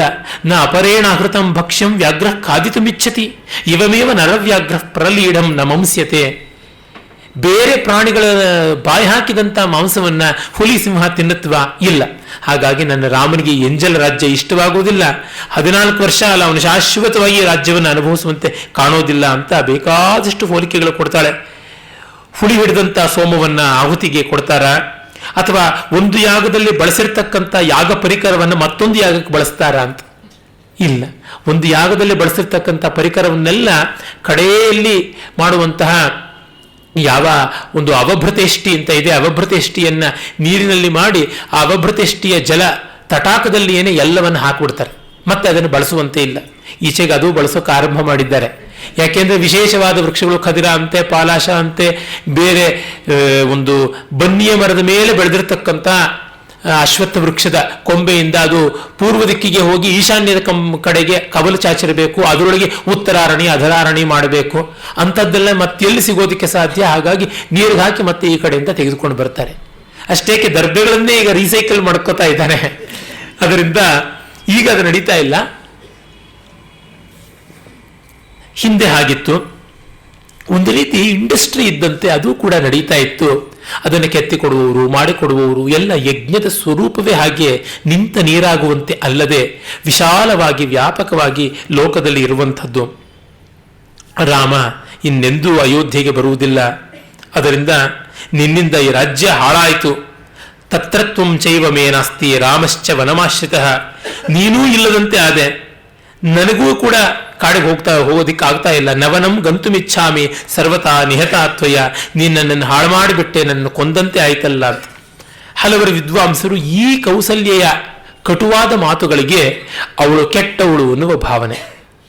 ಆದರೆ ಒಂದು ನಾವು ಗಮನಿಸಬೇಕು, ಕೌಸಲ್ಯೆ ಕಳ್ಕೊಂಡಿದ್ದೀಯೇನನ್ನ, ತುಂಬ ದೊಡ್ಡದನ್ನು. ಹಾಗಾಗಿ ಅವಳು ಹೇಳ್ತಾ ಇದ್ದಾಳೆ, ಗಂಡನ ಮೇಲಿನ ದ್ವೇಷದಿಂದ ಅಲ್ಲ. ಅದು ಮಾತ್ರವಲ್ಲ, ಅವನು ಎಷ್ಟೋ ದಿವಸ ಕೈಕೇಯಿಯ ಮಾತು ಕೇಳಿಕೊಂಡು ಇವಳನ್ನು ದೂರ ಇಟ್ಟಿದ್ದಾನೆ ಅನ್ನೋದು ಕೂಡ ಗೊತ್ತಾಗುತ್ತೆ. ಅದರಿಂದ ಅವಳಲ್ಲಿ ತುಂಬ ತಪ್ಪನ್ನು ಹುಡುಕೋದಕ್ಕೆ ಸಾಧ್ಯ ಇಲ್ಲ. ಹತ ಸಪುತ್ರಾಶ್ಮಿ ಹತಾಶ್ಚ ಪೌರಾಹ ಸುತಶ್ಚ ಭಾರ್ಯಾಚ ತವ ಪ್ರಹೃಷ್ಟೋ. ನಿನ್ನ ಹೆಂಡತಿ ಮಕ್ಕಳೇ ಚೆನ್ನಾಗಿದ್ದಾರೆ, ನಾವೇನು ಚೆನ್ನಾಗಿಲ್ಲ ಅಂತ. ಆಮೇಲೆ ತುಂಬ ದುಃಖವಾಗಿ ದಶರಥ ಅವಳನ್ನು ಬೇಡಿಕೊಂಡು ಕ್ಷಮೆಯನ್ನು ಕೇಳ್ತಾನೆ. ಆಗ ಕೌಸಲ್ಯ ಕೂಡ ಅವನ ಕಣ್ಣೀರನ್ನು ಕಂಡು ಬಹಳ ಬೇಸರ ಪಟ್ಕೊಂಡು ಹೇಳ್ತಾಳೆ, ಪ್ರಸೀದ ಶಿರಸಾ ಯಾಚೆ ಭೂಮೋ ನಿಪತಿತಾಸ್ಮಿತೆ ಯಾಚಿತಾಸ್ಮಿ ಹತಾ ದೇವ ಹಂತವ್ಯಾಹಂ ನಹಿತ್ವಯ. ಏನು ಮಾಡೋದು, ನಿನ್ನನ್ನು ನಾನು ತುಂಬ ಬೈದು ಬಿಟ್ಟೆ, ನೀನು ನನ್ನನ್ನು ಅಂಗಲಾಚಿ ಕೈ ಮುಗಿದು ಬೇಡುವಂಥ ಸ್ಥಿತಿಗೆ ನಾನು ತಂದುಬಿಟ್ನಲ್ಲ, ಇದು ಗಂಡ ಹೆಂಡರ ಮಧ್ಯೆ ಹೀಗಿರಬಾರ್ದು ಆಯ್ತಲ್ಲ ಅಂತ. ಇವೆಲ್ಲ ನೋಡಿ ಅಪ್ಪಟ ನಮ್ಮ ಮನೆಗಳಲ್ಲಿ ಆಗುವಂಥದ್ದು. ನಿನ್ನ ಮುಖ ನೋಡೋದಿಲ್ಲ, ನಿನ್ನ ಸತ್ರು ತಿರುಗಿ ನೋಡೋದಿಲ್ಲ ಅಂತ ಬೈದು ಕಡೆಗೆ ಅಯ್ಯೋ ತಪ್ಪಾಯಿತು ಅಂತ ಕ್ಷಮೆ ಕೇಳಿಕೊಂಡು ಮಾಡ್ತೀವಿ. ಇದೆಲ್ಲ ಶಾಶ್ವತವಾದ ಸ್ವಭಾವ ಲಕ್ಷಣಗಳು ಅಲ್ಲ, ಆ ಕ್ಷಣಿಕ ಕಾಲದಲ್ಲಿ ಬಂದು ಹೋಗುವಂಥದ್ದಷ್ಟೇ. ಅದನ್ನು ವಾಲ್ಮೀಕಿ ಸರ್ವಸಂಗ ಪರಿತ್ಯಾಗಿಯಾಗಿ ಕಾಡಿನಲ್ಲಿ ಇರ್ತಕ್ಕಂಥ ಒಬ್ಬ ಮಹರ್ಷಿ ಗಮನಿಸಿಕೊಂಡು ಬರೆದದ್ದು ದೊಡ್ಡದು. ನಮ್ಮ ಕಾವ್ಯಗಳಲ್ಲಿ ಈ ಮಾನುಷ ವ್ಯಾಪಾರವನ್ನು ಕಾಣುವುದು ದೊಡ್ಡ ಸೌಭಾಗ್ಯ. ಆಮೇಲಿನ ಕವಿಗಳಲ್ಲಿ ಇದು ಬರಲಿಲ್ಲ. ಇದು ತಾನೇ ನಮಗೆ ಬೇಕಾಗಿರೋದು. ನಮ್ಮ ಪ್ರತಿಬಿಂಬ ಕಾಣಿಸಬೇಕು. ಮಹಾಕಾವ್ಯ ಅನ್ನೋದೊಂದು ಮಹಾದರ್ಪಣ. ಅದು ಎಂಥ ಒಂದು ವಿಲಕ್ಷಣವಾದ ದರ್ಪಣ ಅಂತಂದರೆ ಎಂಥ ಸಣ್ಣದನ್ನು ದೊಡ್ಡದು ಮಾಡಿ ತೋರಿಸುತ್ತೆ. ನಾವಿಷ್ಟು ಸಣ್ಣವರ, ನಾವಿಷ್ಟು ದೊಡ್ಡವರ ಅನ್ನುವುದನ್ನೆಲ್ಲ ಆತ್ಮ ಪರೀಕ್ಷಣೆ ಮಾಡಿಕೊಂಡು ನೋಡುವುದಕ್ಕೆ ಬೇಕಾದ ಅವಕಾಶ ಅಲ್ಲಿ ಸಿಗುತ್ತೆ. ಆಮೇಲೆ ರಾತ್ರಿ ಮುಗೀತಾ ಬರುತ್ತೆ, ಮಲಕ್ಕೋತಾನೆ. ಮತ್ತೆ ಬೆಳಗ್ಗೆ ಮುಂಜಾನೆ ಆಗ್ತಾ ಇದ್ದಂತೆ ಹೇಳ್ತಾನೆ. ಇನ್ನೂ ಕತ್ತಲೆ ಕವಿತಾ ಇರುತ್ತೆ. ಆಗ ಎದ್ದು ಹಿಂದಿನ ಶಾಪವನ್ನು ಜ್ಞಾಪಿಸ್ಕೊಳ್ತಾನೆ. ಆ ಶಾಪ ವೃತ್ತಾಂತದ ವಿಸ್ತಾರಕ್ಕೆ ನಾನು ಹೋಗೋದಿಲ್ಲ, ಅದು ನಮಗೆಲ್ಲ ಗೊತ್ತಿರುವಂಥದ್ದೇ.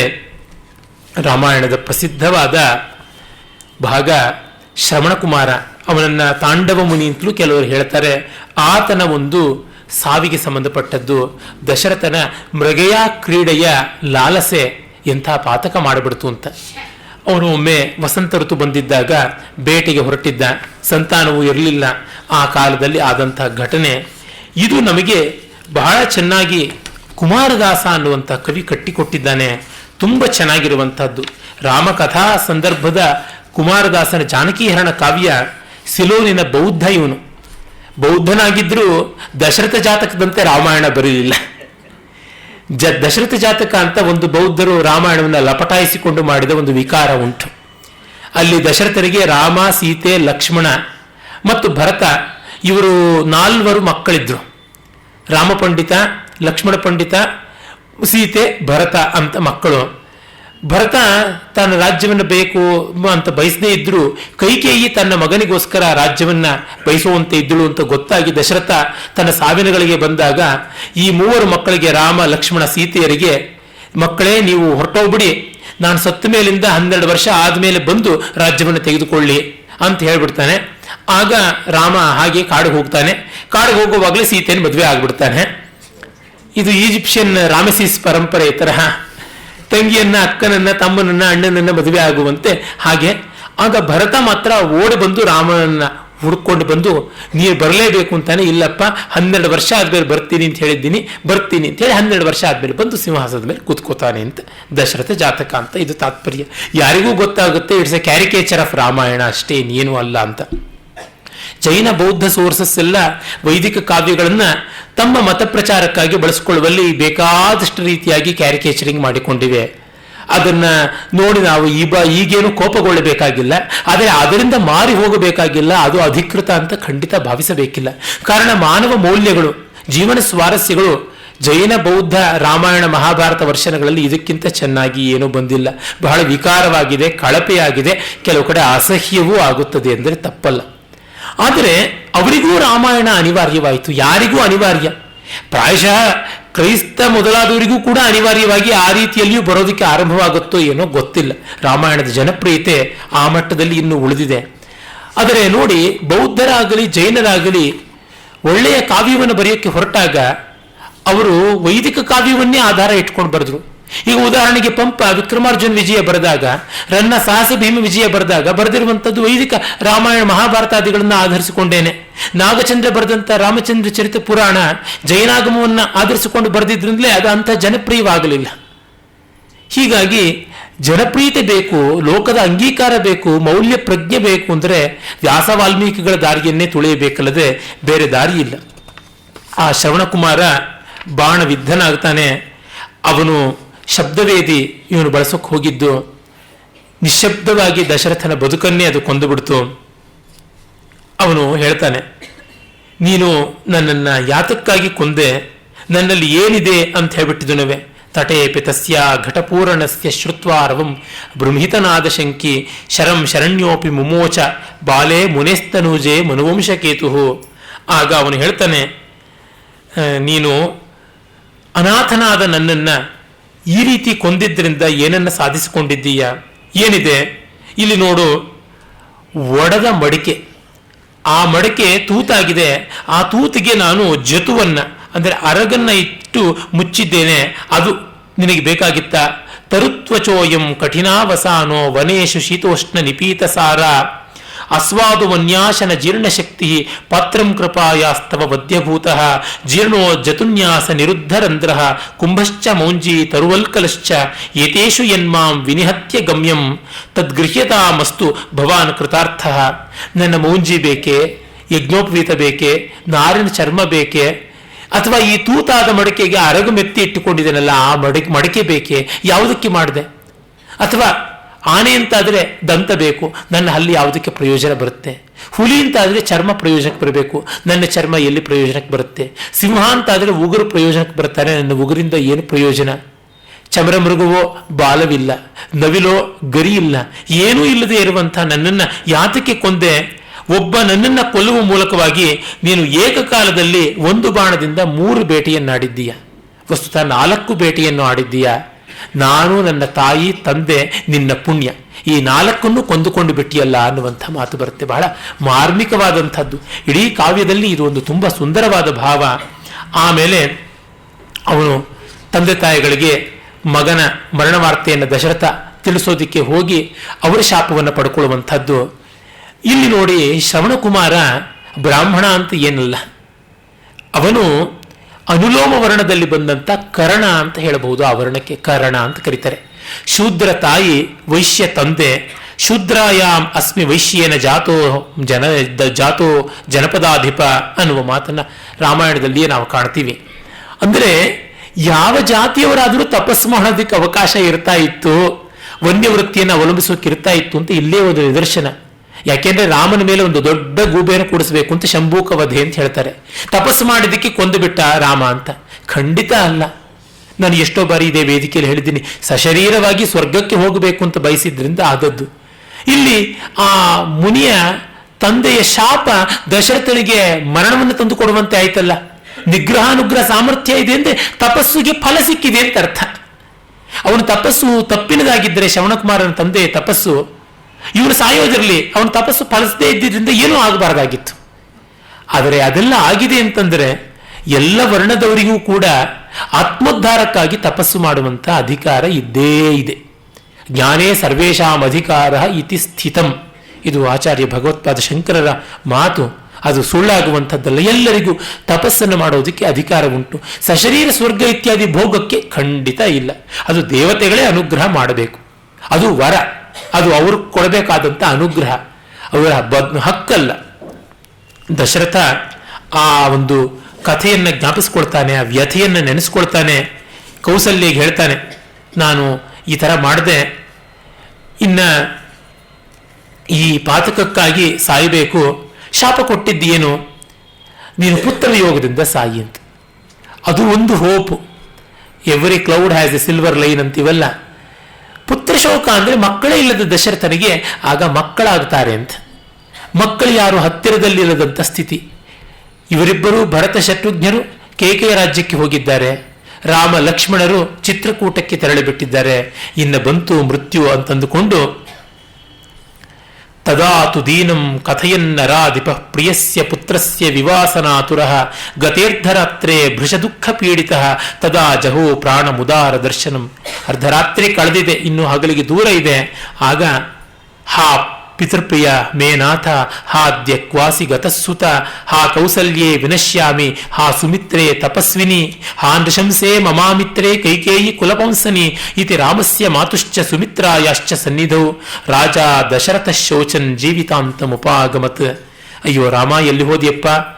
ಕೌಸಲ್ಯೇ, ನಾನಿನ್ನ ಹೊರಟೆ. ಸುಮಿತ್ರೇ ತಪಸ್ವಿನಿ, ನಾನಿನ್ನ ಹೊರಡ್ತೀನಿ. ಕೈಕೇಯಿ ಮನೆ ಹಾಳಿ, ನೀನು ಹಾಳಾಗು ಅಂತ ಆಗಲೂ ಶಾಪ ಹಾಕಿ ಹೋದ ಅಂತ. ಇಂಥ ವೇದನೆ.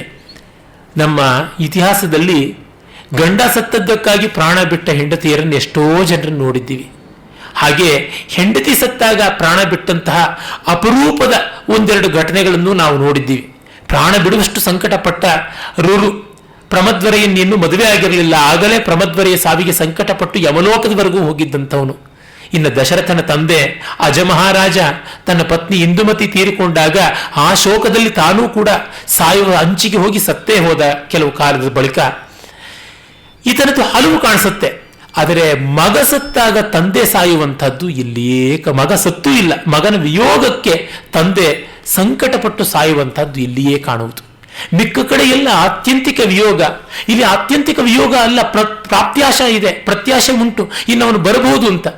ಆದರೂ ದಶರಥ ತಾಳಲಿಲ್ಲ. ಇದು ಒಂದು ತೋರಿಸುತ್ತೆ ಆತ ತನ್ನ ಪ್ರಾಯಶ್ಚಿತ್ತವನ್ನ ಹೇಗೆ ಮಾಡಿಕೊಂಡ ಅಂತ. ಕಾಳಿದಾಸ ಇದೇ ಮಾತನ್ನು ಹೇಳಿದ್ದಾನೆ, ಪ್ರಾಯಶ್ಚಿತ್ತಮಿವಾ ಕರೋತ್ ಅಂತಲೇ ರಘುವಂಶದಲ್ಲಿ ಹೇಳ್ತಾನೆ. ತನ್ನ ಸಾವಿಂದಲ್ಲದೆ ರಾಮನನ್ನ ಕಾಡಿಗೆ ಕಳಿಸಿದ ಪಾತಕಕ್ಕೆ ಪ್ರಾಯಶ್ಚಿತ್ತ ಆಗೋದಿಲ್ಲ ಅಂತ ದಶರಥ ಸತ್ತ ಅಂತ. ಆದಿಕವಿಯ ಮಾತನ್ನ ಅರ್ಥ ಮಾಡಿಕೊಳ್ಳೋದಕ್ಕೆ ಮತ್ತೊಬ್ಬ ಕವಿಕುಲಗುರುವೇ ಬರಬೇಕಲ್ಲ.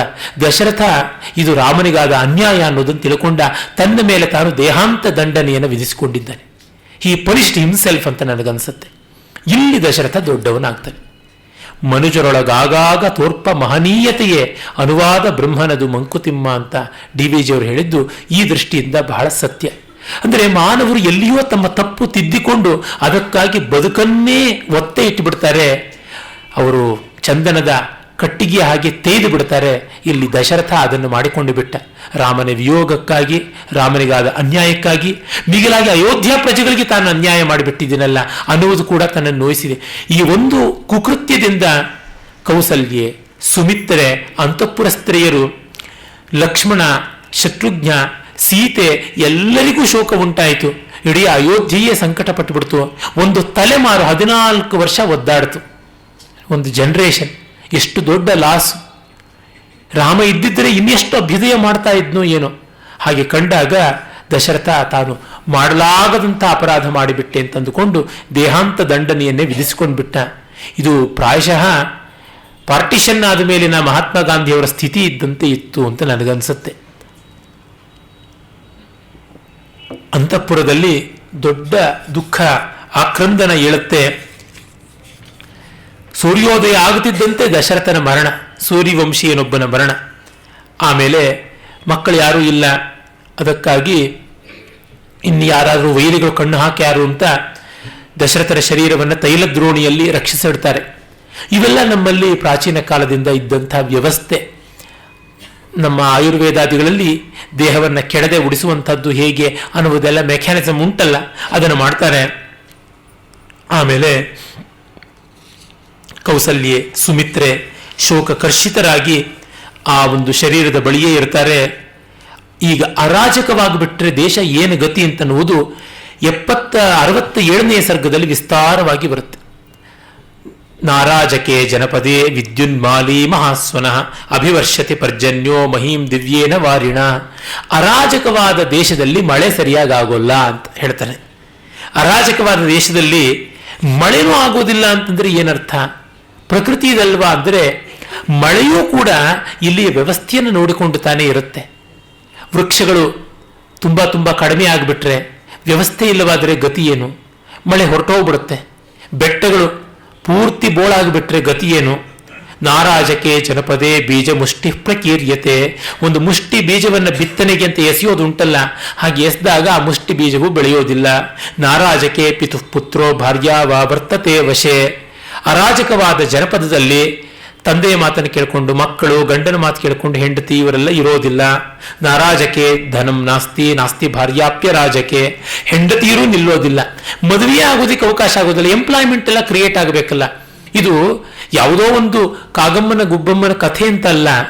ಇವತ್ತಿಗೂ ನೋಡಿ, ಸ್ಟೇಬಲ್ ಗವರ್ನಮೆಂಟ್ ಯಾವುದು, ವರ್ಕಿಂಗ್ ಗವರ್ನಮೆಂಟ್ ಅನ್ನೋದು ಸೆಂಟರಲ್ಲಿ ಇಲ್ಲದೆ ಹೋಗುತ್ತೋ ಆಗ ಏನಾಗುತ್ತೆ?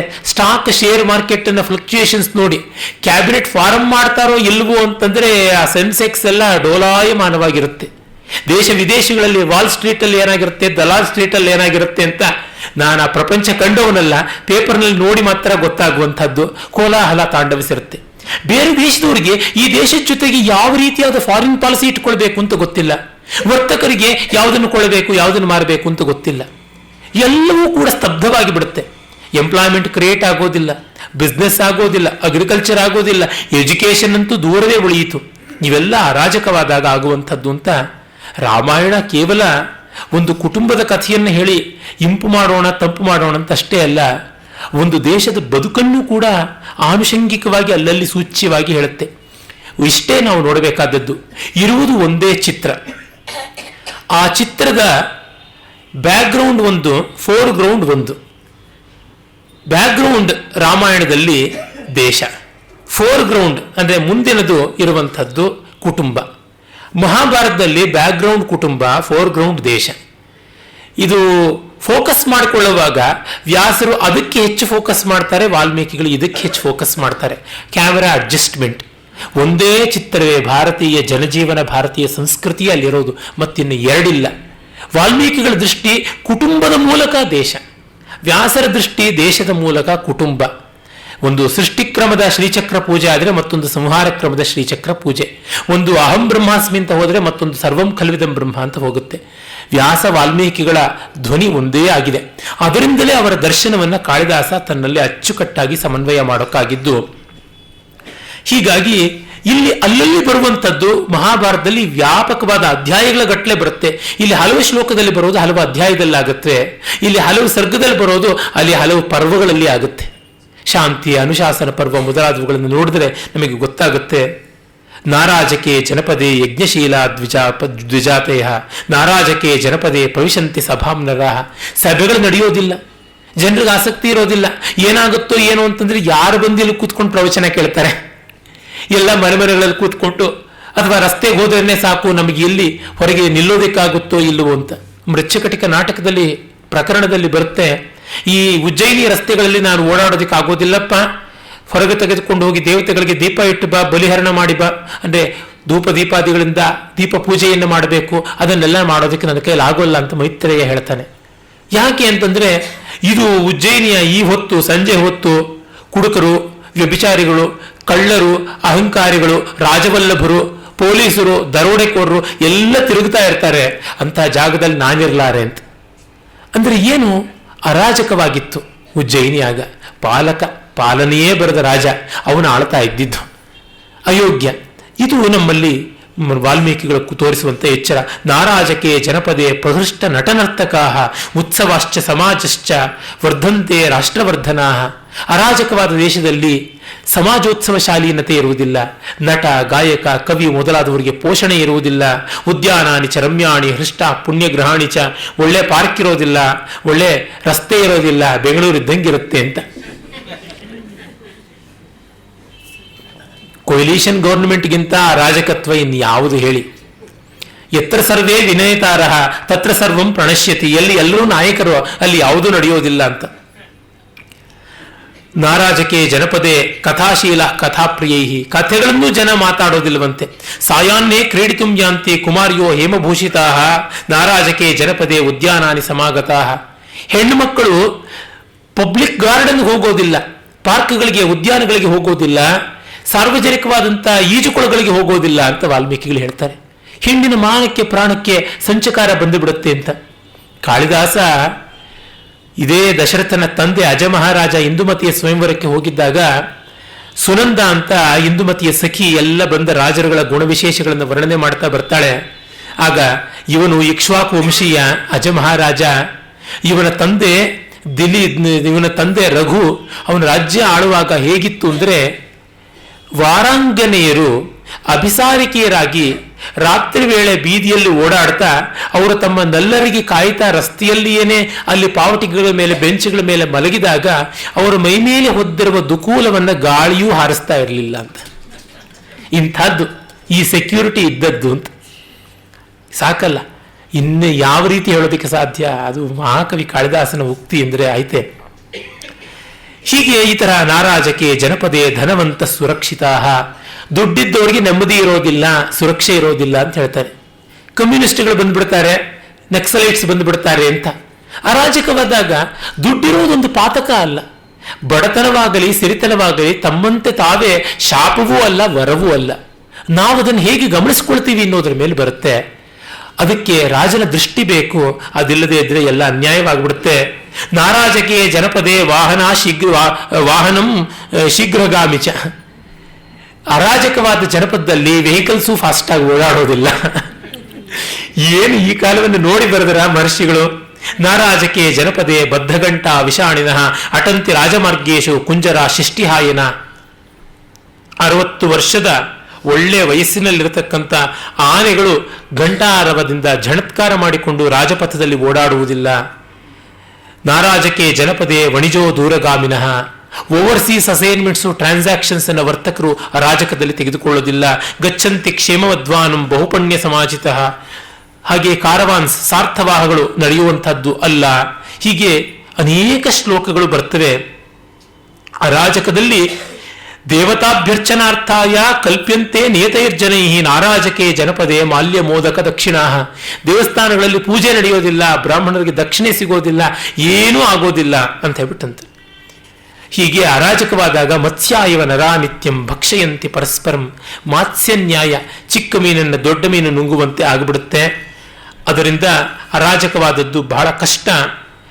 ಒಡನೆಯೇ ಯಾರನ್ನಾದರೂ ಕರೆಸಿ ಪಟ್ಟಾಭಿಷೇಕ ಮಾಡಿಸಬೇಕು, ಬೇಗ ಯಾರಾದರೂ ಹೋಗಿ ಬೇಗ ಭರತನ್ನ ಕರೆಸಬೇಕು ಅಂತ.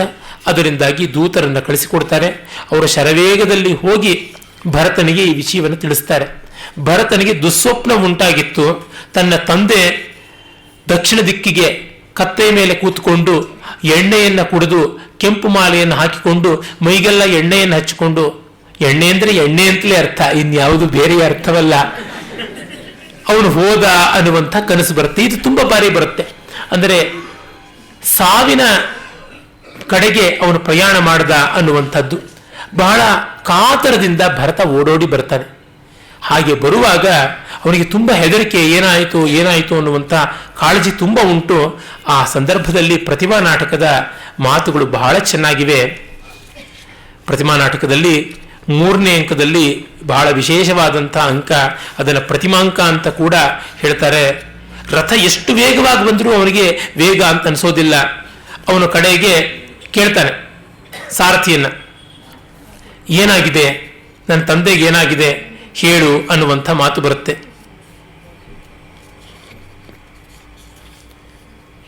ಸಾರಥಿಯನ್ನ ಅವನು ಕೇಳ್ತಾನೆ, ತಂದೆಗೆ ಏನು ಅನಾರೋಗ್ಯವಾಗಿದೆ ಹೇಳು ಅಂತ ಹೇಳ್ಬಿಟ್ಟು.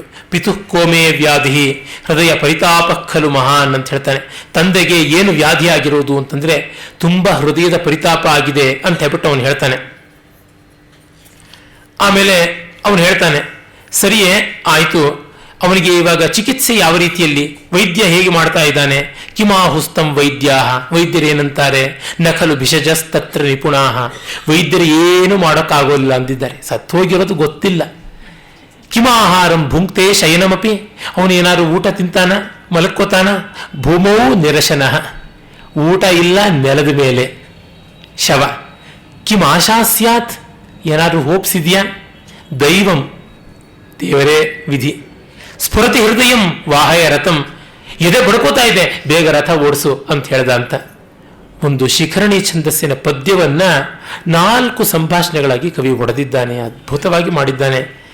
ಹಾಗೆ ಬಂದವನು ಕಡೆಗೆ ತಂದೆಯ ಸಾವಿನ ಸುದ್ದಿಯನ್ನ ತಿಳ್ಕೊಳ್ತಾನೆ ಅಂತ ಬರುತ್ತೆ. ವಾಲ್ಮೀಕಿ ರಾಮಾಯಣದಲ್ಲಿ ನೇರವಾಗಿ ಅವನು ಮನೆಗೆ ಬರ್ತಾನೆ. ಹಾಗೆ ಬಂದಾಗ ಕೈಕೇಯಿ ಹತ್ತಿರಕ್ಕೆ ನೇರವಾಗಿ ಹೋಗ್ತಾನೆ. ಅಮ್ಮ ಎಲ್ಲಿ? ಎಲ್ಲರೂ ಒಂದೇ ರೀತಿಯಾಗಿ ಶೋಕಗ್ರಸ್ತರಾಗಿದ್ದಾರೆ.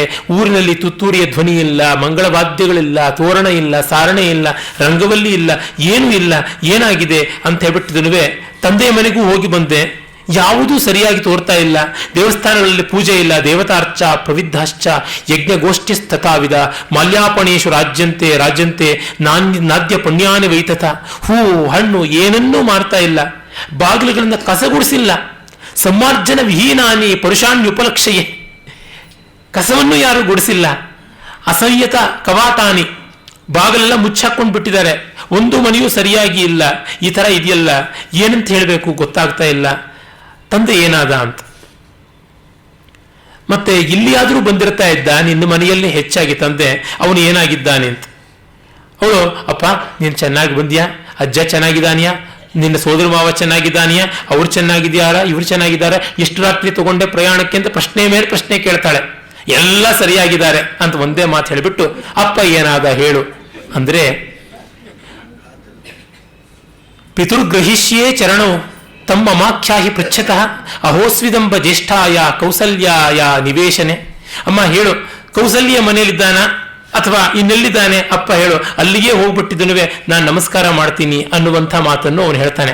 ಅದಕ್ಕೆ ಇವಳು ಹೇಳುವಂಥ ಮಾತು ನೋಡಿ, ಯಾಗತಿ ಭೂತಾನಾಂ ತಾಂಗತಿಂತೆ ಪಿತಾಗತಃ ರಾಜ ಮಹಾತ್ಮ ತೇಜಸ್ವಿ ಯಾಯಜೂಕ ಸತಾಂ ಗತಿ. ಎಷ್ಟು ಗಂಭೀರವಾಗಿ ನಮ್ಮ ಟಿವಿ ಆಕಾಶವಾಣಿಗಳಲ್ಲಿ ಸಾವಿನ ಸುದ್ದಿಯನ್ನು ಹೇಳ್ತಾರಲ್ಲ, ಆ ರೀತಿ ನ್ಯೂಸ್ ರೀಡರ್ ತರ ಹೇಳಿಬಿಟ್ಲು. ಅದು ನಿರ್ಭಾವುಕತೆಯಿಂದ ಈ ಮಹಾನುಭಾವಳು ಹೇಳಿಬಿಟ್ಲು.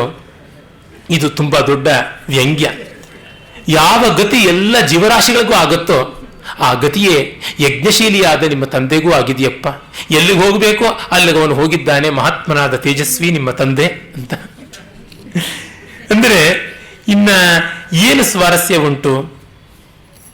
ಮತ್ತು ಭರತನಿಗೆ ಇಷ್ಟೋ ಕುತೂಹಲ ಇತ್ತು, ಏನೆಲ್ಲ ಆಗಬಹುದು ಅಂತೆಲ್ಲ ಅವನು ಯೋಚನೆ ಮಾಡ್ಕೊಂಡು ಬರ್ತಾ ಇದ್ದ. ನನ್ನ ಊರಿಗೆ ಹೋದ ತಕ್ಷಣ ನನ್ನನ್ನು ಲಕ್ಷ್ಮಣ ಗೇಲಿ ಮಾಡಬಹುದು, ನನ್ನ ವರ್ತನೆ ಹೇಗೇಗೋ ಇರುತ್ತೆ ಅಂತ ಹೇಳ್ಬಿಟ್ಟು ಆ ರೀತಿಯಾಗಿ ಎಲ್ಲ ನನ್ನನ್ನು ಚುಡಾಯಿಸಬಹುದು, ರಾಮ ನನ್ನನ್ನು ಪ್ರೀತಿಯಿಂದ ಕಾಣಬಹುದು, ತಾಯಂದಿರು ಅಪ್ಪಿಕೊಳ್ಳಬಹುದು. ಇದೆಲ್ಲ ಒಂದು ದೊಡ್ಡ ಕಲ್ಪನೆಯಲ್ಲಿ ಅವನಿದ್ದ. ಆದರೆ ಅದು ಯಾವುದೂ ಆಗಲಿಲ್ಲ. ಬಂದೊಡನೆ ಕಂಡದ್ದು ತಂದೆಯ ಸಾವಿನ ಸುದ್ದಿ, ಕೇಳಿದ್ದು ತಂದೆಯ ಸಾವಿನ ಸುದ್ದಿ.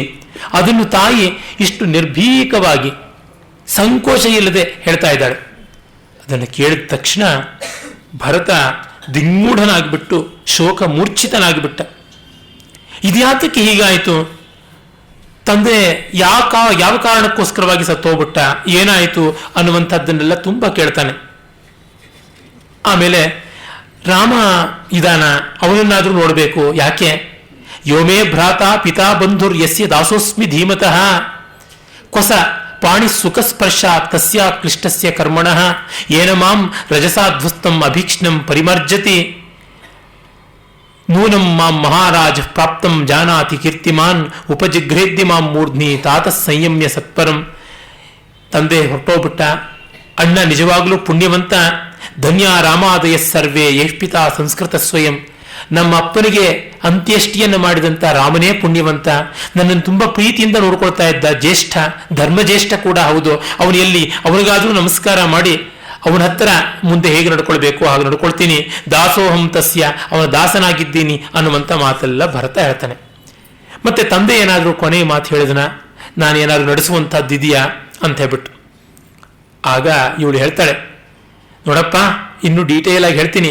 ರಾಮೇತಿ ರಾಜ ವಿಲಪನ್ ಹಾಸೀತೆ ಲಕ್ಷ್ಮಣೇತಿ ಚ ಸಮಹಾತ್ಮ ಪರಂ ಲೋಕಂ ಗತೋ ಗತಿಮತಾಂ ವರಹ.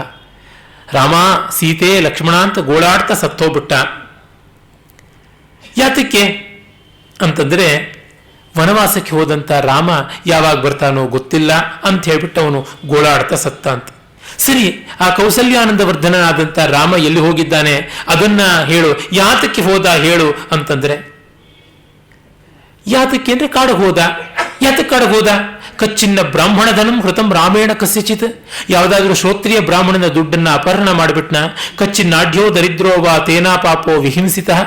ಬಡವನಾಗಲಿ ಶ್ರೀಮಂತನಾಗಲಿ ಯಾರೋ ಒಬ್ಬ ಪ್ರಜೆಯನ್ನ ಅನ್ಯಾಯವಾಗಿ ಹಿಂಸೆ ಮಾಡಿದ್ನ. ಕಚ್ಚಿನ್ನ ಪರದಾರಾನ್ವಾ ರಾಜಪುತ್ರೋಭಿಮನ್ಯತೆ. ಏನಾದರೂ ಅವನು ಪರಸ್ತ್ರೀಯರನ್ನ ಅಪಹರಣ ಮಾಡಿದನ. ಕಸ್ಮಾತ್ಸ ದಂಡಕಾರಣ್ಯೇ ಭ್ರೂಣಹೇವ ವಿವಾಸಿತ. ಭ್ರೂಣ ಹತ್ಯೆ ಮಾಡಿದವನಂತೆ ಅವನನ್ನು ಯಾರು ದಂಡಕಾರಣ್ಯಕ್ಕೆ ಕಳಿಸಿಕೊಟ್ಟಿದ್ದು ಅಂತ. ಅಂದರೆ ಇಂಥ ಪಾತಕ ಮಾಡಿದವರನ್ನು ಮಾತ್ರ ಓಡಿಸ್ತಾರೆ. ರಾಮ ಇಂಥದ್ದೇನು ಮಾಡಿದ್ದ ಅಂತ. ಆಗ ಅಥಾಸ್ಯ ಚಪಲಾ ಮಾತಾ ತತ್ಸ್ವಕರ್ಮ ಯಥಾ ತತಂ ವ್ಯಾಹರ್ತುಂ ಉಪಚಕ್ರಮೆ. ತನ್ನ ಕ್ವಾಲಿಫಿಕೇಶನ್ಸು, ತನ್ನ ನಡವಳಿಕೆ ಎಲ್ಲ ಏನಿದೆ ಅದನ್ನೆಲ್ಲ ಇವಳು ತೆರೆದಿಟ್ಕೊಳ್ತಾಳೆ. ನ ಬ್ರಾಹ್ಮಣ ಧನಂ ಕಿಂಚಿತ್ ಧೃತಂ ರಾಮೇಣ ಧೀಮತ. ಕಚ್ಚಿನ್ನಾಢ್ಯೋ ದರಿದ್ರೋ ವಾ ತೇನಾ ಪಾಪೋ ವಿಹಿಂಸಿತ. ನ ರಾಮ ಪರದಾರಂಶ್ಚ ಚಕ್ಷುಭ್ಯಾಮಪಿ ಪಶ್ಯತಿ. ಮಯಾತು ಪುತ್ರ ಶ್ರುತ್ವೈವಂ ರಾಮಸ್ಯೇವ ಅಭಿಷೇಚನಂ ಯಾಚಿತಸ್ತೆ ಪಿತಾ ರಾಜ್ಯಂ ರಾಮಸ್ಯ ಚ ವಿವಾಸನಂ. ಇದನ್ನು ಯಾವುದೂ ಕನಸಿನಲ್ಲೂ ರಾಮ ಮಾಡೋಲ್ಲ. ಇವಳೇ ಕೊಟ್ಟುಬಿಟ್ಟಿದ್ದಾಳೆ ದೊಡ್ಡ ಕ್ಯಾರೆಕ್ಟರ್ ಸರ್ಟಿಫಿಕೇಟ್ ಕೈಕೇಯಿಗೆ. ಆದರೆ ನಾನು ವರ ಕೇಳಿಕೊಂಡೆ, ಅದಕ್ಕೋಸ್ಕರವಾಗಿ ಅವನು ಹೋದ ಅಂತ. ಆ ತತ್ಕ್ಷಣ ಬಹಳ ಕೋಪ ಬಂದ್ಬಿಡುತ್ತೆ ಅವನಿಗೆ. ಕಿನ್ನು ಕಾರ್ಯಂ ಹತಸ್ಯೇಹ ಮಮ ರಾಜ್ಯೇನ ಶೋಚತಃ ವಿಹೀನಸ್ಯಥ ಪಿತ್ರಾಚ ಭ್ರಾತ್ರ ಪಿತೃಸಮೇನ ಚ. ದೇವರಂತೆ ಇರುವಂತಹ ಅಣ್ಣ, ತಂದೆಯ ಸಮಾನನಾದಂಥ ಅಣ್ಣ, ಅವನು ಬಿಟ್ಟು ಹೋದ ಮೇಲೆ ನಿನ್ನನ್ನು ನಾನು ಯಾತಕ್ಕೆ ನೆಚ್ಕೊಳ್ಬೇಕು, ನಿನ್ನ ಹತ್ತಿರ ಇರೋದ್ರಿಂದಲೇ ನನಗೆ ಈ ಪಾತಕ ಬಂತು ಅಂತ ಬಹಳ ಬಹಳ ಬೇಸರ ಪಟ್ಕೊಳ್ತಾನೆ. ಈ ಸಂದರ್ಭದಲ್ಲಿ ಭೋಜರಾಜ ತುಂಬ ಚೆನ್ನಾಗಿ ಹೇಳ್ತಾನೆ, ಮಯೂರೀವ ಮಹಾನಾಗಂ ಕೇಕಯ ಕೇಕಯಾತ್ಮಜ ಭಾರತ್ಯ ಭರತಂ ಚಕ್ರೆ ಪರಿಕ್ಷುಭಿತ ಮಾನಸಂ. ಒಂದು ಕೊಬ್ಬಿದ ನವಿಲು ಕೇಕೆ ಹಾಕಿದರೆ ಹೇಗೋ ಹಾಗೆ ಕೇಕಯ ರಾಜನ ಮಗಳು ಭರತ ಅನ್ನುವಂಥ ಮಹಾಸರ್ಪವನ್ನು ಹೆದರಿಸಿಬಿಟ್ಲು ತನ್ನ ಮಾತಿನಿಂದ. ಅದು ಮಾತ್ರವಲ್ಲ, ಭರತನಿಗೆ ಕೇಳಿ ಬಹಳ ಬೇಸರವಾಗಿ ಅಪಿಬದ ಯಮ ಮಂತ್ರೆ ಕಾಲಯೋಗ ನರೇಂದ್ರೇ ವರಯುಗ ರಸನಾಭ್ಯಾಂ ಪ್ರಾಣವಾಯುಂ ತದೀಯಂ ಅಪನಗರ ಮಮುಷ್ಯ ವರ್ತನಂ ಯುಕ್ತರೂಪಂ ಪಿತೃವನ ವಸುಮತ್ಯಾಂ ಕ್ವಾಪಿ ವಲ್ಮೀಕವತ್ಯಾಂ. ಎಂಥ ಪಾತಕ ಮಾಡಿಬಿಟ್ಟೆ ತಾಯೆನ್ನುವ ವಿಷಸರ್ಪ ನೀನು, ಎರಡು ನಾಲಿಗೆವಳು ನೀನು. ನನ್ನ ತಂದೆಯ ಪ್ರಾಣವಾಯುವನ್ನು ಹಾವಿನಂತೆ ಹೀರಿಬಿಟ್ಟೆ. ಹಾವು ಗಾಳಿಯನ್ನು ಹೀರುತ್ತವೆ, ಹಾಗೆ ನೀನು ಅರಮನೆಯಲ್ಲಿ ಇರೋಕ್ಕೆ ಲಾಯಕ್ಕಲ್ಲ, ಸ್ಮಶಾನದ ಒಂದು ಹುತ್ತದಲ್ಲಿರಬೇಕಷ್ಟೇನೆ ಅಂತ ಹೇಳ್ಬಿಟ್ಟು ಅವಳನ್ನು ಬೈತಾನೆ. ಕೈಕೇಯಿಯನ್ನ ಹಸಿ ಹಸಿಯಾಗಿ ಬೈತಾನೆ.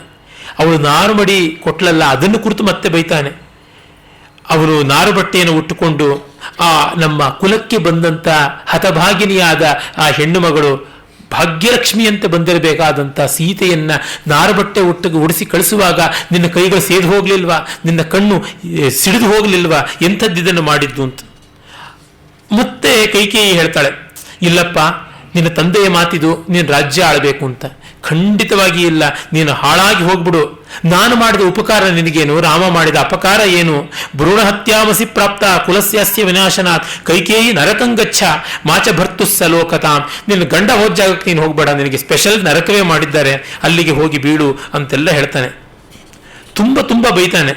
ಇನ್ನು ನನಗೆ ನಿನ್ನನ್ನು ಮುಖ ನೋಡೋದಕ್ಕೆ ಇಷ್ಟಪಡೋದಿಲ್ಲ. ಅಶ್ವಪತಿ ಕೇಕೆಯನಿಗೆ ಮಗಳಲ್ಲ ನೀನು, ಕೌಸಲ್ಯ ನಿನಗೆ ಅಕ್ಕ ಅಲ್ಲ, ಸುಮಿತ್ರೆ ಕೌಸಲ್ಯರು ನನ್ನ ತಾಯಿಯರು, ನೀನಲ್ಲ. ಕೌಸಲ್ಯಾಚ ಸುಮಿತ್ರಾಚ ಯಾಶ್ಚನ್ಯ ಮಮ ಮಾತರಹ, ಅವರೇ ನನ್ನ ತಾಯಂದರು, ಇನ್ಯಾರೂ ಅಲ್ಲ ಅಂತ ಹೇಳಿ ಅವನು ತತ್ಕ್ಷಣವೇ ಕೌಸಲ್ಯೆಯ ಬಳಿಗೆ ಹೋಗ್ತಾನೆ.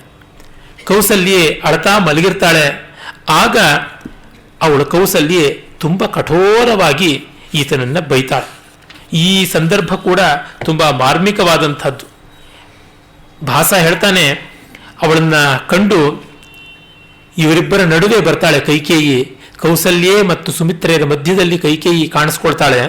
ಆಗ ಮಮ ಮಾತುಶ್ಚ ಮಧ್ಯಸ್ಥಾತ್ವಂ ನ ಶೋಭಸೆ ಗಂಗಾ ಯಮುನೆಯೋರ್ ಮಧ್ಯೆ ಕುನದೀವ ಪ್ರವೇಶಿತ. ಗಂಗಾ ಯಮುನಾ ನದಿಗಳ ಮಧ್ಯದಲ್ಲಿ ಒಂದು ಕೊಚ್ಚೆ ಬಂದಂತೆ ನೀನು ಈ ಇಬ್ಬರು ಸಾಧ್ವೆಯರ ನಡುವೆ ಓಡಾಡ್ತಿದೀಯ. ಖಂಡಿತ ನೀನಿಲ್ಲಿರುವುದು ತಪ್ಪಲ್ಲ. ವಯಂ ಅಯಶಸ ಚೀರೇಣಾರ್ಯೋ ನೃಪೋ ಗೃಹ ಮೃತ್ಯುನ ಪ್ರತತ ರುದಿತೈ ಕೃತ್ಸ್ನಾಯೋಧ್ಯ ಮೃಗೈಸ್ಸ ಲಕ್ಷ್ಮಣ ದಯಿತತನಯ ಶೋಕೇ ನಂಬ ಸ್ನುಷಾಧ್ವ ಪರಿಶ್ರಮೈ ದಿಗಿತಿ ವಚಸ ಚೋಗ್ರೇಣಾತ್ಮ ತ್ವಯಾ ನಾನು ಯೋಜಿತ. ನೀನು ಒಂದು ಮಾತಿಂದ ಏನೆಲ್ಲ ಮಾಡಿಬಿಟ್ಟೆ.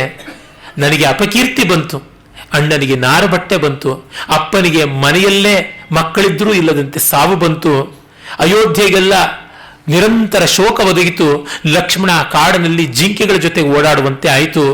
ಇನ್ನ ಮನೆಯಲ್ಲಿರುವಂಥ ಸೊಸೆ ಹಾದಿ ಬೀದಿಗಳಲ್ಲಿ ಮುಳ್ಳು ತುಂಬಿದಂಥ ಕಾಡಿಗೆ ಬೀಳುವಂತೆ ಆಯಿತು.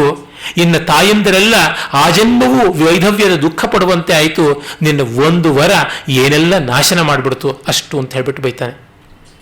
ತ್ಯಕ್ವಾ ಸ್ನೇಹಂ ಶೀಲ ಸಂಕ್ರಾಂತ ದೋಷೈ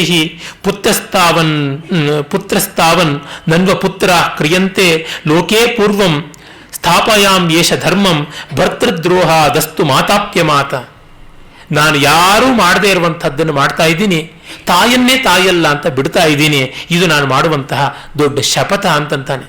ಪಿತುರ್ಮೇ ನೌರಸಃ ಪುತ್ರೋ ನಕ್ರಮೇಣ ಅಭಿಷಿಚ್ಯತೆ ದಯಿತಾ ಭ್ರಾತರೋ ನಸ್ಯು ಪ್ರಕೃತೀನಾಂ ನರೋಚತೆ ವಲ್ಕಲೈರ್ ಹೃತರಾಜ್ಯಶ್ರೀ ಪದಾತಿ ಸಹಭಾರ್ಯಯ ವನವಾಸಂ ತ್ವಯಾಜ್ಞಪ್ತಃ ಶುಲ್ಕೇಪ್ಯೇತದುದಾಹೃತಂ. ನೀನು ಶುಲ್ಕ ಅಂತ ಅಂದುಕೊಂಡಿದ್ದನ್ನು ತಗೊಂಡಿದ್ದಿದ್ರೆ ನಿನ್ನ ಸವತಿ ಮಗನಿಗೆ ನಾರು ಬಟ್ಟೆ ಉಡಿಸಿ ಅವನ ಹೆಂಡತಿ ಸಮೇತ ತಮ್ಮನ ಸಮೇತ ಕಾಡಿಗೆ ಇಷ್ಟು ವರ್ಷ ಓಡಿಸಬೇಕು ಅಂತ ಅದು ಏನು ಕರಾರೊಳಗಿತ್ತ, ಅಗ್ರಿಮೆಂಟ್ ಒಳಗಿತ್ತ ಅಂತ ಕೇಳ್ತಾನೆ. ಏನು ಕಟುವಾದ ಮಾತುಗಳನ್ನು ಹೇಳ್ತಾನೆ. ಮತ್ತೆ ಮುಂದೆ ಕೌಸಲ್ಯ ಹತ್ತಿರಕ್ಕೆ ವಾಲ್ಮೀಕಿಗಳು ಭರತನ ಕರ್ಕೊಂಡು ಹೋಗ್ತಾರೆ. ಅಂದರೆ ವಾಲ್ಮೀಕಿ ರಾಮಾಯಣದಲ್ಲಿ ಆಗುವುದು. ಕೌಸಲ್ಯೆ ಅವನು ಕಾಲು ಹಿಡ್ಕೊಂಡ ತಕ್ಷಣ ಎದ್ದು ಇದಂತೆ ರಾಜ್ಯಮಸ್ಯ ರಾಜ್ಯ ಕಾಮಸ್ಯ ರಾಜ್ಯಂ ಪ್ರಾಪ್ತಮ ಕಂಟಕಂ. ಆಹಾ, ರಾಜ್ಯಕಾಮಿ ಬಂದೆಯ, ನಿನಗೆ ಒಂದಿಷ್ಟು ಕಂಟಕ ಇಲ್ಲದ ರಾಜ್ಯ ಸಿಕ್ತಲ್ಲ. ಸಂಪ್ರಾಪ್ತಂ ಬತ ಕೈಕೇಯ ಶೀಘ್ರಂ ಕ್ರೂರೇಣ ಕರ್ಮಣ. ಆ ಕ್ರೂರವಾದ ಕರ್ಮ ಕೈಕೇಯಿ ಮಾಡಿ ನಿನ್ನ ತೆಕ್ಕೆಗೆ ರಾಜ್ಯ ಬಳಸಿದ್ರಳೆಲ್ಲ ತೃಪ್ತಿ ಆಯ್ತಲ್ಲ. ಪ್ರಸ್ಥಾಯ ಚೀರವಸನಂ ಪುತ್ರಂ ಮೇ ವನವಾಸಿನಂ ಕೈಕೇಯಿ ಕಂಗುಣಂ ತತ್ರ ಪಶ್ಯತಿ ಕ್ರೂರದರ್ಶಿನಿ. ನನ್ನ ಮಗನಿಗೆ ನಾರು ಬಟ್ಟೆ ಉಡಿಸಿ ಕಳಿಸೋದ್ರೊಳಗೆ ಏನು ಗುಣ ಕಂಡಲು, ನಿನಗೇನು ಸೌಭಾಗ್ಯ ಮಾಡಿಕೊಟ್ಲು. ಕ್ಷಿಪ್ರಂ ಮಾಮಪಿ ಕೈಕೇಯಿ ಪ್ರಸ್ಥಾಪಯಿತು ಮರ್ಹತಿ. ಬೇಗ ಆ ಕೈಕೇಯಿ ದಯಮಾಡಿ ನನ್ನನ್ನು ಓಡಿಸ್ಬಿಡ್ಲಿ, ನಾನಲ್ಲಿ ಹೊರಟೋಗ್ತೀನಿ. ಅಗ್ನಿಹೋತ್ರಂ ಪುರಸ್ಕೃತ್ಯ ಪ್ರಸ್ಥಾಸ್ಯೇ ಯತ್ರ ರಾಘವ. ಅಗ್ನಿಹೋತ್ರ ಇಟ್ಟುಕೊಂಡು ನಾನು ರಾಮ ಇರೋ ಜಾಗಕ್ಕೆ ಹೋಗ್ತೀನಿ ಅಂತಾಳೆ. ಇಲ್ಲಿ ನೋಡಿ, ಅಗ್ನಿಹೋತ್ರಂ ಪುರಸ್ಕೃತ್ಯ ಅಂತ, ಇವಳು ಅಗ್ನಿಹೋತ್ರನ ಇಟ್ಟುಕೊಂಡು ಹೋಮ ಮಾಡ್ತಾ ಇದ್ದಳ ಅಂತ. ಹಿಂದೆಯೇ ನಾನು ಹೇಳಿದೆ ಜುಹೋತಿಸ್ಮ ಅಂತ ಬಂತು. ಗಂಡ ಹೋದ ಮೇಲೆ ಗಂಡನಿಗಿರುವಂಥದ್ದು ಅಗ್ನಿ. ಗಂಡ ಹೋಗಿದ್ದಾನೆ ಅನ್ನೋದು ಸ್ಪಷ್ಟವಾಯಿತು. ಇವಳು ಹೋಗ್ಬಿಟ್ಟಿದ್ದಾಳೆ, ಅಗ್ನಿಯನ್ನ ಇಟ್ಟುಕೊಂಡು ರಾಮನ ಹತ್ರಕ್ಕೆ ಹೋಗ್ತೀನಿ ಅಂದರೆ ಅಂತ್ಯಷ್ಟಿಯನ್ನು ಮಾಡಿಸೋದಕ್ಕೆ ದಶರಥನ ಅಗ್ನಿಯನ್ನು ಇಟ್ಟುಕೊಂಡು ಹೋಗ್ತಾಳೆ ಅಂತ ಅರ್ಥವಾಗಬಹುದಾ? ಯೋಚನೆ ಮಾಡಬೇಕಾದದ್ದು. ಒಟ್ಟಿನಲ್ಲಿ ನಿನ್ನ ಕೈಯಲ್ಲಿ ನನ್ನ ಗಂಡನ ಅಂತ್ಯಷ್ಟಿಯನ್ನು ಮಾಡಿಸೋದಿಲ್ಲ ಅನ್ನುವಂಥ ಅಭಿಪ್ರಾಯ ಇಲ್ಲಿಂದ ಸೂಚಿತವಾಗುತ್ತಾ ಅಂತ ಹೇಳ್ಬೋದು. ಹಾಗೆ ಹಸಿ ಹಸಿಯಾಗಿ ಬೈದಾಗ ಭರತ ತುಂಬ ಸಂಕಟ ಪಟ್ಬಿಡ್ತಾನೆ. ತಾಯಿ, ಇಂಥ ಒಂದು ಮಾತನ್ನು ಕೇಳೋದಕ್ಕೆ ನಾನು ಬದುಕಿರಬೇಕಿಲ್ಲ, ಆದರೆ ನನಗಿದ್ರೊಳಗೆ ಯಾವುದ್ರೊಳಗೂ ಅಪರಾಧ ಇಲ್ಲ, ದಯಮಾಡಿ ನನ್ನನ್ನು ಕ್ಷಮಿಸಬೇಕು. ಆರ್ಯೇ ಕಸ್ಮಾದ್ ಅಜಾನಂತಂ ಗರ್ಭಸೇ ಮಾಂ ಅಕಿಲ್ಬಿಷಂ ವಿಪುಲಾಂಚ ಮಮ ಪ್ರೀತಿಂ ಸ್ಥಿರಾಂ ಜಾನಾಸಿ ರಾಘವೇ. ನನಗೆ ರಾಮನಲ್ಲಿ ಎಷ್ಟು ಪ್ರೀತಿ ಇದೆ ಅಂತ ನಿನಗೆ ಗೊತ್ತಿಲ್ವಾ?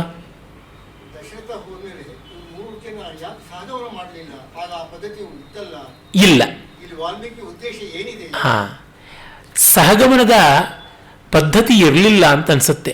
ಅದು ಮತ್ತೆ ಎಲ್ಲರಿಗೂ ಕೂಡ ವಿಹಿತವೂ ಆಗಿ ಇರಲಿಲ್ಲ. ಇಡೀ ನಮ್ಮ ಪುರಾಣ ಕಾವ್ಯಾದಿಗಳಲ್ಲಿ ಪ್ರಸಿದ್ಧವಾಗಿ ಕಂಡುಬರುವುದು ಮಾದರಿಯ ಒಬ್ಬಳದೇ ಸಹಗಮನ, ಮತ್ತಾರದೂ ಅಲ್ಲ.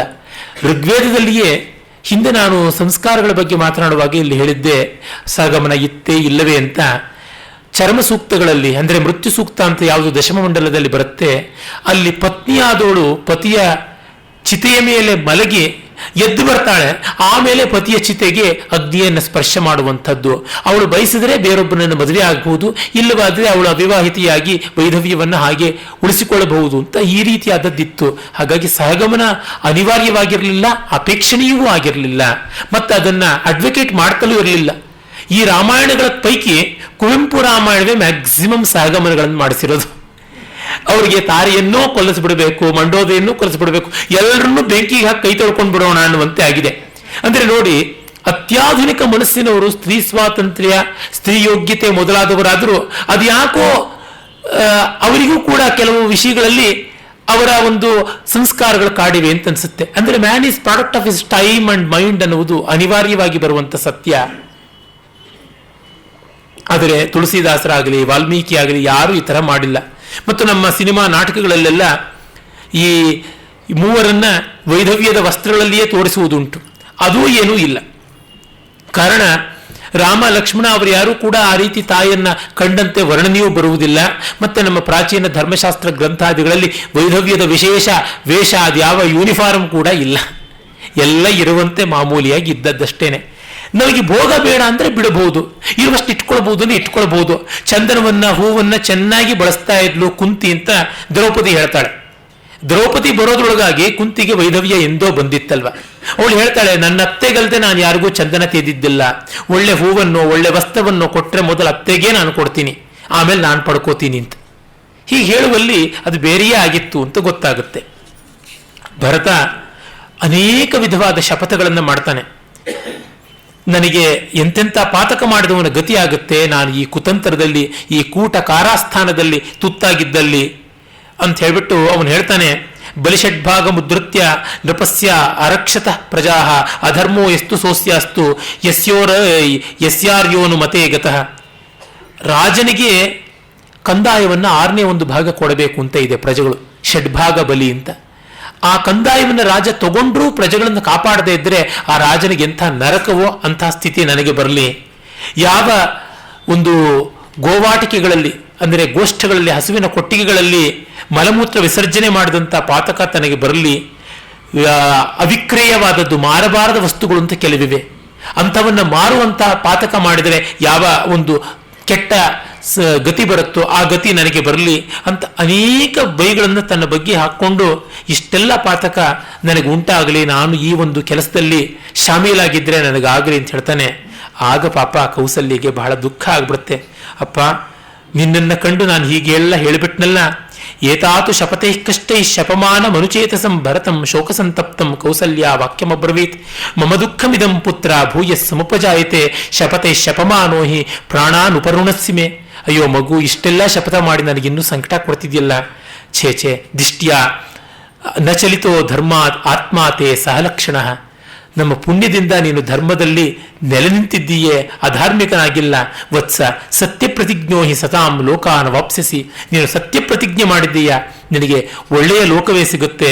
ನೀನು ನಮ್ಮ ಪಾಲಿನ ಭಾಗ್ಯ, ನೀನು ನಮ್ಮನ್ನು ಬಿಟ್ಟು ಹೋಗಬೇಡಪ್ಪ, ನೀನು ನಮ್ಮ ಜೊತೆ ಇರು, ಚೆನ್ನಾಗಿ ಬದುಕು ಅಂತ ತುಂಬ ಒಳ್ಳೆಯ ಮಾತನ್ನಾಡ್ತಾಳೆ. ಕೌಸಲ್ಯೆ ನಿಜವಾಗಿ ಕೆಟ್ಟವಳಾಗಿದ್ದರೆ ಈ ರೀತಿಯಾದ ಮಾತು ಬರ್ತಾ ಇರಲಿಲ್ಲ ಅನ್ನೋದನ್ನು ನಾವು ಗಮನಿಸಬಹುದು. ಆಮೇಲೆ ದಶರಥನ ದೇಹಕ್ಕೆ ಭರತನ ಕೈಯಲ್ಲೇ ಅಗ್ನಿ ಸಂಸ್ಕಾರ ಮಾಡಿಸ್ತಾಳೆ. ದಶರಥನ ಕೊನೆಯ ಆಸೆ ನೆರವೇರಲಿಲ್ಲ. ಭರತ ಬೆಂಕಿ ಇಡಬಾರ್ದು ಅಂದಿದ್ದ, ಆದರೆ ಇಂಥ ಮಹಾನುಭಾವನ ಕೈಯಲ್ಲಿ ಸಂಸ್ಕಾರ ಮಾಡಿಕೊಳ್ಳೋ ಪುಣ್ಯ ಬೇಕಲ್ಲ, ಅದಕ್ಕಾಗಿ ಆಯಿತು. ಅವನು ಯೇ ತ್ವಜ್ಞಯೇ ನರೇಂದ್ರಸ್ಯ ಅಜ್ಞಾಗಾರಾತ್ ಬಹಿಷ್ಕೃತ ಋತ್ವಿಗ್ಭಿರ್ಯಾಜಕಶ್ಚೈವ ಆಹ್ರಿಯಂತ ಯಥಾ ವಿಧಿ. ತೈಲದ್ರೋಣಿಯಿಂದ ಅವನ ಶವವನ್ನು ತೆಗೆದು ತ್ರೇತಾಗ್ನಿಗಳು ಯಾವುದು ದಶರಥನ ಅಧೀನದಲ್ಲಿ ಇದ್ದವೋ ಅವನ ನಿತ್ಯ ಅಗ್ನಿಹೋತ್ರಕ್ಕೆ ಮತ್ತು ಅವನ ಯಜ್ಞಗಳಿಗೆಲ್ಲ ಬಳಸುವಂತಹ ಅಗ್ನಿ, ಆ ಯಜ್ಞದಲ್ಲಿ ಆಹಿತಾಗ್ನಿಗೆ ಮಾಡುವಂತಹ ಶ್ರೋತ್ರಿಯ ಸಂಸ್ಕಾರವೆಲ್ಲ ಅವನಿಗೆ ಯಥಾವಿಧಿಯಾಗಿ ನಡೆಯುತ್ತೆ. ಆಮೇಲೆ ಇದೆಲ್ಲ ಅನರ್ಥಕ್ಕೆ ಕಾರಣ ಯಾರು, ಅವರನ್ನು ಹುಡುಕಬೇಕು ಅಂತ ಅಂದುಕೊಳ್ತಾನೆ. ಭರತ ತೀರ್ಮಾನ ಮಾಡಿಬಿಟ್ಟಿದ್ದಾನೆ. ಭಾಸ ಅದನ್ನು ಅದ್ಭುತವಾಗಿ ಹೇಳಿದ್ದಾನೆ. ನಾಯೋಧ್ಯ ತವ್ಯನಾಯೋಧ್ಯ ಸಾಯೋಧ್ಯ ಯತ್ರ ರಾಘವ ತತ್ರ ಯಾಸ್ಯಾಮಿ ಯತ್ರಾಸೋ ವರ್ತತೆ ಲಕ್ಷ್ಮಣ ಪ್ರಿಯ. ರಾಮ ಇಲ್ಲದ್ದು ಅಯೋಧ್ಯೆ ಅಲ್ಲ, ರಾಮ ಇರುವುದೇ ಅಯೋಧ್ಯೆ. ಎಲ್ಲಿ ಲಕ್ಷ್ಮಣ ಪ್ರಿಯ ಇದ್ದಾನೋ ಅಲ್ಲಿಗೆ ನಾನು ಹೋಗ್ತೀನಿ. ತತ್ರ ಯಾಸ್ಯಾಮಿ ಯತ್ರಾಸೋ ವರ್ತತೆ ಲಕ್ಷ್ಮಣ ಪ್ರಿಯ. ಈ ಮಾತು ಬಹಳ ಸ್ವಾರಸ್ಯಕಾರಿ. ಲಕ್ಷ್ಮಣನಿಗೆ ದೊಡ್ಡ ಪುಣ್ಯ ಸಿಕ್ತು ರಾಮನ ಹಿಂದೆ ಹಿಂಬಾಲಿಸೋದಿಕ್ಕೆ, ನನಗೆ ಸಿಗಲಿಲ್ವಲ್ಲ. ಈಗ ನಿಜವಾಗಿ ಅವನು ಭರತಪ್ರಿಯ ಅಲ್ಲ, ಲಕ್ಷ್ಮಣ ಪ್ರಿಯ. ರಾಮ ಭರತಪ್ರಿಯ ಅನ್ನೋದನ್ನು ಲೋಕಕ್ಕೆ ಎಸ್ಟಾಬ್ಲಿಷ್ ಮಾಡಿಸ್ಕೊಡ್ಬೇಕಾಗಿದೆ ಅವನು. ಅದಕ್ಕಾಗಿ ಲಕ್ಷ್ಮಣ ಪ್ರಿಯ ಅಂತ ಹೇಳ್ತಾನೆ. ಆಗ ಈ ಸರ್ವಾನರ್ಥಕ್ಕೆ ಮೂಲ ಕಾರಣ ಯಾರೋ ಅವರನ್ನು ನೋಡೋಣ ಅಂತ ಅಂದಾಗ ಅವನು ಶತ್ರುಘ್ನ ಇವಳನ್ನ ಕಾಣ್ತಾನೆ, ಮಂಥರೆಯನ್ನ. ಇತಿ ಸಂಭಾಷಮಾಣೇತು ಶತ್ರುಘ್ನೇ ಲಕ್ಷ್ಮಣಾನುಜೆ ಪ್ರಾಗ್ದ್ವಾರೇ ಭೂತ್ತದ ಕುಬ್ಜ ಸರ್ವಾಭರಣಭೂಷಿತ. ಯಾರು ಅಂದ್ಕೋತಿದ್ದಾಗ ಮುಂದಿನ ಭಾಗದಲ್ಲೇ ಅವಳು ಕಾಣಿಸಿಕೊಂಡಳು. ಲಿಪ್ತ ಚಂದನ ಸಾರೇಣ ರಾಜವಸ್ತ್ರಾಣಿ ಬಿಭ್ರತಿ ವಿವಿಧಂ ವಿವಿಧೈಸ್ತಸ್ಯೈರ್ಭೂಷಣೈಶ್ಚ ವಿಶೇಷಿತ. ಇಡೀ ಅಯೋಧ್ಯೆ ಸೂತಕದಲ್ಲಿ ಒದ್ದಾಡ್ತಾ ಇದ್ದರೆ ಇವಳು ಸೆಂಟು ಸೌಂದರ್ಯ ವರ್ಧಕ ಸಾಮಗ್ರಿಗಳು ಇವುಗಳನ್ನು ಹಚ್ಚಿಕೊಂಡು ಮೆರೀತಾ ಇದ್ದಾಳೆ ಅಂತಂದ್ರೆ ಏನಿರಬೇಕು. ಮೇಖಲಾದಾಮಭಿಶ್ಚಿತ್ರೈ ಅನ್ಯಶ್ಚ ಶುಭಭೂಷಣೈ. ಮೈ ತುಂಬಾ ಒಡವೆ ಹೇರ್ಕೊಂಡಿದ್ದಾಳೆ, ಒಂದು ಅಂಗಡಿ ಇದ್ದಂತೆ ಇದೆ ಇವಳ ಮೈಯೇ. ಈ ದಕ್ಷಿಣ ಕನ್ನಡದ ಭಾಷೆಯಲ್ಲಿ ತೇರ್ಪೇಟೆ ಬೀದಿ ಅಂತಾರೆ. ತೇರ್ಪೇಟೆ ಬೀದಿ ಅಂತಂದ್ರೆ ಜಾತ್ರೆಯ ಬೀದಿಯಲ್ಲಿ ಬೆಂಡು, ಬತ್ತಾಸು, ಮಾಲೆಗಳು, ಹೂವಿನ ಹಾರಗಳು, ಅಲಂಕಾರಗಳು ಎಲ್ಲ ಇರ್ತವೆ. ಆ ತರ ಇಡೀ ಬೀದಿ ಅಲಂಕಾರ ಮೈ ಮೇಲೆ ಹೇರ್ಕೊಂಡ್ಬಿಟ್ರೆ ತೇರ್ಪೇಟೆ ಬೀದಿ ಮಾಡ್ಕೊಂಡು ಬಂದರು ಮೈಯನ್ನ ಅಂತ. ಇವಳು ಹಾಗೆ ಮಹರ್ಷಿಯ ಹೋಲಿಕೆಯೇ ಹೋಲಿಕೆ. ಉಪಮಾ ಕಾಳಿದಾಸಸ್ಯ ಅಂತ ಉಪಮಾ ವಾಲ್ಮೀಕಿಯೇ ಏನ್ಬೇಕು. ಬಬಾಸೆ ಬಹುಬಿರ್ಬದ್ಧ ರಜ್ಜು ಬದ್ಧೇವ ವಾ ನರಿ. ಹಗ್ಗಗಳಿಂದ ಕಟ್ಟಲ್ಪಟ್ಟ ಹೆಣ್ಣು ಕೋತಿ ಹಾಗೆ ಅವಳು ಒಡವೆ ಹಾಕೊಂಡು ಮೆರೀತಾ ಇದ್ಳು ಅಂತ. ಅಷ್ಟು ದಪ್ಪದ್ದು ಅವಳಿಗೆ. ಪಾಪ ಏನೋ ಒಂದು ಚೈನು ಅಂತಲ್ಲ, ಇದು ಎಷ್ಟು ತೊಲ ಅಂತ ಆ ಲೆಕ್ಕ. ನಾನು ವಿಶೇಷವಾಗಿ ತಮಿಳುನಾಡಲ್ಲಿ ಗಮನಿಸಿರೋದು, ಪೊಣ್ಣುಕ್ಕೆ ಎವಡ ಪವನ್ ತಿರುಮಣದಲ್ಲಿ ಪೋಡುವೆಂಗೋ ಅಂದ್ರೆ ಮಾಂಗಲ್ಯದಲ್ಲಿ ನೀವು ಎಷ್ಟು ಪವನ್, ಎಷ್ಟು ಸವರನ್ ಬಂಗಾರ ಹಾಕ್ತೀರಾ ಅಂತ. ಮಾಂಗಲ್ಯ ಚೈನು ಅಂತ ಲೆಕ್ಕ ಅಲ್ಲ, ಅದು 3 ಗ್ರಾಮಲ್ಲೂ ಆಗ್ಬೋದು 100 ಗ್ರಾಮಲ್ಲೂ ಆಗ್ಬಹುದು. ಎಷ್ಟೊಳಗೆ ಮಾಡ್ಕೊಡ್ತೀರಾ ಅಂತ ಆ ರೀತಿಯಾದಂಥ ಲೆಕ್ಕ ಅಂತ. ಹಾಗೆ ಅವಳು ದಪ್ಪಗೆ ಕೋಡ್ಬಳೆ ಗಾತ್ರದ ಬಳೆಗಳನ್ನು, ಸರಪಣಿ ಗಾತ್ರದ ಕೊರಳ ಸರವನ್ನು ಹಾಕೊಂಡು ಅಟಾಟೋಪವಾಗಿ ಅವಳು ಬರ್ತಾ ಇದ್ಳು. ಆಗ ಬಂದಾಗ ಶತ್ರುಘ್ನ ದರ ಅಂತ ಎಳ್ಕೊಂಡು ಬಂದು ಅವಳನ್ನ ಮುಂದೆ ತಂದು ಕುಕ್ಕುತ್ತಾನೆ. ಅವಳು ಚಿತ್ಕಾರ ಮಾಡ್ತಾಳಂತೆ, ಬಹಳ ಚೆನ್ನಾಗಿದೆ ಆ ಚಿತ್ಕಾರ ಕೂಡ ಯಾವ ರೀತಿ ಮಾಡಿದ್ದು ಅಂತ ಹೇಳ್ಬಿಟ್ಟಿದ್ನುವೆ. ಗೃಹೀತ್ವಾ ಬಲವತ್ ಕುಬ್ಜ ಸಾತದ್ ಗೃಹಮನಾದಯತ್, ಅವಳು ಮನೇನೆ ಹಾರಿ ಹೋಗುವಂಗೆ ದಿಕ್ಕುಗಳು ಪ್ರತಿಧ್ವನಿಸುವಂತೆ ಚಿತ್ಕಾರ ಮಾಡಿದಳು ಅಂತ. ಗೃಹಂ ಅನಾದಯತ್, ಅರಮನೆನೇ ಎಕ್ಕೋ ಆಗೋ ಹಾಗೆ ಕೂಗಾಡಿದ್ಲಂತೆ ಅವಳು, ಅಯ್ಯೋ ಅಪ್ಪ ಅಮ್ಮ ಅಂತೆಲ್ಲ. ಆಗ ಆ ಕುಬ್ಜೆ ಗೆಳತಿಯರು, ಅವಳಿಗೆ ಸಖಿಯರು ಬೇರೆ ಇದ್ರು, ದಾಸಿಗೆ ಇನ್ನೊಬ್ಬರು ದಾಸಿಯರು, ಅವರೆಲ್ಲ ಓಡ್ ಹೋಗ್ಬಿಟ್ರಂತೆ. ಶತ್ರುಘ್ನ ಅವಳನ್ನ ಎಳ್ಕೊಂಡು ಬಂದಾಗ ಒಡವೆಗಳೆಲ್ಲ ಕಿತ್ತೋಗಿ ಹೀನಾಯವಾದಂಥ ಸ್ಥಿತಿ ಆಗ್ಬಿಡ್ತು. ಆಗ ಕೈಕೇಯಿ ಹತ್ತಿರಕ್ಕೆ ಬಂದಾಗ ಕೈಕೇಯಿಯನ್ನು ಶತ್ರುಘ್ನ ಬಾಯಿಗೆ ಬಂದಂಗೆ ಬೈದು ಬಿಡ್ತಾನಂತೆ. ಕೈಕೇಯಿಂ ಅಭಿನಿರ್ಭರ್ತ್ಯ ಬಭಾಷೆ ಪರುಷಂ ವಚ, ಇವಳನ್ನ ಸಪೋರ್ಟ್ ಮಾಡಕ್ ಬಂದ್ರೆ ನಿನ್ನನ್ನು ಎಳ್ಕೊಂಡು ಹೋಗ್ಬಿಡ್ತೀನಿ ಅಂತ. ಅವಳಿಗೆ ಹೆದರಿಕೆ ಆಗ್ಬಿಟ್ಟಿದ್ರುವೆ ಶತ್ರುಘ್ನ ಭಯ ಸಂತ್ರಸ್ತ ಪುತ್ರಂ ಶರಣಮಾಗತ, ಭರತನ ಹಿಂದೆ ಬಚ್ಚಿಟ್ಕೊಂಡ್ಬಿಟ್ಲಂತೆ. ಆಮೇಲೆ ಭರತ ಶತ್ರುಘ್ನ ನೋಡಿ, ಹನ್ಯಾಮಹಮಿಮಾಂ ಪಾಪಾಂ ಕೈಕೇಯಿಂ ದುಷ್ಟಚಾರಿಣೀಂ ಯದಿಮಾಂ ಧಾರ್ಮಿಕೋ ರಾಮೋ ನಾಸು ಏನ್ ಮಾತೃಘಾತಕಂ. ಅಯ್ಯೋ ಶತ್ರುಘ್ನ, ಬಿಡಯ್ಯ, ಇವಳು ಹಾಳಾಗಿ ಹೋಗಲಿ, ಏನ್ ಮಾಡಿದ್ದು ನೀನ್ ಇವಳನ್ನ, ಈ ದಾಸಿನ ಕೊಲ್ಲೋದೇನ, ನಮ್ಮನ್ನೇ ಕೊಂದು ಬಿಡ್ತಾ ಇದ್ದೆ ಕೈಕೇಯಿನ. ಅರೆ ರಾಮ ನನ್ನ ಮುಖ ನೋಡೋದಿಲ್ಲ ಅಂತ ಸುಮ್ಮನೆ ಕೊಲ್ಲದೆ ಬಿಟ್ಟಿದ್ದೀನಿ ಅಂತಾನೆ. ಬಹಳ ಬಹಳ ದೊಡ್ಡದು. ಇಮಾಮಪಿ ಹತಾಂ ಕುಬ್ಜಾಂ ಯದಿ ಜಾನಾತಿ ರಾಘವ ತ್ವಂಚ ಮಾಂಚ ಹಿ ಧರ್ಮಾತ್ಮಾನ್ ಅಭಿಭಾಷಿಷ್ಯತೆ ಧ್ರುವಂ. ಈ ಸ್ತ್ರೀ ಹತ್ಯೆಯನ್ನು ಮಾಡಿಬಿಟ್ರೆ ನಮ್ಮ ಜೊತೆ ಮಾತಾಡೋದಿಲ್ಲಪ್ಪ, ಅದಕ್ಕೋಸ್ಕರ ಕೊಲ್ಲಬೇಡ, ಬಿಟ್ಬಿಡು ಅಂತ ಹೇಳ್ಬಿಟ್ಟಂತಾನೆ. ಅಂದರೆ ರಾಮನ ವ್ಯಕ್ತಿತ್ವ ಯಾವ ರೀತಿ ಇವರು ಕಲ್ಪಿಸಿಕೊಂಡಿದ್ರು ಅದಕ್ಕೆ ತಕ್ಕಂತೆ ಅವನಿದ್ದ ಅನ್ನೋದು ನಮಗೆ ಗೊತ್ತಾಗುತ್ತೆ. ಸಚಿವರೆಲ್ಲ ಕೇಳ್ತಾರೆ, ನೀನು ಬರಬೇಕಪ್ಪ, ಸಿಂಹಾಸನ ರಿಕ್ತವಾಗಿದೆ, ನಾರಾಜಕೆ ಜನಪದೆ ಹೇಳಿದ್ವಲ್ಲ, ಹಾಗಾಗಬಾರದು ಅಂತ. ತತ್ರೈವ ತಂ ನರವ್ಯಾಘ್ರಂ ಅಭಿಷಿಚ್ಯ ಪುರಸ್ಕೃತಂ ಆನಯಿಷ್ಯಾಮಿ ವೈರಾಮಂ ಹವ್ಯವಾಹಮಿವಾಧ್ವರಾತ್. ಯಜ್ಞಶಾಲೆಯಿಂದ ಅಗ್ನಿಗಳನ್ನು ಹೊರಗೆ ತರುವ ಹಾಗೆ ರಾಮನನ್ನ ವನದಿಂದ ನಾನು ಹೊರಗೆ ತರ್ತೀನಿ ಅಂತ. ಬಹಳ ಸ್ವಾರಸ್ಯಕಾರಿಯಾದದ್ದು ಈ ಆರ್ಷೇಯವಾದ ಉಪಮೆ. ಯಜ್ಞ ಮಾಡುವುದಕ್ಕೆ ಅಗ್ನಿಯನ್ನು ಪಡ್ಕೊಳ್ಳೋದು ಆಧಾನ ಕರ್ಮ ಅಂತ. ಆ ಆಧಾನ ಕರ್ಮ ಮಾಡದಂತೆ ನಾನು ವನದಲ್ಲಿಯೇ ರಾಮನನ್ನ ಅಭಿಷೇಕ ಮಾಡಿಸಿ ಅಗ್ನಿಯಂತೆ ದೇದೀಪ್ಯಮಾನನಾದ ಪ್ರಭುವನ್ನ ಸಿಂಹಾಸನ ಅನ್ನುವಂಥ ವೇದಿಯ ಮೇಲೆ ಪ್ರತಿಷ್ಠಾಪನ ಮಾಡ್ತೀನಿ, ಇಡೀ ರಾಜ್ಯವನ್ನ ಒಂದು ದೀರ್ಘ ಸತ್ರದಂತೆ ಪರಿಪಾಲನೆ ಮಾಡಿಸ್ತೀನಿ ಅನ್ನುವ ಭಾವದಿಂದ ಹೇಳ್ತಾನೆ. ಮಹರ್ಷಿ ಅಲ್ಲದೆ ಇನ್ಯಾರಿಗೆ ಇಷ್ಟು ಸೊಗಸಾದ ಉಪಮೆಯನ್ನು ಕೊಡೋದಕ್ಕೆ ಸಾಧ್ಯವಾಗುತ್ತೆ. ಆಗ ಪ್ರಯಾಣಕ್ಕೆ ಬೇಕಾಗಿರುವಂಥ ಎಲ್ಲ ವ್ಯವಸ್ಥೆಗಳನ್ನು ಮಾಡ್ತಾರೆ. ಇಲ್ಲಿ ಮಾರ್ಗ ಸಂಸ್ಕಾರ ಅಂತ 80ನೆಯ ಸರ್ಗ ವಿಶೇಷವಾಗಿ ವಿವರವಾಗಿ ಬರುತ್ತೆ, ದಾರಿಗಳನ್ನು ಹೇಗೆ ಮಾಡ್ತಾ ಇದ್ರು ಏನು ಅಂತ. ಅಥ ಭೂಮಿ ಪ್ರದೇಶಜ್ಞ ಸೂತ್ರಕರ್ಮ ವಿಶಾರದ ಸ್ವಕರ್ಮಾಭಿರತ ಶೂರ ಖನಕ ಯಂತ್ರಕಸ್ತದ. ಸೂತ್ರಕರ್ಮ ಅಂತಂದ್ರೆ ಟೇಪ್ ಇಟ್ಕೊಂಡು ಮೆಜರ್ ಮಾಡುವಂತೆ, ಸೂತ್ರ ಅಂದ್ರೆ ಅಳತೆಯ ಒಂದು ಹಗ್ಗ, ಅದನ್ನು ಇಟ್ಟುಕೊಂಡು ಅಳೆಯುವಂಥವರು. ಈ ಸೂತ್ರಪಾತವನ್ನು ಮಾಡುವಂಥವರು ವಿಶೇಷಜ್ಞರಾದವರು, ಅವರನ್ನು ಸೂತ್ರಧರ ಸೂತ್ರಧಾರಿ ಅಂತ ಕರೀತಾರೆ. ಸ್ಥಪತಿ ಎಲ್ಲರಿಗಿಂತ ಮಿಗಿಲಾದಂಥವನು, ಅವನು ಸೂತ್ರಧಾರಿಗಳನ್ನು ಇಟ್ಕೊಂಡಿರ್ತಾನೆ. ಆ ಸೂತ್ರಧಾರಿಗಳ ಕೈ ಕೆಳಗೆ ಇರುವಂಥವರು ಶಿಲ್ಪಿಗಳು, ಆ ಶಿಲ್ಪಿಗಳ ಕೆಳಗೆ ಇರ್ತಕ್ಕಂಥವ್ರು ಕಾರುಕರು ಅಂತ. ಕಾರುಕ ಅಂದ್ರೆ ವರ್ಕರ್ಸ್, ಅವ್ರ ಮೇಲೆ ಶಿಲ್ಪಿಗಳು ಅಂದ್ರೆ ಸ್ಕಿಲ್ಡ್ ಆರ್ಟಿಸಾನ್ಸ್, ಅವ್ರ ಮೇಲೆ ಸೂತ್ರಧಾರರು ಅಂತಂದ್ರೆ ಎಂಜಿನಿಯರ್ಸ್, ಆ ಎಂಜಿನಿಯರ್ ಮೇಲೆ ಚೀಫ್ ಎಂಜಿನಿಯರ್ ಆಗಿ ಮಾಸ್ಟರ್ ಆರ್ಕಿಟೆಕ್ಟ್ ಆಗಿರ್ತಕ್ಕಂಥವ್ರು ಸ್ಥಪತಿಗಳು ಅಂತ. ಇದು ಆ ಹೈರಾರ್ಕಿ. ಆ ರೀತಿಯಲ್ಲಿ ಅಗಿಯುವಂಥವರು ಖನಕರು, ಯಂತ್ರಕರು ಅಂದ್ರೆ ಯಂತ್ರಗಳನ್ನೆಲ್ಲ ಚಾಲನೆ ಮಾಡುವಂಥವರು, ಇವರೆಲ್ಲರೂ ಕೂಡ ರಸ್ತೆಯನ್ನು ನಿರ್ಮಾಣ ಮಾಡೋದಕ್ಕೆ ಹೋಗ್ತಾರೆ. ಈ ಭಾರತದಲ್ಲಿ ಗೋಲ್ಡನ್ ಕ್ವಾಡ್ರಿಲ್ಯಾಟರಲ್ ಅಂತೆಲ್ಲ ಮಾಡೋಕೆ ಹೊರಟಿದ್ದಾರೆ, ರಾಜಮಾರ್ಗಗಳನ್ನು 4 ದಿಕ್ಕಿನಲ್ಲೂ ಮಾಡ್ತಾರೆ ಅಂತ ನಾವು ಕೇಳ್ತಿದ್ದೀವಿ. ರಾಮಾಯಣ ಕಾಲದಲ್ಲಿ ಅದು ಕಾಣಿಸುವ ರೀತಿ ನೋಡಿ. ಕರ್ಮಾಂತಿಕ ಸ್ಥಪತೆಯ ಪುರುಷ ಯಂತ್ರಕೋವಿದ ತಥಾ ವರ್ಧಕಾಶ್ಚೈವ ವರ್ಧಕರ ಅಂದ್ರೆ ಬಡಗಿಗಳು, ತಕ್ಷಕರು, ಕೂಪಕಾರಾಹ ಬಾವಿಯನ್ನಾಗಿಯವರು ಹೋದ್ರಂತೆ. ಇವರಿಗೆ ಎಲ್ಲಂದ್ರಲ್ಲಿ ನೀರು ಸಿಗಬೇಕಲ್ವಾ, ಅದಕ್ಕೆ ಎಷ್ಟು ಫಾರ್ ಸೈಟೆಡ್ನೆಸ್ ಇತ್ತು. ಸುಧಾಕಾರಾಹ ಸುಣ್ಣದ ಕೆಲಸ ಮಾಡುವಂಥವ್ರು, ರಸ್ತೆಗೆ ಗಾರೆ ಹಾಕಬೇಕು ಅದಕ್ಕೋಸ್ಕರವಾಗಿ.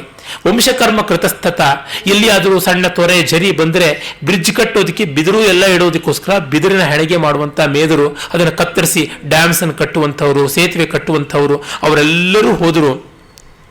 ಇವರೆಲ್ಲ ಪೊದೆಗಳನ್ನೆಲ್ಲ ಕತ್ತರಿಸಿ ಮತ್ತು ಮರಗಳನ್ನೆಲ್ಲ ಬೇರೆ ಬೇರೆ ರೀತಿಯಲ್ಲಿ ಕತ್ತರಿಸಿ, ಮರಗಳು ಇಲ್ಲದೇ ಇರತಕ್ಕಂಥ ಜಾಗದಲ್ಲಿ ನೆರಳಿಗೆ ಮರಗಳನ್ನೂ ನೆಟ್ಟು ಜನಯಾಂಚಕ್ರಿರೇ ಮಾರ್ಗಂ ಛಂದ್ಯಂತೋ ವಿವಿಧಾನ್ ಧ್ರುಮಾನ್ ಅವೃಕ್ಷೇಶು ಚ ದೇಶೇಶು ಕೇಚಿದ್ ವೃಕ್ಷಾನ್ ಆರೋಪಯನ್. ಎಲ್ಲಿ ಬೇಡವಾಗಿತ್ತು ಅಲ್ಲಿ ಕತ್ತರಿಸಿ ಬೇಕಾಗಿದ್ದ ಜಾಗದಲ್ಲಿ ನೆಟ್ಟು ಬೆಳೆಸೋದಕ್ಕೆ ವ್ಯವಸ್ಥೆ ಮಾಡಿಕೊಂಡು ಹೋದರು ಅಂತ. ಏನಿವರು 4 ದಿವಸಕ್ಕೆ ಹೋಗ್ತಾರೆ, ಮರ ಬೆಳೆದು ಬಿಡುತ್ತಾ ಅಂದ್ರೆ ದೊಡ್ಡ ವೃಕ್ಷಗಳನ್ನು ಹೇಗೆ ಬುಡಸಹಿತ ಅದನ್ನು ಕಿತ್ತು ಬೇರೊಂದು ಕಡೆಗೆ ಟ್ರಾನ್ಸ್ಪ್ಲಾಂಟ್ ಮಾಡುವುದು ಅನ್ನೋದು ಒಂದು ಟೆಕ್ನಾಲಜಿ ಇದೆ. ಪ್ರಾಚೀನ ಗ್ರಂಥಗಳಲ್ಲಿಯೂ ಬರುತ್ತೆ, ಅದು ವೃಕ್ಷಾರೋಪಣ ಅಂತ. ಜೊತೆಗೆ ಈ ಕಾಲದಲ್ಲಿ ಕೂಡ ಟೆಕ್ನಾಲಜಿ ಉಂಟು. ಅಪರೇ ವೀರಣ ಸ್ತಂಭಾನ್ ಬಲಿನೋ ಬಲವತ್ತರ. ಆಮೇಲೆ ಇನ್ನು ಕೆಲವರು ಹಳ್ಳ ತಿಟ್ಟುಗಳನ್ನೆಲ್ಲ ಸರಿ ಮಾಡಿ ಕುಡುಗೋಲುಗಳಿಂದ ಸವರಬೇಕಾದಂಥ ಪೊದೆಗಳನ್ನೆಲ್ಲ ಸವರಿಬಿಟ್ಟು ಗುಂಡಿಗಳನ್ನೆಲ್ಲ ಮುಚ್ಚಿ ಪಾಟ್ ಹೋಲ್ಸನ್ನೆಲ್ಲ ಇಲ್ಲದಂತೆ ಮಾಡಿ ಬಬಂಧುರ್ ಬಂಧನೀಯಾಂಶ್ಚ ಕ್ಷೋದ್ಯಾನ್ ಸಂಚುಕ್ಷುದು ಸ್ತದಾ ಜಲ ಪ್ರವಾಹಗಳನ್ನೆಲ್ಲ ಬಂಧನ ಮಾಡಿ ಎಲ್ಲ ವ್ಯವಸ್ಥೆಯನ್ನು ಮಾಡ್ತಾರೆ. ಸಸುಧಾ ಕುಟ್ಟಿಮತಲಃ ಪ್ರಪುಷ್ಪಿತ ಮಹೀರೋಹ ಮತ್ತೋದ್ಗುಷ್ಟ ದ್ವಿಜಗಣ ಪತಾಕಾಭಿರಲಂಕೃತ ಚಂದನೋದಕ ಸಂಸ್ಥಿಕ್ತೋ ನಾನಾ ಕುಸುಮಭೂಷಿತ ಬಹ್ವಶೋಭತ ಸೇನಾಯ ಪಂಥ ಸುರಪಥೋಪಮಃ. ದೇವಲೋಕದ ಮಾರ್ಗ ಇದ್ದಂತೆ ಈ ರಸ್ತೆ ಆಯ್ತಂತೆ. ಚೆನ್ನಾಗಿ ಗಾರೆಗಚ್ಚು ಮಾಡಿರುವಂಥದ್ದು ಮತ್ತು ನುಣುಪಾಗಿ ಇರುವಂಥದ್ದು, ಹಳ್ಳ ಕೊಳ್ಳ ಇಲ್ಲದೆ ಇರತಕ್ಕಂಥದ್ದು, ಅಕ್ಕಪಕ್ಕ ಛಾಯಾವೃಕ್ಷಗಳು ಇರುವಂಥದ್ದು, ಅಲ್ಲೆಲ್ಲ ಹೂಗಳು ಹಣ್ಣುಗಳು ಇರುವಂಥದ್ದು, ಅರವಟ್ಟಿಗಳು ಪಕ್ಕದಲ್ಲೆಲ್ಲ ಇರುವಂಥದ್ದು, ನೀರಿಗೆ ಆಹಾರಕ್ಕೆ ಬೇಕಾದ ವ್ಯವಸ್ಥೆ, ದಾರಿಯಲ್ಲಿ ತೋರಣ ಪತಾಕೆ ಎಲ್ಲ ಅಲಂಕಾರ. ಇದು ಜನ ಉತ್ಸಾಹದಿಂದ ಮಾಡಿದ್ದು. ರಾಮನನ್ನ ಕರ್ಕೊಂಡು ಬರಕ್ಕೆ ಹೋಗ್ತೀವಿ ಅಂತ ಇಡೀ ಕೋಸಲವೇ ಪ್ರಸ್ಥಾನ ಮಾಡುತ್ತೆ. ಆಮೇಲೆ ವಸಿಷ್ಠರು ಇತ್ತ ಕಡೆ ಹೇಳ್ತಾರೆ, ನೀನು ರಾಜ ಆಗಬೇಕು ಅಂತ. ಖಂಡಿತ ಸಾಧ್ಯ ಇಲ್ಲ ಅಂತ ಹೇಳಿ ಸೇನೆಯನ್ನೆಲ್ಲ ಹೊರಡಿಸಿಕೊಂಡು ಹೋಗ್ತಾನೆ. ಆಮೇಲೆ ಒಂದು ಮಾತು ಹೇಳ್ತಾನೆ, ಯದಿತ್ವಾರ್ಯಂ ನಶಕ್ಷ್ಯಾಮಿ ವಿನಿವರ್ತಯಿತು ವನಾತ್ ವನೇ ತತ್ರೈವ ವತ್ಸ್ಯಾಮಿ ಯಥಾರ್ಯೋ ಲಕ್ಷ್ಮಣಸ್ತಥ. ರಾಮನ್ನ ಹೊರಡಿಸಿಕೊಂಡು ಬರೋಕ್ಕಾಗದೇ ಇದ್ರೆ ನಾನು ಅಲ್ಲಿಯೇ ಇದ್ದು ಬಿಡ್ತೀನಿ, ಅದೇ ರೀತಿ ಲಕ್ಷ್ಮಣ ಹೇಗಿದಾನೋ ಹಾಗೆ ಇದ್ದು ಬಿಡ್ತೀನಿ ಅಂತ. ದೊಡ್ಡ ಗುಂಪು ಹೊರಡುತ್ತೆ. ಜನಕ್ಕೆಲ್ಲ ತುಂಬ ಸಂತೋಷ. ಭರತ ಒಳ್ಳೆಯವನು, ರಾಮನ ಕರ್ಕೊಂಡು ಬರೋ ವ್ಯವಸ್ಥೆ ಮಾಡ್ತಿದ್ದಾನೆ. ಅವರಿಗೆ ಪೂರ್ಣವಾದ ಒಪ್ಪಿಸಿದೆ, ರಾಮ ವಾಪಸ್ ಬಂದೇ ಬಿಡ್ತಾನೆ, ಭರತನೇ ಒಪ್ಕೊಂಡಿದ್ದಾನೆ. ಈಗ ಕೈಕೇಯಿಯೂ ಕೂಡ ಪಶ್ಚಾತ್ತಪ್ತ ದಗ್ಧಳಾಗಿದ್ದಾಳೆ. ಹಾಗಾಗಿ ಆಗುತ್ತೆ. ಎಲ್ಲರೂ ಹೊರಟಿದ್ದಾರೆ. ಮಣಿಕಾರಶ್ಚ ಏಕೇಚಿತ್ ಕುಂಭಕಾರಶ್ಚ ಶೋಭನಾಹ ಸೂತ್ರ ಕರ್ಮ ಕೃತಶ್ಚೈವ ಶಸ್ತ್ರೋಪಜೀಪಿನ ಜೀವಿನಃ. ಮಣಿಗಳನ್ನು ರತ್ನಮಣಿಗಳನ್ನು ಮಾರುವವರು, ಮಣಿ ಕೆಲಸ ಮಾಡುವವರು, ಕುಂಬಾರರು, ಮತ್ತೆ ಬಟ್ಟೆ ಹೊಲಿಯುವವರು, ದರ್ಜಿಗಳು, ಆಮೇಲಿಂದ ಇವರು ನೇಯ್ಗೆಯವರು, ಆಯುಧ ಜೀವಿಗಳು, ಬೇರೆ ಬೇರೆ ಪ್ರಾಣಿಗಳನ್ನು ಪಕ್ಷಿಗಳನ್ನು ಪಳಗಿಸುವಂಥವರು, ಆಮೇಲಿಂದ ದಂತದ ವಸ್ತುಗಳನ್ನು ಮಾಡುವಂಥವರು, ಸುಣ್ಣ ಬಳಿಯುವಂಥವರು, ಗಾರೆ ಕೆಲಸದವರು, ಆಮೇಲಿಂದ ಗಂಧ ಮಾಲ್ಯ ಅನುಲೇಪನ ಇತ್ಯಾದಿಗಳನ್ನೆಲ್ಲ ತಯಾರು ಮಾಡುವವರು, ಬಣ್ಣ ಕಟ್ಟುವಂಥವರು, ಅಕ್ಕಸಾಲಿಗರು, ಬೆಳ್ಳಿಯ ಕೆಲಸ ಮಾಡುವವರು, ಕಂಬಳಿ ನೇಯುವವರು ಅಂತವರು, ಕಂಬಲಕಾರಾಹ ಸ್ವರ್ಣಕಾರಾಹ ಸ್ನಾಪಕೋಚ್ಛಾದಕಾಹ, ಆಮೇಲಿಂದ ಟವೆಲ್ಲು ಇತ್ಯಾದಿ ಇವನ್ನೆಲ್ಲವನ್ನು ಕೂಡ ಇಟ್ಕೊಂಡು ಬರುವವರು, ಆಮೇಲೆ ಸ್ನಾನ ಮಾಡಿಸುವಂಥದ್ದು, ಮಾಸೇಜ್ ಮಾಡಿಸುವಂಥದ್ದು, ಸಂವಾಹನ ಗೊತ್ತಿರುವಂಥವರು, ಧೂಪ ಹಾಕುವಂಥವರು, ಹೆಂಡ ಇಳಿಸುವಂಥವರು, ಶೌಂಡಿಕಾಹ, ರಜಕಾಹ ಅಗಸರು, ಆಮೇಲಿಂದ ಹಳ್ಳಿಯಲ್ಲಿ ಬೇರೆ ಬೇರೆ ಜಾನಪದ ಕಲೆಗಳೆಲ್ಲ ಗೊತ್ತಿರುವಂಥವರು, ಕವಾಡಿಗರು, ಅಂಬಿಗರು, ಈಡಿಗರು ಎಲ್ಲರೂ ಹೊರಡ್ತಾರೆ. ಬೆಸ್ತರು ಮತ್ತು ನಟರು, ಶೈಲೂಷರು, ವಿಟರು ಎಲ್ಲರೂ ಹೊರಟು ಬರ್ತಾರೆ. ಒಂದು ದೊಡ್ಡ ಮಹಾ ಜನಪದ ಸಮೂಹವೇ ಹೊರಡುತ್ತೆ. ಆಗ ಶೃಂಗಬೇರಪುರಕ್ಕೆ ಬರ್ತಾರೆ. ಅಲ್ಲಿ ನಿಷಾದಾಧಿಪತಿ ಗುಹ ಇದ್ದಾನೆ. ಗುಹ ಇವನು ಬರೋದನ್ನು ನೋಡ್ತಾನೆ. ಸೈನ್ಯದಂತೆ ದೊಡ್ಡ ಜನಸಾಗರದ ಜೊತೆಗೆ ಭರತ ಬರ್ತಾ ಇದ್ದಾಗ ನೋಡಿ, ಯಥಾತು ಖಲು ದುರ್ಬುದ್ಧಿ ಭರತ ಸ್ವಯಂ ಆಗತಃ. ದುರ್ಬುದ್ಧಿಯಾದ ಭರತ ಬಂದಿದ್ದಾನೆ, ಅಣ್ಣ ರಾಮನನ್ನ ಕೊಂದೇ ಬಿಡೋದಿಕ್ಕೆ ಅಂತ, ಶತ್ರುಶೇಷ ಉಳಿಸಬಾರದು ಅನ್ನುವ ನೀಚತೆ ಇಲ್ಲಿದೆ ಅಂತ ಹೇಳಿ ತನ್ನ ಸೈನ್ಯವನ್ನು ಸಿದ್ಧ ಮಾಡ್ತಾನೆ. ನಾವಾಂ ಶತಾನಾಂ ಪಂಚಾನಾಂ ಕೈವರ್ತಾನಾಂ ಶತಂ ಶತಂ ಸನ್ನದ್ಧಾನಾಂ ತಥಾ ಯೂನಾಂ ತಿಷ್ಟಂತು ತಿಷ್ಟಂತ್ಯಭ್ಯಚೋದಯತ್. 100 ನೌಕೆಗಳಲ್ಲಿ, ದೊಡ್ಡ ದೊಡ್ಡ ಹರಿಗೋಲುಗಳಲ್ಲಿ ಮತ್ತು ಇನ್ನೂ ದೊಡ್ಡ ಯುದ್ಧ ನೌಕೆಗಳಲ್ಲಿ ಸಾಮಗ್ರಿ ಸಜ್ಜಾಗಿ ಒಟ್ಟು 500 ಈ ರೀತಿಯಾದ ನೌಕೆಗಳು ಸನ್ನದ್ಧವಾಗಬೇಕು. 100 ಮಂದಿ ತರುಣರು ಒಂದೊಂದು ನೌಕೆಯಲ್ಲಿಯೂ ಕೂತ್ಕೊಂಡು ಬಿಲ್ಲು ಬಾಣ ಮೊದಲಾದ ಆಯುಧ ಇಟ್ಟುಕೊಂಡು ಅವನನ್ನು ಎದುರಿಸೋದಕ್ಕೆ ತಯಾರಾಗಿರಬೇಕು ಅಂತ ಸನ್ನಾಹವನ್ನು ಮಾಡ್ತಾನೆ. ಆಮೇಲೆ ಅವನು ಬರ್ತಾನೆ. ಭರತ ಬಂದು ಹೇಳ್ತಾನೆ, ನಾನು ಇವನನ್ನು ನೋಡಬೇಕಾಗಿದೆ ಅಂತಂದುಕೊಳ್ತಾನೆ. ಆಮೇಲೆ ಒಂದು ಸ್ವಲ್ಪ ಅವನಿಗೆ ಸಂದೇಹ, ಅಕಸ್ಮಾತ್ ಏನಾದರೂ ಸ್ನೇಹದಿಂದ ಬಂದಿದ್ದರೆ ಅಂತ. ಆಗ ಅದಕ್ಕೊಂದು ನಯವಾದ ಸಂದೇಶ ಕಳಿಸ್ತಾನೆ. ರಾಜಪುತ್ರ, ನಾನು ಗುಹ ಸರ್ವಸೇನೆಯ ಜೊತೆಗೆ ಸಿದ್ಧ ಇದ್ದೀನಿ, ನಿನ್ನ ಅಣ್ಣನಿಗೆ ಮಿತ್ರ ಆಗಿದ್ದೀನಿ, ನಿನಗೆ ರಾಮನ ಒಂದು ವಿವರ ಬೇಕು ಅಂದರೆ ಕೊಡ್ತೀನಿ ಅಂತ. ತತ್ಕ್ಷಣವೇ ಭರತ ಓಡಿ ಬಂದು ನನಗೆ ಬೇಕು ಅಂತ ಕೇಳ್ತಾನೆ. ಆಗ ಆಯಿತು ಅಂತ ಹೇಳಿ ಅವನನ್ನು ನೋಡಿದ ತಕ್ಷಣ ಅವನು ನಿಷ್ಕಲ್ಮಶಿ ಅಂತ ತಿಳಿದುಕೊಂಡು, ನಿಷ್ಕುಟಶ್ಚೈವ ದೇಶೋಯಂ ವಂಚಿತಾಶ್ಚಾಪಿ ವಯಂ ನಿವೇದಯಾಮಸ್ತೆ ಸರ್ವೇ ಸ್ವಕೆ ದಾಸಕುಲೇವಸ. ಈ ದೇಶ ಇದು ನಮ್ಮದೆಲ್ಲ ನಿನ್ನದು ಅಂತ ಅಂದುಕೊಳ್ಳಪ್ಪ ಅಂತ ಹೇಳಿ ಎಲ್ಲ ವ್ಯವಸ್ಥಾಪನವನ್ನು ಮಾಡ್ತಾನೆ. ಆಮೇಲೆ ಭರತನಿಗೆ ಆದರೂ ಗೊತ್ತಾಗತ್ತೆ ಇವನು ನನ್ನನ್ನು ಎದುರಿಸೋದಕ್ಕೆ ಸಿದ್ಧನಾಗಿದ್ದನೋ ಏನೋ ಅಂತ. ಹಾಗಾಗಿ ಒಂದು ಸ್ವಲ್ಪ ಸಂಕಟದಿಂದಲೇ ಎಲ್ಲಿ ರಾಮ ಲಕ್ಷ್ಮಣ ವಿಶ್ರಾಂತಿ ತೆಗೆದುಕೊಂಡ್ರು, ಎಲ್ಲಿ ಸೀತಾರಾಮರು ಮಲಗಿದ್ರು ಅದನ್ನು ಹೇಳು ಅಂತ ಇವನು ಮತ್ತೆ ಕೇಳ್ತಾನೆ. ಆಯ್ತಪ್ಪ, ನಾನು ನಿನಗೆಲ್ಲ ತೋರಿಸ್ತೀನಿ, ದಾರಿಯೆಲ್ಲ ಭರತ ನಿನಗೆ ತೋರಿಸ್ತೀನಿ, ರಾಮ ಲಕ್ಷ್ಮಣರು ಎಲ್ಲಿ ಮಲಗಿದ್ರು, ಎಲ್ಲಿ ಹೋಗ್ತಾರೆ ಏನು ಅಂತ. ಆದರೆ ಒಂದು ಕೇಳ್ತೀನಿ, ನನಗೆ ಬಾಯ್ಬಿಟ್ಟು ಕೇಳಲೇಬೇಕು ಅನಿಸಿದೆ. ಕಚ್ಚಿನ್ನ ದುಷ್ಟೋ ವ್ರಜಸಿ ರಾಮಸ್ಯ ಕ್ಲಿಷ್ಟ ಕರ್ಮಣಃ ಇಯಂ ತೇ ಮಹತೀ ಸೇನಾ ಶಂಕಾಂ ಜನಯಿತಿ ವಿಮೆ. ನೀನು ರಾಮನಿಗೆ ಅಪಕಾರ ಮಾಡಕ್ಕೆ ಹೋಗ್ತಾ ಇಲ್ಲ ತಾನೆ? ಇಷ್ಟು ದೊಡ್ಡ ಪರಿವಾರ ಸೈನ್ಯ ಅಂದರೆ ನನಗೆ ಯಾಕೋ ಸಂದೇಹ ಆಗ್ತಾ ಇದೆ ಅಂತ. ಪಾಪ ಅವನಿಗೆ ಇನ್ನೆಷ್ಟು ಸಂಕಟ ಆಗಿರಬೇಕು. ಈ ಒಬ್ಬರು ಮಾಡಿದ ಕೆಟ್ಟದ್ದಕ್ಕೆ ಎಷ್ಟು ಬಾರಿ ತಮ್ಮನ್ನು ತಾವೇ ಸಾಬೀತು ಮಾಡ್ಕೊಳ್ಬೇಕಾಗುತ್ತಲ್ಲ, ಅದು ತುಂಬ ಕಷ್ಟ. ಭರತನಿಗೆ ಬಂದ ಬಹಳ ದೊಡ್ಡ ಪ್ರಮಾದ ಇದೇನೆ, ತುಂಬ ದೊಡ್ಡ ಪರೀಕ್ಷೆ ಅಂದರೆ ಇದೇನೆ.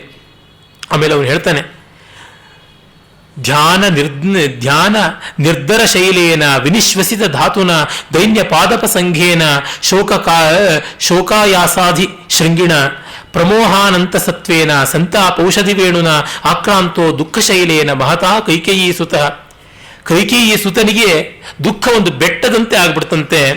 ಚಿಂತೆಗಳೇ ಆ ದುಃಖ ಅನ್ನುವ ಪರ್ವತದ ಮೇಲಿಂದ ತುಂಬಿ ಉರುಳ್ತಾ ಇದ್ದಂಥ ಬಂಡೆಗಳು, ನಿಟ್ಟುಸಿರೇ ಆ ಬೆಟ್ಟದಿಂದ ಚಿಮ್ತಾ ಇದ್ದಂಥ ಬೇರೆ ಬೇರೆ ಧಾತು ರಸಗಳು, ಮತ್ತು ದಿಕ್ಕು ಕಾಣದೆ ನಿಂತಿರುವುದೇ ಮರಗಳ ಗೊತ್ತಾದಂತಹ ರಾಶಿ. ಆಗಾಗ ಉಂಟಾಗುವ ದುಃಖ, ಆಯಾಸ, ಮನೋವ್ಯಥೆ, ಬಳಲಿಕೆ, ಇದೇ ಆ ದುಃಖ ಪರ್ವತದ ಶಿಖರಗಳು. ಮತ್ತು ಯಾವ್ಯಾವುದೋ ಒಂದು ರೀತಿಯಾದಂಥ ಸಂದೇಹಗಳೇನೆ ಅಲ್ಲಿದ್ದ ಪೊದೆಗಳು, ಮತ್ತು ಆಗಾಗ ಬರುವಂಥ ಶೋಕದಿಂದ ಆಗುವ ಮೂರ್ಛೆಯೇ ಅಲ್ಲಿದ್ದ ಕ್ರೂರ ಮೃಗಗಳು. ಈ ರೀತಿಯಾದಂಥ ದುಃಖ ಪರ್ವತ ಅವನನ್ನು ಆವರಿಸಿಬಿಟ್ಟಿತ್ತು. ಅವನು ಹೇಳ್ತಾನೆ, ಇಂಥ ಮಾತನ್ನು ನೀನು ಹೇಳ್ತಿದ್ದೀಯಲ್ಲ, ನನ್ನನ್ನು ಈ ಥರ ಸಂದೇಹಿಸೋದು ನ್ಯಾಯ. ಕೈಕೇಯಿ ಮಗನಾಗಿ ಹುಟ್ಟಿದ್ದಕ್ಕೆ ನನಗೆ ಹೀಗೆ ಮಾಡಿದ್ದೀಯ. ನೋಡು, ರಾಮನನ್ನು ಬಿಟ್ಟು ನಾನು ಇರೋದಕ್ಕೆ ಇಷ್ಟಪಡೋದಿಲ್ಲ, ಅವನನ್ನು ಕರ್ಕೊಂಡು ಬರೋದಕ್ಕೆ ಹೊರಟಿದ್ದೀನಿ ಅಂತ. ಆಗ ನೋಡಿ ತುಂಬ ಸಂತೋಷ ಪಡ್ತಾನೆ. ನಿನ್ನ ಭ್ರಾತೃ ಪ್ರೇಮ ತುಂಬ ದೊಡ್ಡದು, ಇದು ರಾಮ ಇಲ್ಲಿಯೇ ಮಲಗಿದ್ದು, ಇಲ್ಲಿಯೇ ಸೀತೆ ಮಲಗಿದ್ದು ಅಂತಂದಾಗ ಬಹಳ ಕಣ್ಣೀರಿಟ್ಟು ಅದನ್ನೆಲ್ಲ ಕಣ್ಣಿಗೊತ್ಕೊಳ್ತಾನೆ. ಆಮೇಲೆ ಈ ವೃಕ್ಷದಿಂದಲೇ ರಾಮ ಆ ಹಾಲನ್ನು ತೆಗೆದುಕೊಂಡು ಜಟೆ ಕಟ್ಕೊಂಡಿದ್ದು ಅಂದಾಗ ತಾನು ಜಟೆ ಕಟ್ಕೊಳ್ತಾನೆ. ಹಾಗೆ ಜಟೆ ಕಟ್ಟಿಕೊಂಡಾಗ ಬಹಳ ಸಂಕಟ ಆಗುತ್ತೆ ಎಲ್ಲರಿಗೂ. ಅಯ್ಯೋ, ಇದೇನು ಇವನು ಹೀಗೆ ಮಾಡ್ಕೊಂಡಲ್ಲ ಅಂತ. ಅವನ ನಿರ್ಧಾರ ಬದಲಾಗುವುದೇ ಇಲ್ಲ. ಹೌದು, ರಾಮ ಹೇಗಿದ್ದಾನೋ ಹಾಗೆ ನಾನಿರಬೇಕು, ಲಕ್ಷ್ಮಣ ಹೇಗಿದ್ದಾನೋ ಹಾಗೆ ನಾನಿರಬೇಕು. ಹಾಗಲ್ಲದೆ ಈ ಸರ್ವಾಲಂಕಾರದಿಂದ ಹೋದರೆ ಈಗಾಗಲೇ ನಾರು ಉಟ್ಕೊಂಡು ಬಂದಿದ್ದಾನೆ, ರಾಮ ಜಟೆ ಕಟ್ಕೊಂಡ ಅಂತ ಗೊತ್ತಾದರೆ ಅದಕ್ಕೂ ಕೂಡ ಸಿದ್ಧನಾಗ್ತಾನೆ. ಹೀಗೆ ಹೊರಟಂತ ಭರತ ಮುಂದೆ ರಾಮನ ಜೊತೆಗೆ ಏನು ತಗಾದೆ ಮಾಡ್ತಾನೆ ಅನ್ನೋದನ್ನು ನಾವು ನೋಡಬೇಕು. ಯಾವ್ಯಾವುದಕ್ಕೂ ಕಚ್ಚಾಡುವಂಥ ಅಣ್ಣ ತಮ್ಮಂದ್ರನ್ನ ನೋಡಿದ್ದೀವಿ ನಾವು, ಆದರೆ ತ್ಯಾಗಕ್ಕಾಗಿ ಕಚ್ಚಾಡುವಂಥ ಅಣ್ಣ ತಮ್ಮಂದರು ಇತಿಹಾಸದಲ್ಲಿ ಅವರೇ, ಇನ್ಯಾರೂ ಅಲ್ಲ ಅಂಥದ್ದನ್ನು ನಾಳೆ ನೋಡೋಣ.